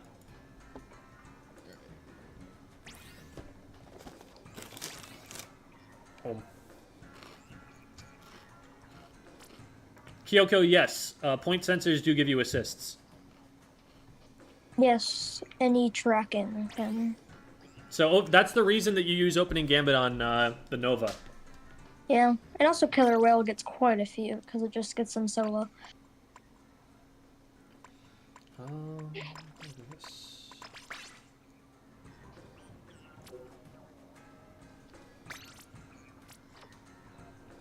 Okay.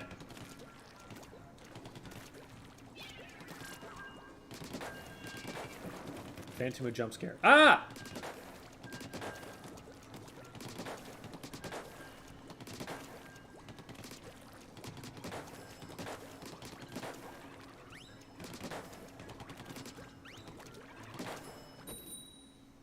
Okay.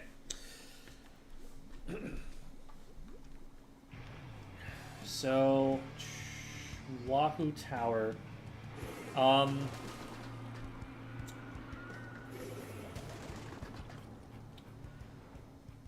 Let's have whoever typically flanks go bottom left. Everybody else either go over mid or right side. Okay, so Igor's flanking left. So let's make sure that we time our push with Igor here. I'm going to try and get through mid and help out. Several on left. Going to need help on left here. Force one off of there, so ledge is clear. Watch out for bomb. We're 2 down, back up.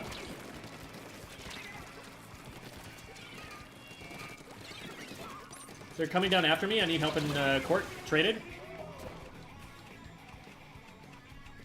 Okay. Let's contest it. If we can get it stopped at first check, that's good. Nice, nice. Okay. Heavy's on tower. Bomb it.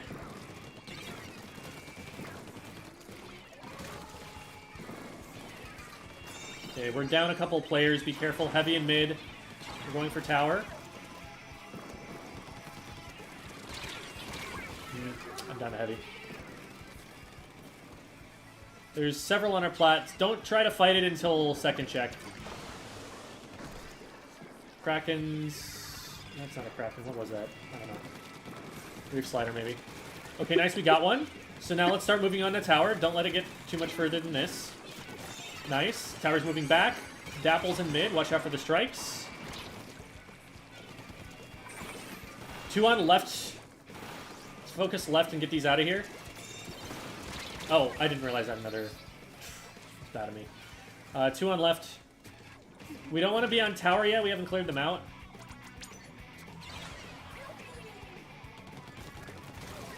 There we go. Tower's cleared. Let's get up in front of tower now.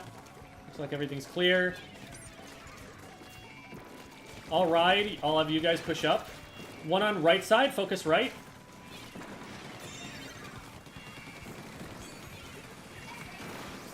There's only 1 on left.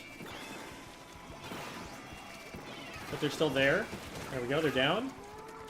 Right. Behind tower. They got us.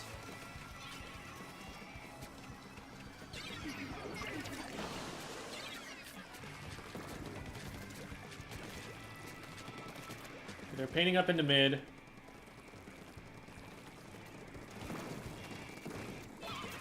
One left. Got him. That's a trade, though. There's Dapples. They have 2 specials. Be a little bit careful.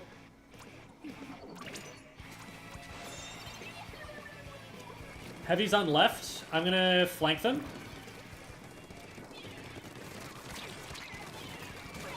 Pushing in. I'm backing up. There's 2 on me. Let's get some paint in mid if we can.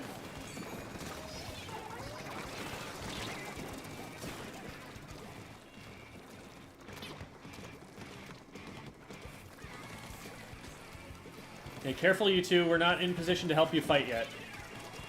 Igor's bottom right. Okay, Igor's down. We're 2 down.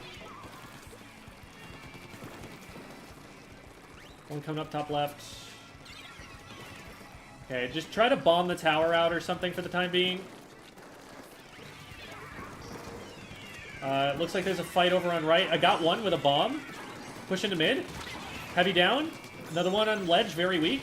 In the bubble, got him. That's 3 down. Where's the T-Tech? Normally, you'd be allowed to answer that, but... One on me, Dooley's. Dooley's down, nice. Heavy's on steps. And one on left of tower, left of tower, left of tower. Nice, good clear. We can keep that moving. Get up in front of the tower, get between them and the tower. One on tower, one on tower. When we've got that many players, we've got to get up in front of it so that we're buffering the enemy team from being able to get there. So make sure we're playing aggressive at those moments.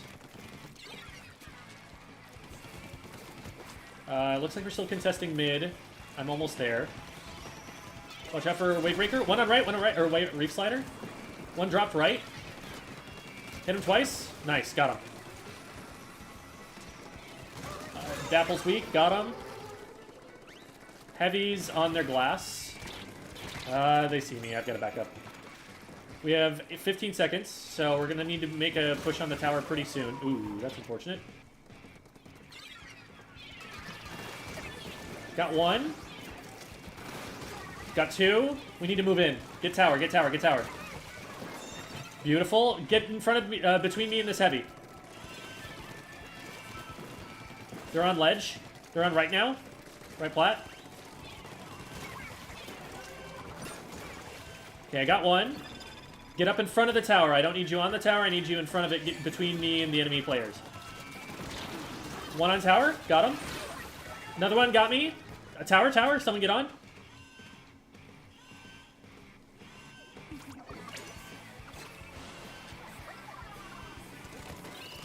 Beautiful. Good stuff. Good stuff.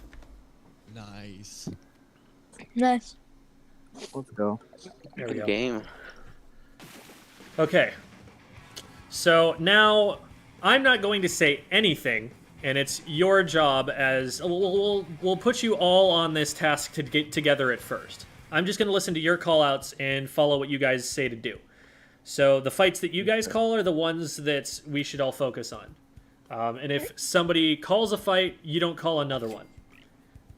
Okay. Igor or Octo? Which one? Oh, you got S+6. Yup. Igor or Octo, which one of you wants to set up? I can sit out.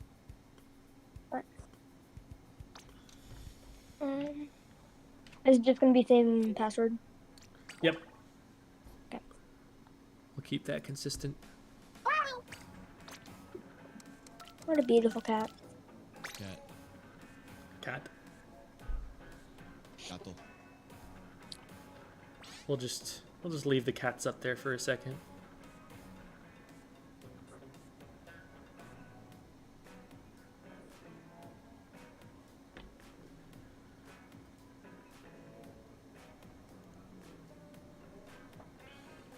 Yeah, everyone in chat talking about how that was stressful, and notice that my voice did not change as a result of the stress. I had the same urgency, the same tone, the same inflection all throughout it. That's to keep us from freaking out. Adrenaline doesn't do good things for your dexterity. Okay. I would just keep this so I can maintain paint control and get missiles on those pushes. I didn't Okay. even mean to equip Splat Dualies last time. I just hit ready, and I didn't realize that I had those equipped. But now I'm gonna switch to ballpoint because that's one of the weapons I actually like to play. Okay. We're a little bit short for pushing power here, but we can make it work. I mean, it's still probably better than double blaster, so.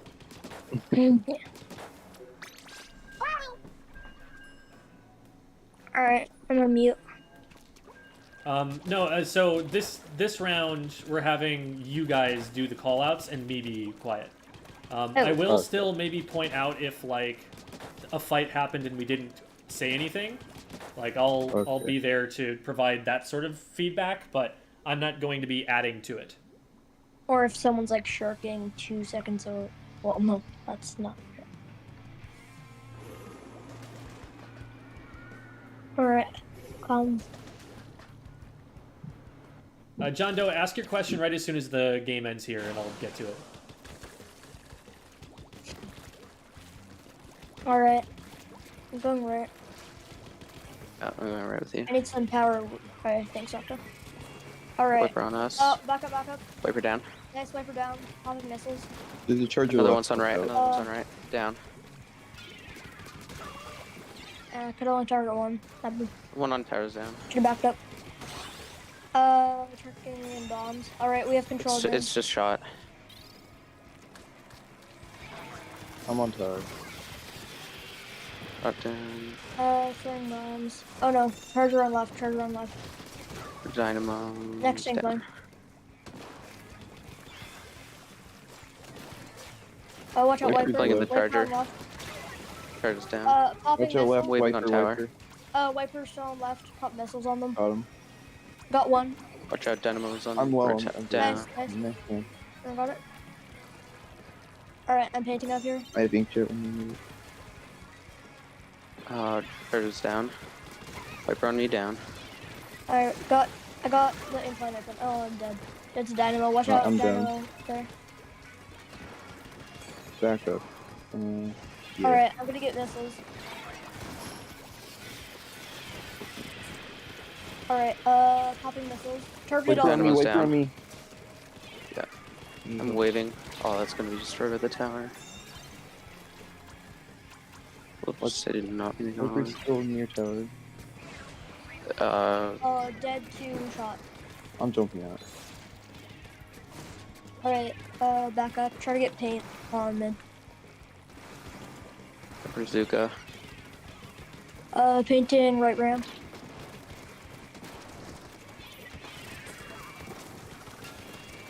Wiper's on the Down. I'm with the charger. I'm down to Dynamo. They're going great. Dead in mid. Next to charger.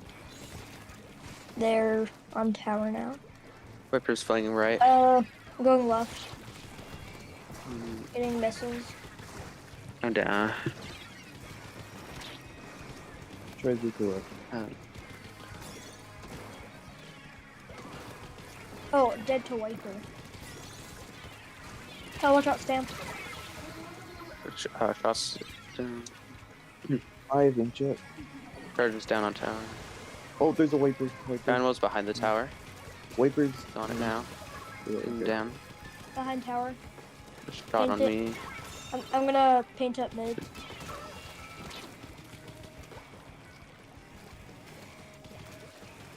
Alright, paint it up central. Oh, watch out, Dynamo. I'm gonna pop missiles. Target 2.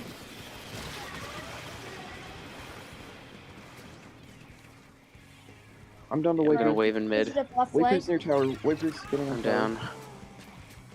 down. Shots marked. So you might want to go. Got charger. You're by yourself. Yeah. I'm jumping out. I'm gonna try to get missiles. Halfway. Right Look after Wiper. Bazooka. Down. Trade with Dynamo. Great. Charges in mid. Alright, I got missiles. I'm gonna wait till. Watch out, wipers on tower. Alright, popping missiles. It's just wiper. Down. Nice. Targeted the 3 that just came in, so you can know their location. Going right. Got one's on left. I saw on the right. There's Anything no Wipers on bomb. left. Watch out left. Yeah, Watch out, Wiper. Behind you, Jim. there's 2 left, 2 left. One's flagging down on I left. just Wiper. Get to Wiper on right. On back right. Watch out, Wiper at mid. Wiper at mid. We're down 2. Alright, me and Nocturne are back On in. Wiper.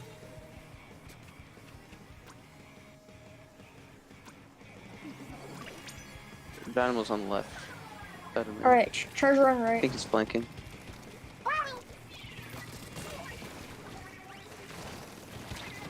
Popping missiles. There's a dynamo underneath. Targeted 2. Watch out, back. Back. Got 1. Dynamo's behind tower. Got 1. It's just Dynamo on tower. Nice. Nice. Nice. Something that I want to hear more are verbs, telling your teammates what to do, commands.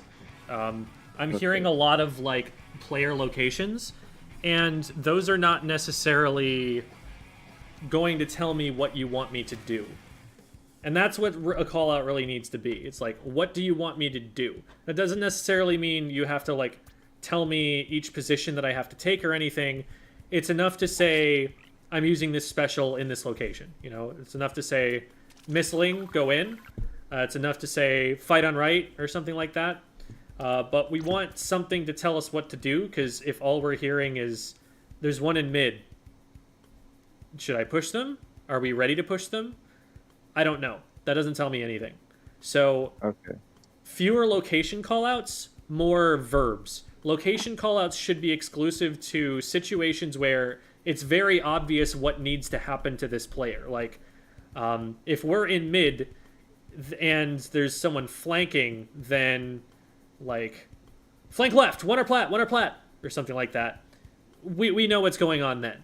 If, for example, we're pushing up in front of the tower and then someone gets on tower, then there's one tower. We understand. Oh crap! Wait, we let someone through and they're scoring now. So that sort of a situation, sometimes you can get away with not having to say as much, but we generally don't care where someone is unless there's something to do about them. So tell us what we're doing about them. Okay. So let's try again, and maybe we can rotate.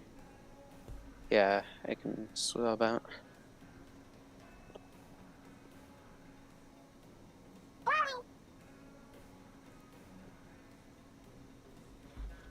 I will get a lobby up. Here are some cats. They are good cats, all of them. So they are.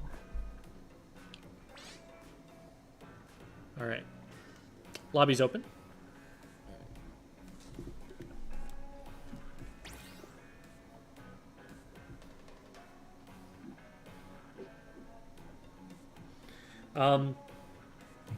With the missiles that we're firing, granted, like, having a high output of them is nice, but we want to make sure we're using those at a time where the rest of our team can actually push with them.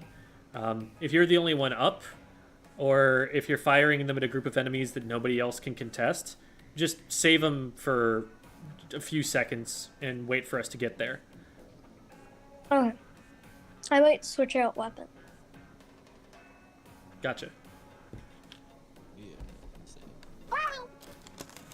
Since Octo is out, I might play a blaster now that we won't run a double blaster while we're at it. If you want, I can go rapid deco. I'm not saying we want double blaster.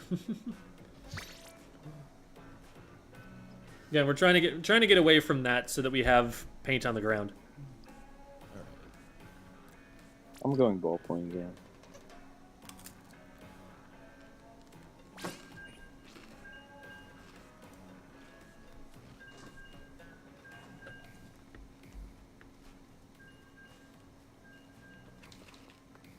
Wait, what are the calming rules this time? I'm gonna let you guys lead. Okay. Oh.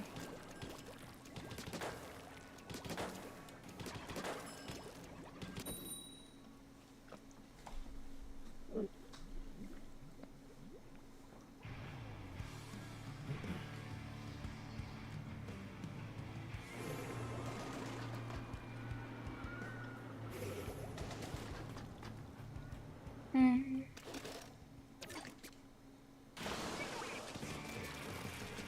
Zoom. It's a respawn Punisher C Junior? What? Yeah, it's meta now. Haven't you heard? I'm kidding. Alright. On right. Everyone's on right. Oh, watch out. Wiper flame. Wiper flame. Got I'm wiper. getting angry. Nice, nice. I'm I guess checking don't out. die to torpedoes is the point here. Alright, I'm up. Nice, nice. I'm trying to get back. Got one, but I also dead to them. I see what they're doing. They're just torpedo spamming to try and get kills with torpedo assists. Oh, that Flinks is lagging. That's really goofy. Oh, I'm down. Oh no. Yeah, that Flinks is lagging a ton. Please. Everything's lagging.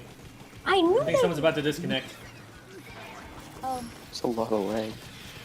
Got two, I think. I think I got two. The kill markers haven't shown up. And the charger is dead. Yeah, alright. Fired. I gotta disconnect there. We love Splatoon.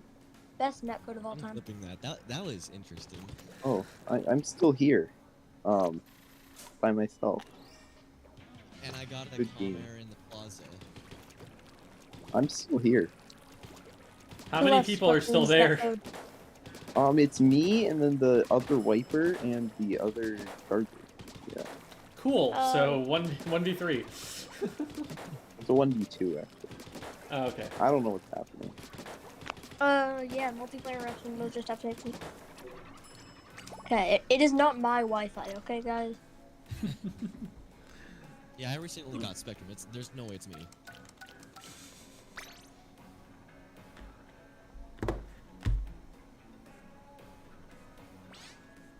I will single-handedly win this. Play Splatoon, they said. No comm errors, they said. One of those torpedoes hit a router. Yeah. Locked onto the wrong thing.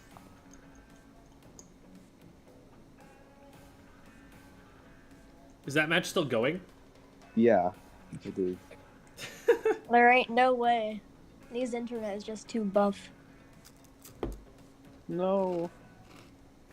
They're probably gonna knock out, but yeah. Well, constant 1v2 is pretty hard to win, because you can't really ever have a numbers advantage unless you get a wipe.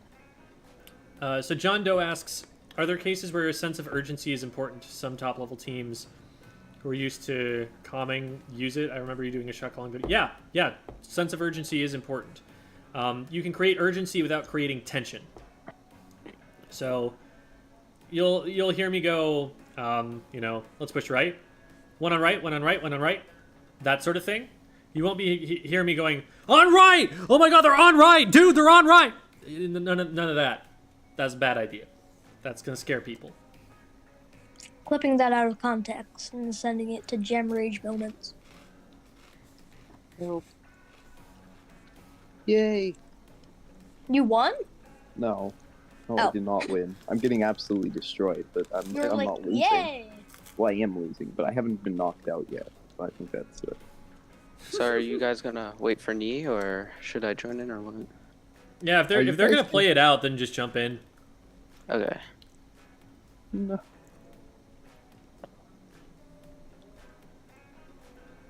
I lost.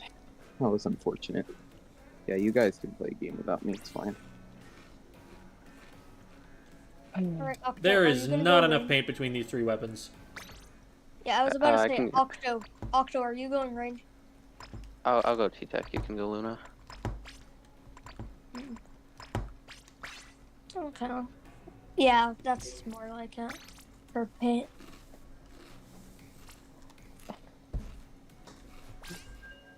Try doesn't paint a ton, but it's better than a blaster in that regard. Yeah.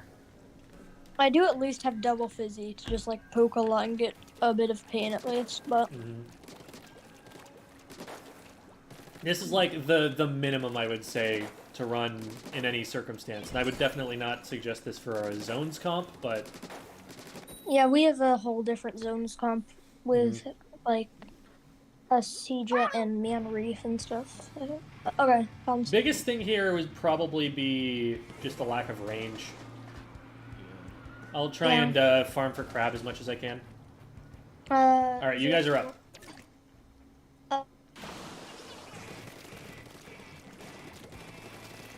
Alright, I'm gonna go right. Igor, could you quick with me? Okay. I'll go down and flank. Alright, I'm just cooking with fizzies. Okay, there's a I crack think on the me. Waffle World has been overrun by cats. I agree with that. I'm down to the crack on. See it? Alright, popping stance. Got one. Dead to Squeezer. Dead to Joe. Got crack on. Alright, going And left. try strike. Okay. Zook on. Someone's zooking on tower. Okay. After Octo Brush. Got Octo Brush. Nice. Alright, I'm on the left. Crack on is back there. Pushing in. Popping stance. Got one.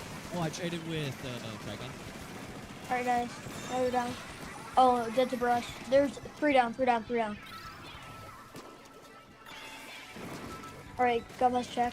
Jumping to Octo. Octo. Crack on's on me. I'm down. I think the cats are the 5th teammate. Yeah. Got. Oh, I'm dead to Squeezers. Got one.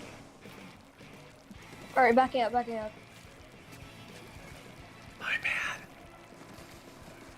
Got one. I got one. Alright, nice. They're two I down. think the cats on the screen are carrying. Play winning. Okay, I'm going on tower.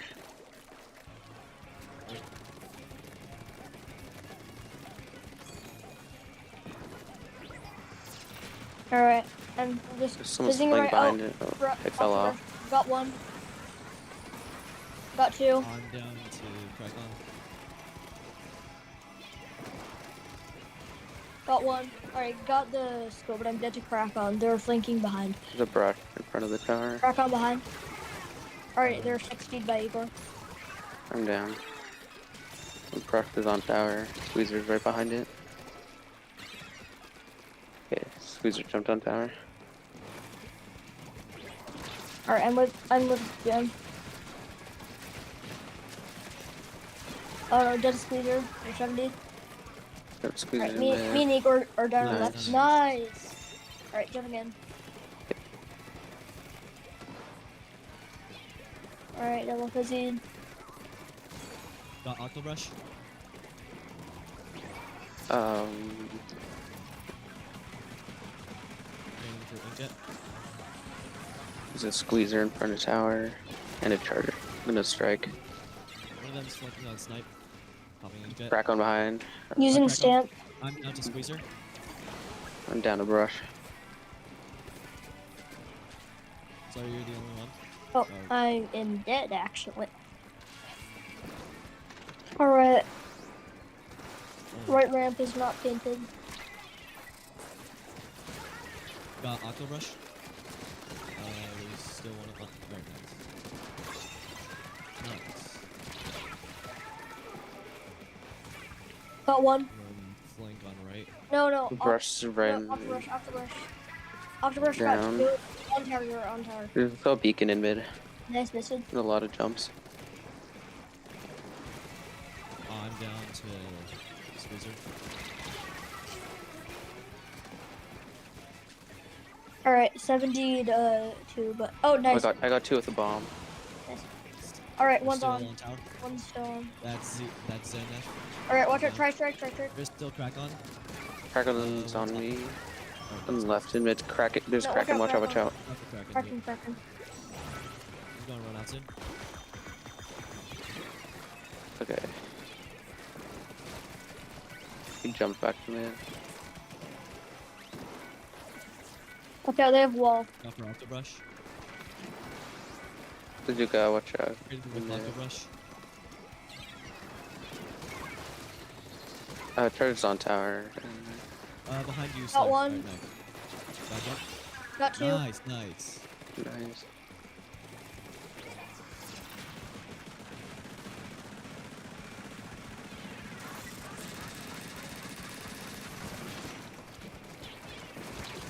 Oh, I. Got one. Got two. Oh, nice. Alright, Nice. yeah. Good job. Nice.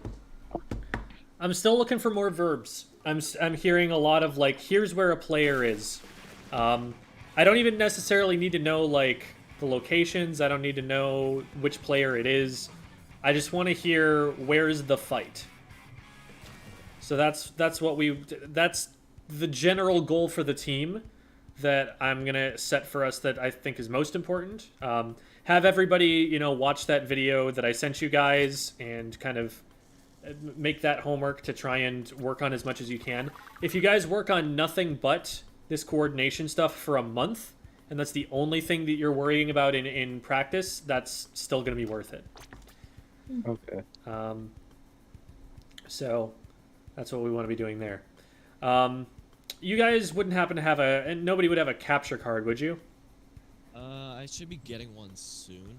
Gotcha. Okay. Just wondering if there was a way to have you four playing and me spectating, but doesn't sound like there is for the time being. Yeah. Okay. So, let's see. Let's talk about weapons and weapon comps, because there are definitely some ideas that we've got about those. Let's how's the best way to do this? Let's just kind of go down the list and have y'all talk about like what weapons you guys play, or actually no, maybe like let's talk about each mode and talk about what comps you guys typically run. Okay. In zones, Yeah, zones. I usually run a C-Jet most of the time. That's what and then otherwise, I usually run ballpoint and sometimes in power, sometimes I'll run Zimmy. So that's most of what I play. And then Igor, he usually plays something like aggro, like T-Tech, Tetras, or Wiper, or something like that. And then Octo, I think he usually plays like Ranger T-Tech, and then Slayer. Slayer's like flex to a lot of different weapons, but Reflux and ZNF, and then sometimes Luna is usually, I think, what he plays. Yeah. I think that's mostly our comps. So, yeah, ballpoint plus like Wiper plus, whoever wants to play like T-Tech and then a Blaster, like that definitely works out just fine. That's going to be pretty good on most map modes. I'd probably drop the Blaster in at least splat zones and sub something in that has more paint, but Yeah. I don't think you can go too far wrong with that. Some general ground rules for comp building. Number one, like I've talked about, make sure you have enough paint. Make sure you're not, just giving yourself less room to move because of that. Pay attention to the specials that you've got on that comp and make sure that you've got at least a couple that you can use as retake specials. A couple that are actually going to assist you in a fight where you're trying to break out of your base. Then it's nice to have at least a lethal bomb or two for defense, especially on modes like Rainmaker or Clam Blitz. That's really important for slowing things down. They're good in every mode, but those ones in particular, it's pretty important to have at least... I'd like two, but there are just not as many weapons in the game that have lethal bombs. So sometimes you go without. If you have a weapon with chip damage potential, something like an X-Blow, something like a Stamper, Range Blaster could fit into this. It's nice to have something that can throw a burst bomb at it. So, like, if you get, like, a Range Blaster indirect, you know, being able to hit a burst bomb from someone else on that can be nice. Torpedoes can kind of help with that sometimes. So that kind of idea. And then you also want to make sure that you have enough frontline pressure. It's not great to get locked into a situation where you have, like, double backline Range Blaster and then just one T-Tech. Because then there's nobody on that team who really wants to push up that hard, and you never actually take any space back. So important to have minimum 2 aggro weapons.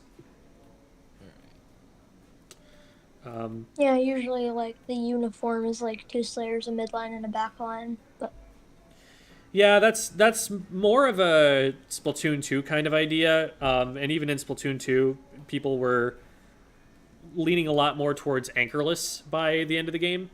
For example, what people will often do right here is they'll run like 3 shooters and a Nautilus. And the Nautilus basically does the things that the Anchor would do, except that they're going to position very differently because they're a Nautilus. But they're staying a little bit further back. They're giving jumps. They're making sure to crossfire instead of trying to start the fights themselves, stuff like that. Which is all kind of stuff that an Anchor will do anyway. So that and Stamper and Flingza are very common, like pseudo-anchor weapons is what I like to call them, that will do that sort of thing, and you'll otherwise not run an Anchor. Right now, though, Ballpoint is so popular that basically everyone's running a Ballpoint. So that's, if you want to run Ballpoint, then you're in the right meta to do it. Yeah, right when I saw that buff, I was like, I think I'll blow up Ballpoint again. Yep, there you go. And also remember that it doesn't look like you guys have Splash players, but if anyone ever were to pick up Splash, remember that you can't really think of it quite as a full aggro weapon. It's not something that's going to rush forward at things with the same kind of ability as like a Tetra, as a Wiper. Not even really like a 52 or even a Splatter Shot, I would say, is even more likely to run forward. Thank you, by the way, Salty Kale Chips, for the raid. Welcome, everybody. It's probably on par, I'd say, with the level of aggression that T-Tech puts out, but 52 and those others definitely much more aggressive. The thing about the Splash, the vanilla Splash, is that it has to back up to use the crab. And that puts it out of play a little bit and makes it so that other people have to be fighting with it. So, something to factor in. Strongly recommend that, like, anyone who likes midline check out Sloshing Machine just to see if they like it, because that's just a really good weapon and it fits into everything. And that should be a good kind of primer there. Okay. Um, Yeah, I looked into trying to play Machine for like a little while, but it wasn't really fitting my play style. I don't know. I played Slosher a bit, but it just, I was used to like curving my sloshes and stuff, and it just didn't really mesh well with how I was trying to play it. I didn't really put the time into learning it, but I don't know. Since I play Ballpoint, I don't know if I really should, looking into that. It's up to you. And thank you again for the raid, Salty Kale Chips, and have a good night. Or whatever time zone it is for you. I don't know. But the question was, is Rapid Pro a pseudo anchor? It was honestly used kind of like an anchor at a certain point in the game. It was used in Splatoon 2 to counter A-leaders, and then you just kind of ran it. Gem cats are still on screen? No, they're not. Get out of here. I'm putting the cats on the screen just to spite you. All right. So what would you guys do differently, if anything, on the different modes? I don't know. I'm gonna try. I'm a little out of practice with Ballpoint. I'll probably try to use that on most everything. Okay. I don't know. What do you think, guys? What do you think you're gonna try to run on different modes? I'm mostly gonna stick with like reflux and like zones and stuff, and maybe in like blitz or tower, I might run Luna. I definitely want to try using more weapons with like Inkjet, because not only is that like a fun weapon, but it's really good now after the buff. I think if you're running a ballpoint with that, like double inkjet is not necessarily a terrible idea, but it's a big risk. Because you could get a ton of value out of them, and double inkjets up in the air are definitely, it's an airstrike. Like it's really difficult to avoid two of them at the same time. But it's also really easy to get picked off doing that. So it's higher risk, higher reward than the typical special combo. But it's a lot of fun. And if you want to go for it, then go for it. If that's the case, though, I would probably say to go more towards the tri-slosh side, because you're probably getting a little bit too passive a comp going with rapid plus ballpoint. I don't know. It can probably work. You just need the others to be playing painting weapons. By the way, Octo's in the waiting room, VC. Oh, okay. Did you drop out? Gotcha. Yeah. Okay, Octo is back. Alrighty. Thanks. Is there anything different there? Is there something specific you run for Rainmaker? Is there something specific you run for Tower? Anything like that? I want to try Rapid Deco on Tower. Yep. Yeah, I think we'd either run Luna or Rapid Deco on Tower. Sounds good. Yeah, sometimes I run Zimmy, but just the bubbles just get broken so fast. It's just hard to seriously use it. Yeah, I agree. As soon as Big Bubbler is back in the meta, I'm signing up all aboard the Zimmy train, but right now it's not there. I just need to nerf the object image by like crab take and Kraken by a lot for it to be actually viable. Yeah, It probably needs a little more than that. People just shoot it, is the thing. Yeah, just everything breaks it. It's Even just if so people difficult. don't have specials that they're using, you get a team of competitive players all shooting at it at the same time, it's just going to go down too quick. So, and that's And what just tends to rub it happen. in- To rub it in, it also has a weak point at the top. Yeah. It's just So that's an interesting idea. Just get rid of the weak point. That might actually be a good buff to it. Anyway, with so there's no switch off on Rainmaker for the other weapons or anything like that. That's kind of your full weapon comp. Yeah, most of the time. I also I run think Hydra from time to time. Okay. well, Yep. have you done it yet? Are you still kind of learning it? I think I'm about to like 4 stars, so I know a bit about using it. Yeah, I don't really know how we'd slot that into a comp though. Yeah. I don't know. Yeah, for the most part, I think that's mostly our weapon comps. Okay. I think I'll be running ballpoint most of the time. Sometimes the thing is we have a lot of blasters. I've been playing blaster a bit recently, but I don't know completely if I'm going to use that in comp. Since we just already have a Luna and Rapid Deco and Range Blaster. And there's nothing wrong with the idea of playing a weapon on your own time just to keep it ready, even if the team doesn't need it right now. And then maybe on another team later you'll use it. Or maybe the team comp or the meta switches and then you have it ready to go, Nothing wrong with that. Not everything that you play has to get used by your team necessarily for you to be able to stay current on it. Yeah. Yeah. So I think I'm mostly going to be running ballpoint and what was it? Yeah, I don't know. Most other weapons that I play they don't really fit into the meta right now.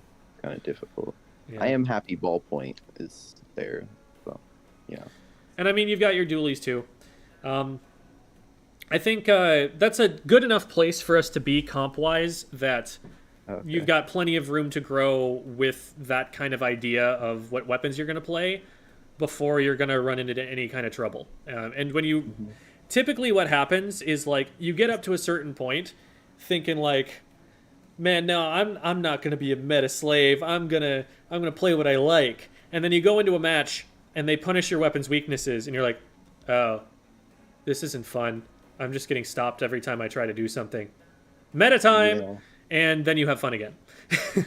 Like Yeah. that's honestly usually how it works for people. So, you know, if you start hitting a wall and you feel like it's the weapon that's holding you back, you know, much later on down the road, then, you know, you can reconsider. But for the time being, you know, just play with what you like, play with what you think works, learn the game, and as time goes on, that will become more of a factor. Yeah.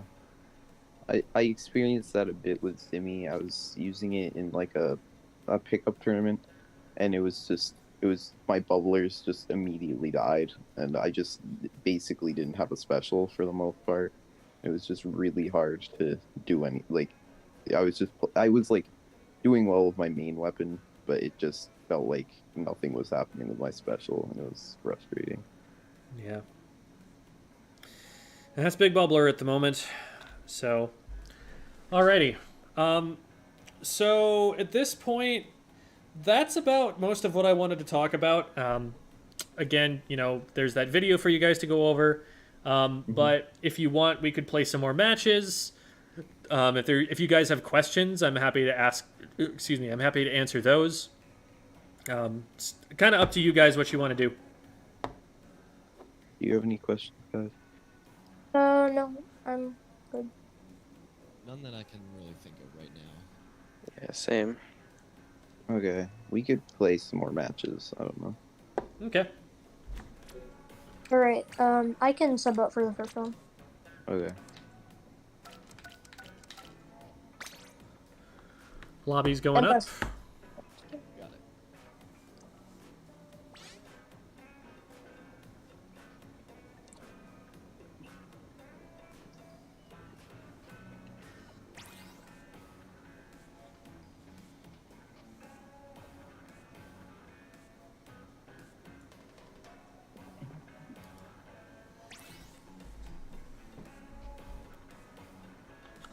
He's gonna forget about the cats. Ha!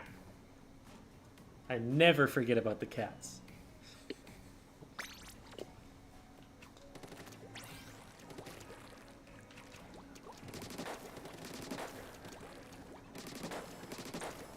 But we could just like run one blaster like we were talking about.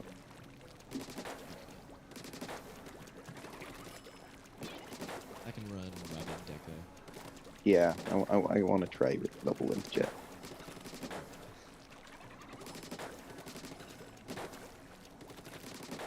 Okay, so what would help with double ancients? Keep. Yeah, that'll probably work. This is the Air Force comp.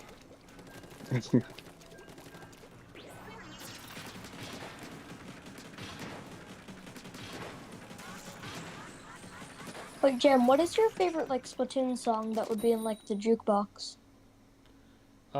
Something by Chirpy Chips. Maybe like Shelfie or Blitz It. Yeah, those are some good songs.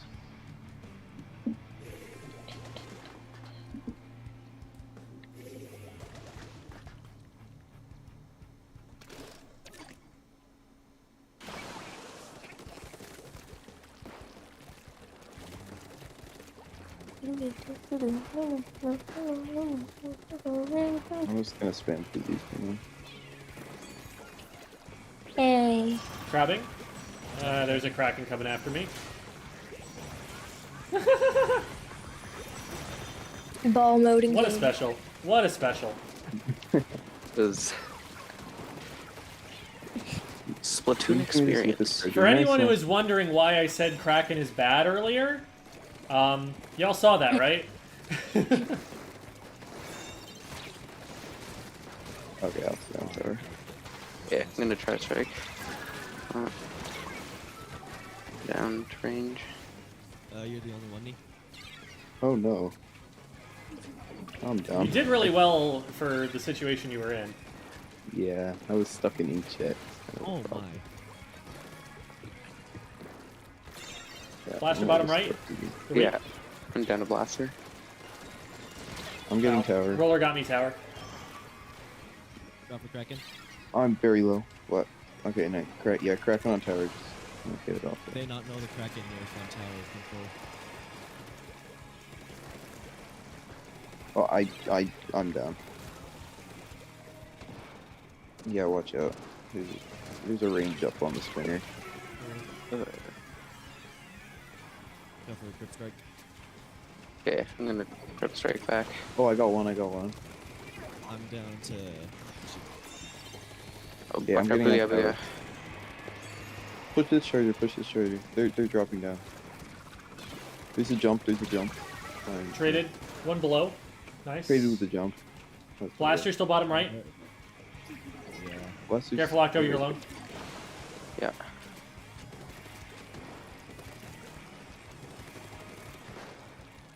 Blaster on Whoa, connection. Hello? Oh, Streamline? Oh. Uh-oh. Was that on my... That might have actually been on my end. Yeah, the stream yeah. just froze, and then the stream went blocked for a second. Oh, no. Are we back yet? Should be back soon. Got one.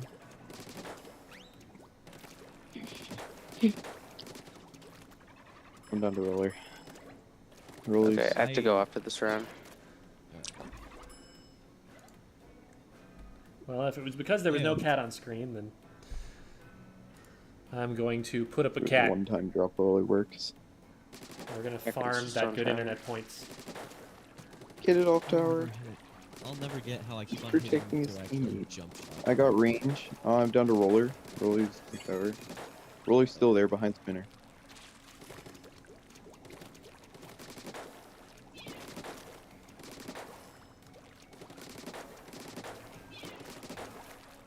Nice, nice. Got one down to machine in their right. Oh, I'm down to ZNF. They're still right mid.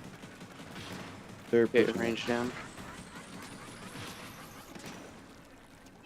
Whenever I have a DC, I always forget the other team doesn't have 3 people too. And then I'm like, oh, I killed. Crack Booyah Bomb. There's 3 down, but no. Oh, rolling Machine next to Control tower. They're base. really low, really low. Oh. Oh, I didn't know there was a range blaster there. yeah, we need to paint over flat. Watch out for Dizzy Bomb.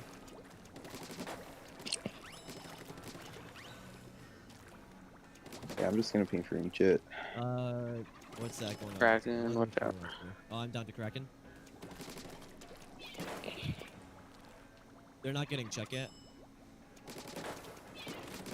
Watch out, it's behind you, knee. Yeah, there's a roller. Oh, range is getting this tower. They're pushing up. Sloshing machine. It's near Oh, tower. I didn't direct with that. There's still a roller there. That's a kill. Ah, That was that's an unfortunate. interesting game.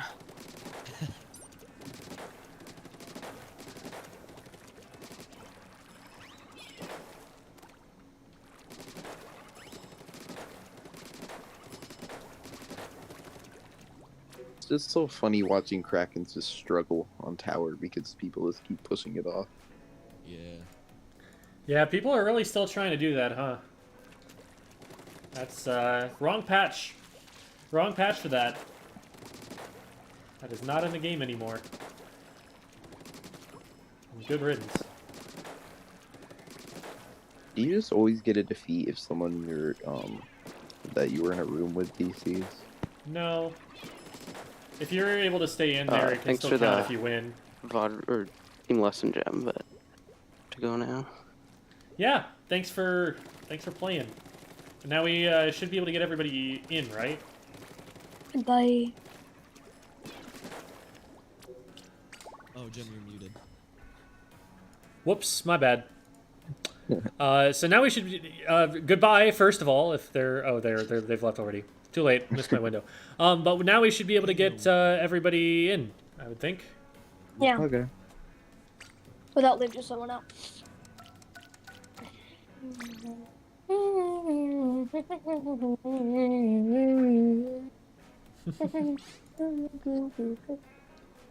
Singing Hey. for all the stream to hear.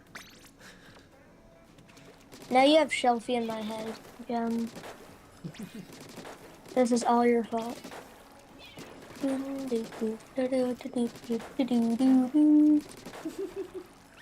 Might try Hydra. Shit.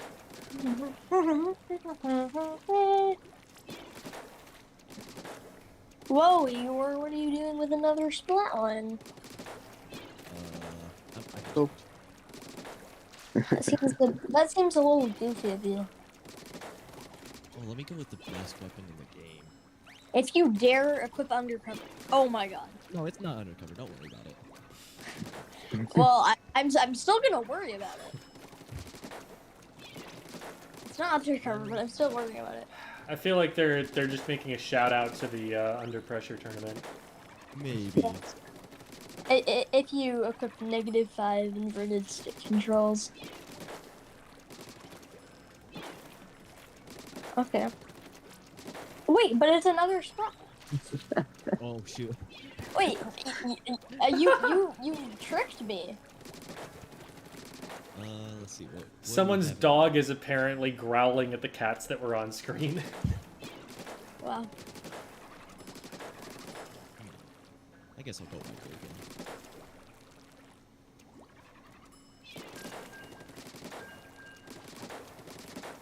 Dog breaks monitor because of Squid School stream. The next headline. The next headline. In every paper. On yeah. every site.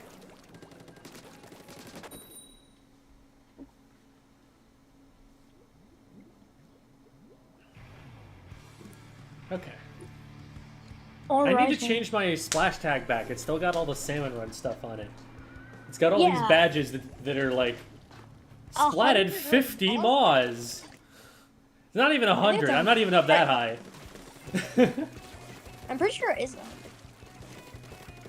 Oh, maybe it is. Alright, I'm pushing right ramp, covering. Close to crab. Targeted all forward missiles so you work and help. Flings push is you. left. Alright, they're all backing up. I'm just gonna take tower and then crab from there. Alright, Nice. got one with missiles somehow. Oh, they're all on left. They're all on left. Watch out on that jump me. Got Crouch one, roller. Nice. got one, nice, they're two down. Watch out, Slayer. They're rolling up behind you. There's a squeezer. I got the Nice. squeezer. No I one's got on the tower? There we go. Not on squeezer. tower. Can you stay on here, Slayer? Alright, I'm just painting. Watch out for. Careful, no one's watching left. Alright, I'm jumping back to the top. No, my inkjet's to Octobrush. Watch out, they're just under tower. Yeah, I Okay. got him. Alright, I'm down to Octopus Booyah. down. It's just you, Slayer. Yeah. Oh, Okay. what Yeah. are you talking about?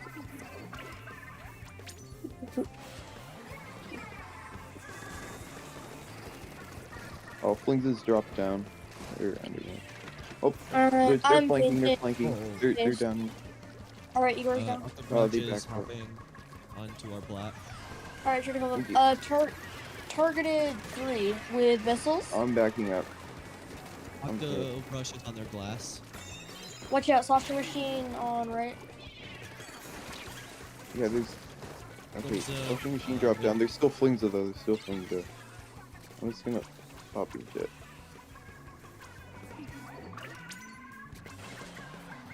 Got one. I'm down. Things are down, watch out, Squeezer. No, I'm dead to Squeezer. That's Squeezer. Nice. Watch out, Softer Machine behind you, Igor. Behind. Push mid, push mid. Painting up behind. Get this jump. Get this jump. Got it. I'll Painting. focus on it. Oh, I'm down the machine. They dropped out. Yep. Focus tower. They're jumping out. Machine jumped out.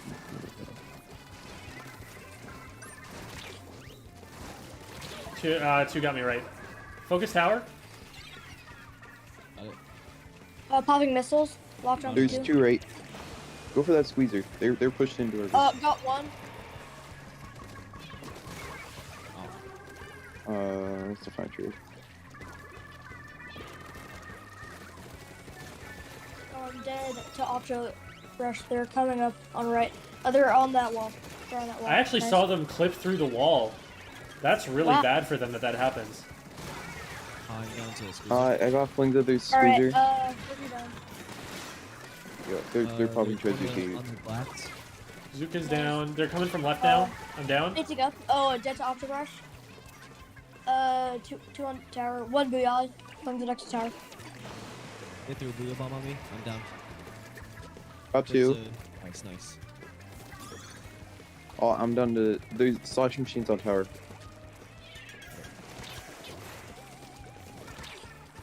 I think he's gonna get tower. Got Slashing Yeah, Machine, nice. but I am dead to Squeezer.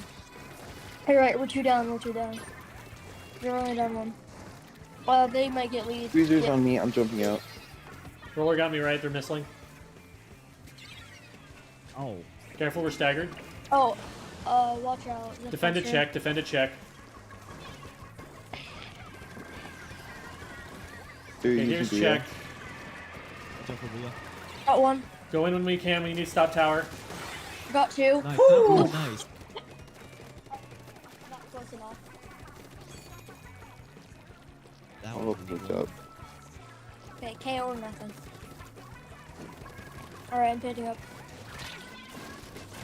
Popping shit. Ah, We're two down to There's the pick. Flingza. Popping missiles, targeted two. There's Octobrush right they're there. both. Oh. Yeah. Oh, okay. Oh, I got one with missiles at least. Nice. Oh, I forgot to run my build. Rush weak. Got him. Got him. Alright. Squeezer Oh, down. okay, That's two okay, down. I'm down the Flingza bomb. dropped I'm right. down Focus the- right. Focus Okay. right. Painting up. Get the tower. Flings up. They're still in our Go court. for Flingza. Go for Flingza. Dude. We gotta clear them out of their court, out of our court before we can go up into mid. Got it. Yeah, watch out. Octobrush is right. Do not drop down. Dead. There's a The zip caster.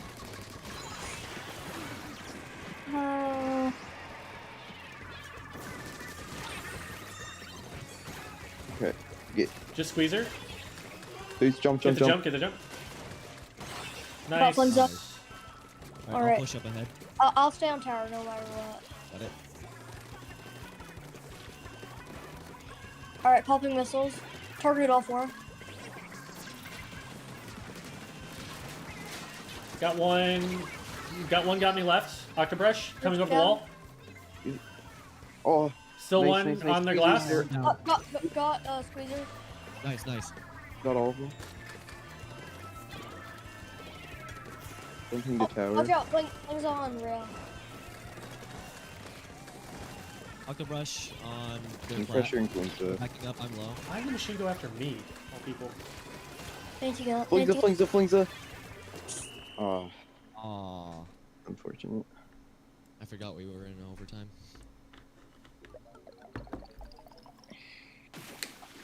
All right, here's the real contest. Who got more missiles? Oh, I did not try it out. I didn't have on my build that has my special charge. We'll see. Hey man, come on. I wasn't there.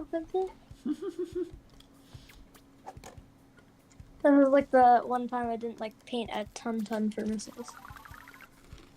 Let's see. Let's stick with this team and go for one more.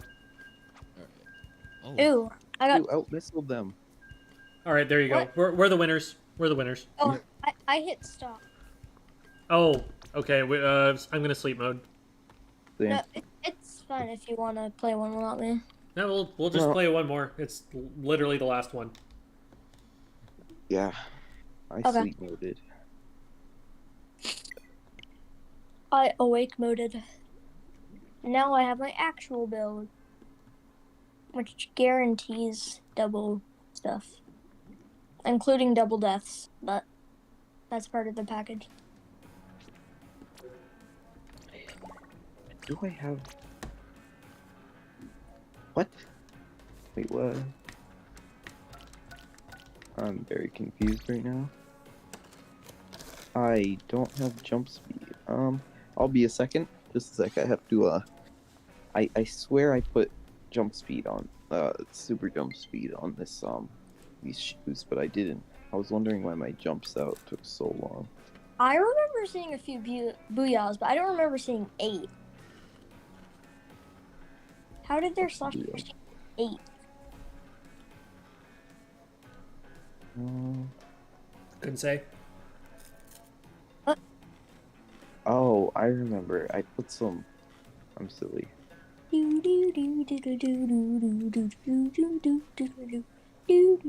Okay, I'll be a second. I'm just quickly. Shelfie.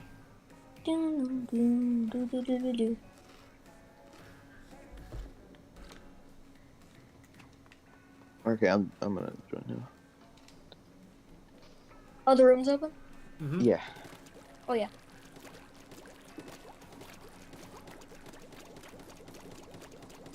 Oh, yeah, I just can't join because I'm those.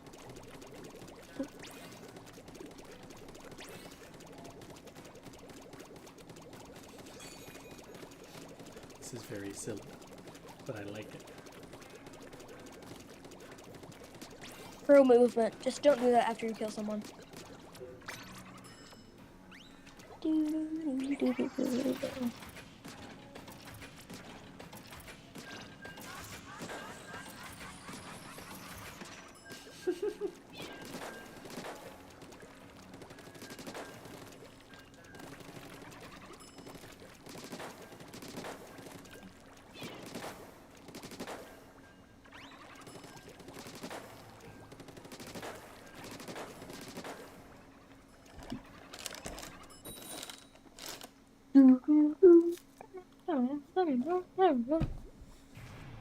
Alrighty.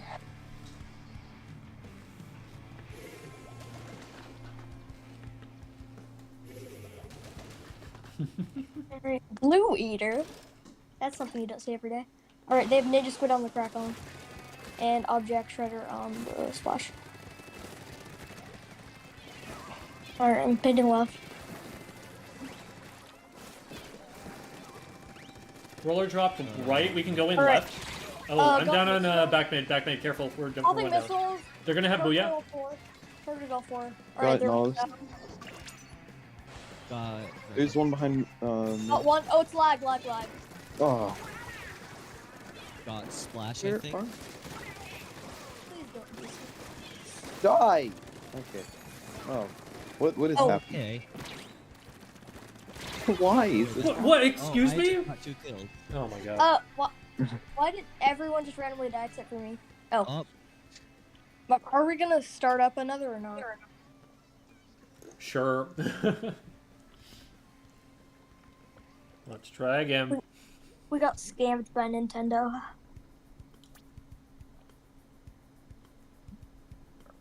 That was a silly match. I got an infinitely negative KD. Stick with the team. If wait, are we all still in? Yeah. I got the best KD. Let's go. There we go. With V carbon. I think it's just because you actually got a KD is how you like got it. I don't necessarily. I wouldn't Zero necessarily- divided by zero is difficult to find a ratio out of. I got an It's more of a infinitely- concept than it is an actual ratio. Well, yeah. Nothing can't go into nothing. Then you just get nothing no matter what you do with nothing. So the answer is 0, I guess, because it represents nothing. But it's just an odd thing to think about. It's infinity over negative infinity. Yes. Uncountable infinity. Alright. That would be- Alright, Okay. I'm piece of power with me on the right. Anyone? Anybody? Come on, I'm help out. reporting to Fizzy Cam right now. Alright, popping tentas, target, Jump for target. Zekofin. Got one. We've got control of their plat. I'm getting on tower. Grabbing. One One behind. behind me. One behind me. There's a T-Tech trying to flank me. I'm gonna just. Nice. There's one underneath me. Oh, They there's. have their feet painted. They're using tri-strike. They're completely. I'm I covering hit up him the once. I'm trophy. down. Zekofin. They're coming up left glass. Covering Left up. glass. Left glass. Nice. Targeted 2. Alright, I'm coming back. Just checking a couple curlings. Best sub in the game. Trey with apples. 3v3. I'm close to crab. Oh, I'm trying to get that Ted- before. Oh, I'm down to charger left. I'm That's back his now. EF. Two on left, two on left, two on last left. one. Two on left. Yo, back up, back up, back up. You're the only one. Oh, what was that jump? Just gonna pressure tower. Got one. Popping for missiles, popping There's missiles, 2 left. targeted Charger 3. and Rapid. If we get in, we can go for it. When the Push- missiles push go them. out, we want everyone to be pushing up with them. Alright, Tristan. Alright, Behind. Apples. I'm I thinking. got one. What? Dapple's still mid. They dropped left. In court. I'm out of ink. Alright, I'm gonna paint you. Thank you. Rapid Got 'em. Pro's right. Get them. Nice. Nice. Charger on the left. They've been there the whole game. Get this two hit. Ugh. They're hopping down. Pop missiles on Charger. Alright, Deji Charger. There's a beacon on right too. Got the G-Tech. That would actually be a First. really good inkjet target on the left, if you ever have it. Traded. They have beacons over there on right plat. Popping missiles. Apples. Targeted 3, they're all right. Okay, I've got them off of right plat. Crabbing. I'm getting up on tower. There's one left. You get port. Apples. They went down. They dropped down. One got me on my underneath tower. own. Underneath tower. They're striking. Charger on right. I'm down to Dapple Dooley. Painting up the 2v3. chest right. Popping missiles. Three with Lock- apples. Oh, Watch it's... Alright.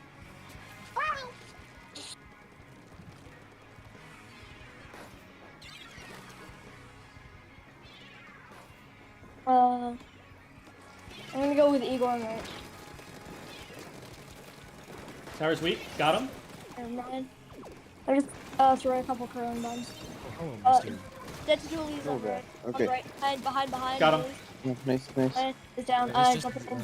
Then. Zeko Arvin. Alright, jump to knee. Oh. Okay. I'm good. Get Where's this the person. charger? Check left. Net got him. Dooley's right. Get him. Nice. Very nice. Yeah. Charger got me from left. I'm getting on tower. Alright, jumping help? back. Charger still Need top help left. with the charger. Just you. Popping Go for missiles. points. Yeah. Targeted all 4. Not the time, because nobody's there to follow up. Only use those when there's someone who can take the fight on the players who are missiled. Yeah, my bad. Crabbing mid. Watch out. Got one. Nice. F left. DF left. I'm getting struck. One on right. Dooley's. They got me. Right glass. Got Oh, dual. stuff, good Rapid's stuff. low. They have a beacon top left. We don't have to push if we don't have advantage. Yeah, Alright. I'm coming back. There's one in mid on tower. They're weak. Get tower. They're slow. Nice. Nice. I got him. I've got Dapples. Traded Dapples. No, dead to ZF. You're the last one. Need back up a bit. We need clear jumps. Alright, thanks. These jumps should be fine for me. Oh, they vacuum tower. Okay, we're gonna have to get this before 52, so that's pretty Dead soon. to Dapples. Dapples bottom left. That was mine. Oh, I shouldn't have gotten that close to him. I'm down. Got Okay, good job Dapples. getting the tower back up. That's actually Oh, it's huge. That just gives us so much time. Maybe not. We need to stop tower now. Oh, Tower. yeah. Aw. Got one. Get on tower. Just the that the white? ZNF. Where's the ZNF? They're below. Got him. Okay, they're jumping in. I'm gonna get the jump. You stay. Alright. Alright, jump in. Don't go off tower. Oh, mid. Do not get off tower. Alright, I'm just painting. Oh, I'm fudge. down. No, Oh, wait, he's hop down. on Get on hop tower, get on hop tower. I'm on tower. No, I'm dead to. Oh. No, they're getting on tower. Oh. Yeah, I screwed up and fell down. That's my bad. It's okay. Yeah, I fell down too. It was just hard to get out of that ZF line of sight line when we had to get on tower. Yeah. I tried to pressure charger and then I fell down. And then it was just very Yeah. difficult. I had a crab and I was on like the corner between the two.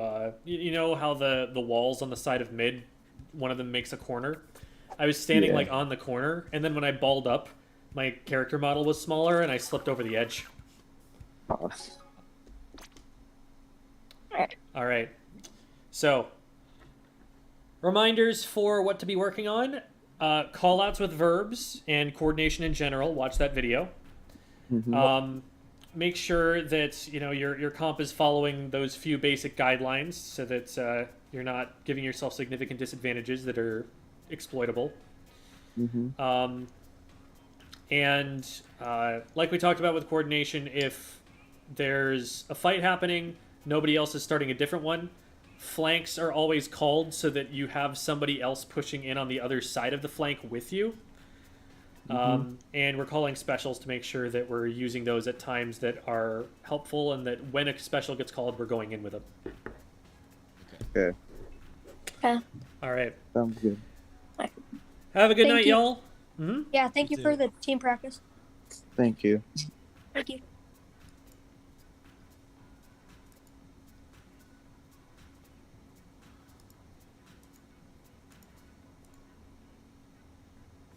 Alrighty. Jim is a chess player leaked. What? When did that come out? I mean, I do play chess, but I don't know when I ever talked about it.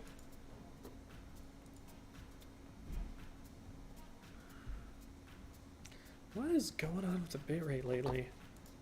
I just occasionally drop frames.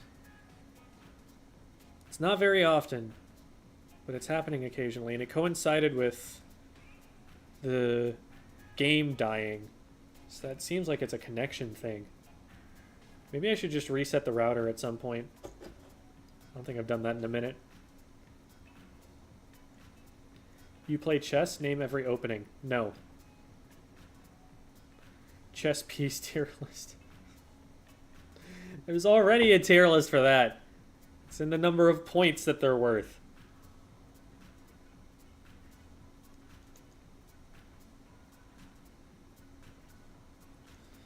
Is it network or rendering? There's a stats menu in OBS.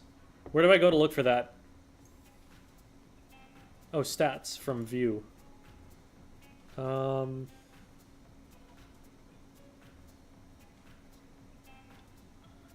Frames missed due to rendering lag. Okay, that there have been, it says there have been 8 frames that have been missed. So why does it say that there are 2,500 on the other spot? So there are 8 frames missed due to rendering lag, 0 frames skipped due to encoding lag. But that's 8 out of literally 1.2 million. So that's not significant. So it's got to be coming from network.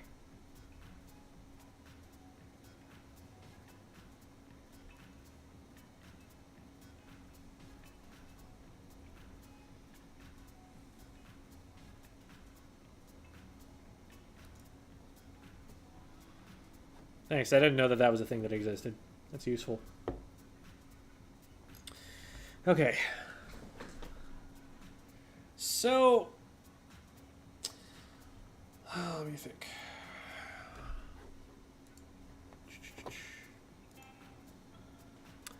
I think what I'll do at this point is close the stream down and get working on chopping up the tier list and getting that put up onto YouTube. So let's go and raid over to Devi. Devi's streaming on Twitch right now. I'm going to type Devi's stream link into the chat so that YouTube viewers can follow along if they'd like. Actually, no, you're required to follow along. I have made these rules now. So there's that link. And for more links that you can click on, here are some. They are cool. They are things that I do. So you can go and click on that, and then you'll find me. More of me, to be clear. Okay. And I've been told that the raid always goes before I actually click raid now. So bye, everybody!